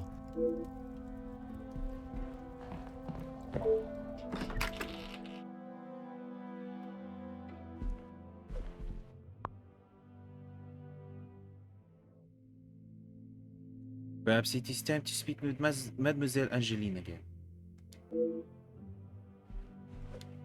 Detective Poirot, are you any closer to uncovering the truth of Felix's involvement with the letters? I am, mademoiselle. I can confirm that he was not the author of the blackmail letters. So the author is still out there? Oui, but it will not be long before they are apprehended, and the only letters they shall be penning will be from behind iron bars. Your confidence is rather assuring. Thank you, Detective. Your comment about the current guest stayed with me last night. I'm sorry, Detective. I did not intend to leave your mind so full of thoughts. No apology is required. It actually made me question my whole chain of thinking. What if there had been a collusion between them, and the Major's murder was planned, organized, and orchestrated to make the investigation seem almost impossible? Oh my, detective, that is quite a theory. Every guest has a motive. You confirm that with the mention of Mademoiselle Conrad and the Major's fight. Supplying one another with a rock-solid alibi would surely throw off any detective. But not you. Correct, mademoiselle. It would take much more to stamp Detective Poirot. While searching the storage room, I found a book that I assume was a gift from the Major to you. I haven't seen that book in so long. Yes, it was a gift for my 10th birthday. I have read it from cover to cover countless times. He left such a lovely inscription too. It sounds as though there is a side to the Major I did not get to see. Was it common for him to bring you gifts? Not common, but if he had been away for some time, he would bring me a small memento from his travels. He hasn't done that in some time, though. The toys that were in with the book, were they also gifts from the Major? They were. I'm afraid they may have gathered some dust being in the storage room for so long. I kept them in hope of giving them to my child when the time comes. It sounds as though he had always cared about you.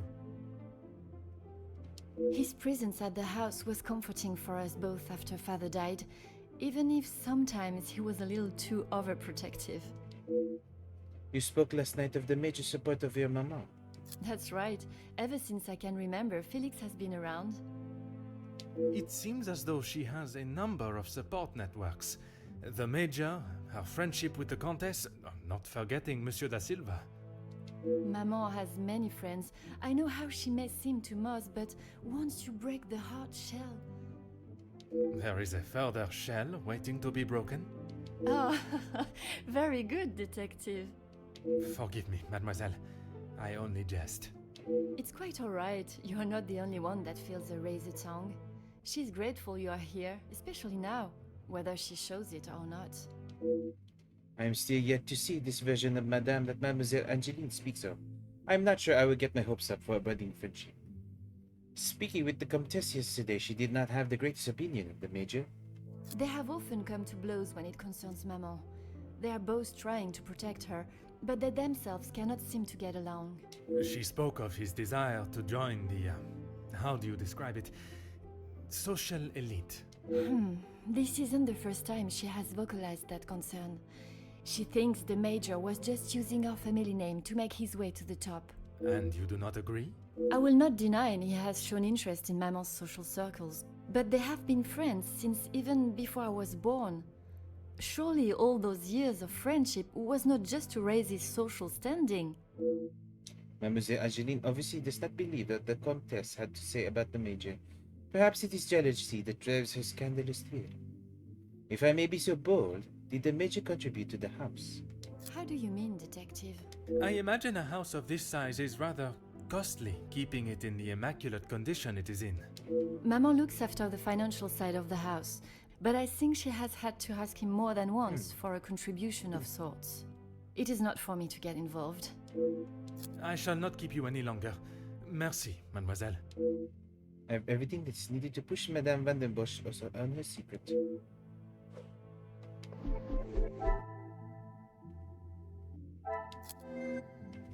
Well, it's quite clear, I will say.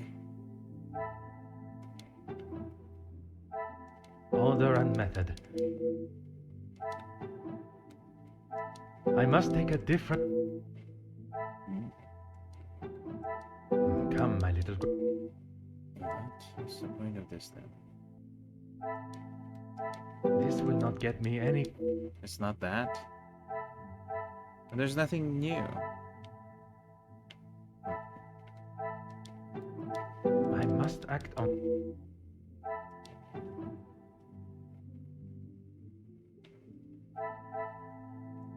I should not be surprised by my own... Yes, we got that.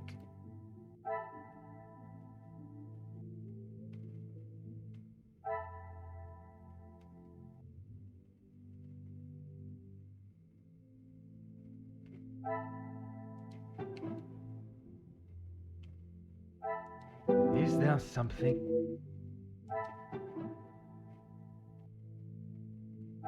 Come, my little grey cells. Is there something?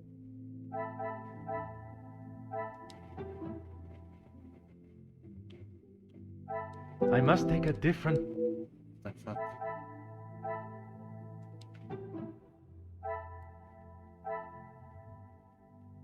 This will not get me any closer. I don't understand what the next thing. Oh, it's this one.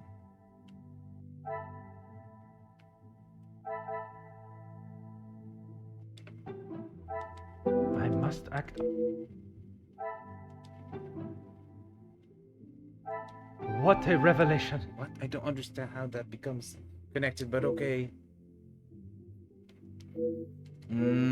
Okay, sure. They're saying that she's just pretending to not like him, even though if she really didn't like him, she wouldn't have kept him, or she wouldn't have let him stay for this long and this much. Interesting, interesting. Is this real?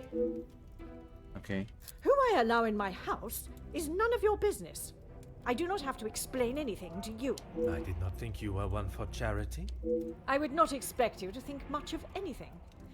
There is no need to talk on it any further, but I'm sure you will remember that, financially speaking, we have had our issues.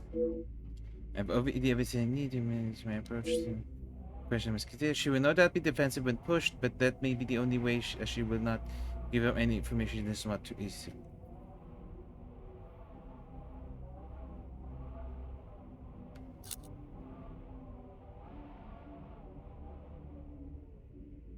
He was a man that required no protection, Detective, especially from me. That is the impression I had of him, which is why your defensive stance warrants questioning. Your insistent questioning on such trivial matters are getting on my last nerve. There is a murderer and a blackmailer to be found. That is your job here.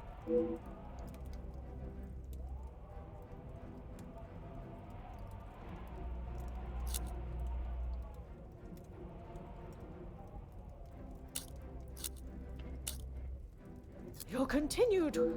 There is... What's the point of continuing if you can make a mistake? I don't. I have Madame. And you... But when it... Believe what... Okay, again. Just do it again, bitch. Who I allowed... I did. He was a man... That... Judging by the...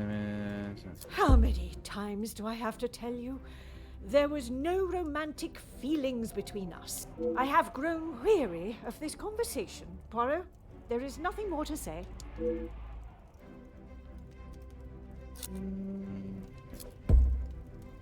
Madame, you continue to withhold the truth. And you continue to get on my last nerve. I am not obliged to tell you every detail of my private life. But when it impedes my investigation... If only you were this focused on finding the blackmailer and... Madame. Very well. I did not lie about how we met. I was attending an event, raising money for... Oh, I cannot recall now. It had been some time since I had returned home, and was rather missing English soil. I was aware of Felix's invitation, or at least that there was to be several British officers attending the party, and that is where our friendship began. He was a warm reminder of home, and I enjoyed conversing with him. We shared walks in the park and read together. As I said, he was a welcome distraction from the days spent alone. I shall go no further with the details, but I will say, I had no intention on being unfaithful to my husband. It was never our plan to go that far. Once I found out I was pregnant, I knew it had to stop. The Viscount never questioned Mademoiselle's birth? In his mind, he had no reason to, and he shouldn't have had to. It was my mistake to bear. If he knew the truth, our lives would have been ruined. I told Felix that he was to stay away, but he had no intention to. He became an uncle figure to Angeline, and they grew closer after Edwin's death. I could not tell her the truth. Too much time had passed. The secret remained only between him and I. Until now. And what were the Major's thoughts on revealing the truth? He wanted to tell her everything. He wanted her to know. That's what they exactly fought what about. it was. Okay, that makes sense. But I told him no. It would not have been the poignant reconciliation that he expected. She would not understand. Tell me about the letters. I tried to retrieve them from the safe after everyone had retired So it was last you. night. But when I opened the safe, Oh. they were nowhere to be found. Interesting. I assumed he must have hidden them somewhere else. When I entered the study this morning, they were as visible as a red notice on a police station wall. I would appreciate if you did not compare them to the face of a wanted felon. Pardon, madame. But that does mean someone else in the house has seen them. I don't understand. Why would they return them? A mystery that is still yet to be solved. Madame was beaten to the safe by another. Seems we also have a thief within these walls to add to the list of criminals, but a thief that returns their spoils. Can I assume this is the secret that has been used for ransom? It must be. But I have told no one. And the Major? Felix promised me he wouldn't tell a soul, and I believed him. What, even if he wanted to? If the Major had let slip even once throughout the years, perhaps in an intoxicated state, it is a secret that many would seek an opportunity to gain from. You did not think anyone knew, and that is why you disregarded the letter. If you bow to these criminals, they will only try to claw more from you. I think that is all for now. Merci, madame. The uncertain connection between the Major and the ransom has been resolved. The Major was being blackmailed, the letters were not written by his hand. What remains unresolved is why the Major was being blackmailed. Two cases of extortion under one roof. The question of their relationship must be asked. The Major's secret is anything but obvious from his letter. But I now have a blackmailer, a murderer, and their weapon to find. If the correct path is found... Oh, he said this already. I had my suspicions that Madame Van den Bosch and the Major shared a romantic relationship, but I did not expect the revelation of his connection to Mademoiselle Angeline. I am now one of the very few that hold Madame's secret.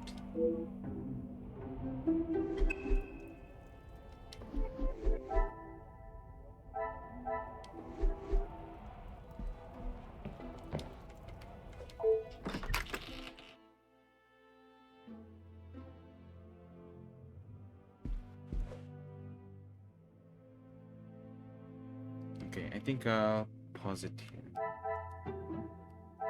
Looks like we're gonna move on to the next area.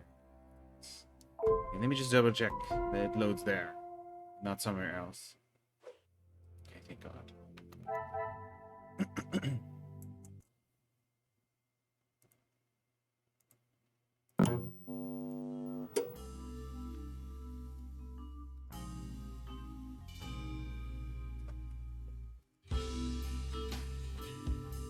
That was interesting.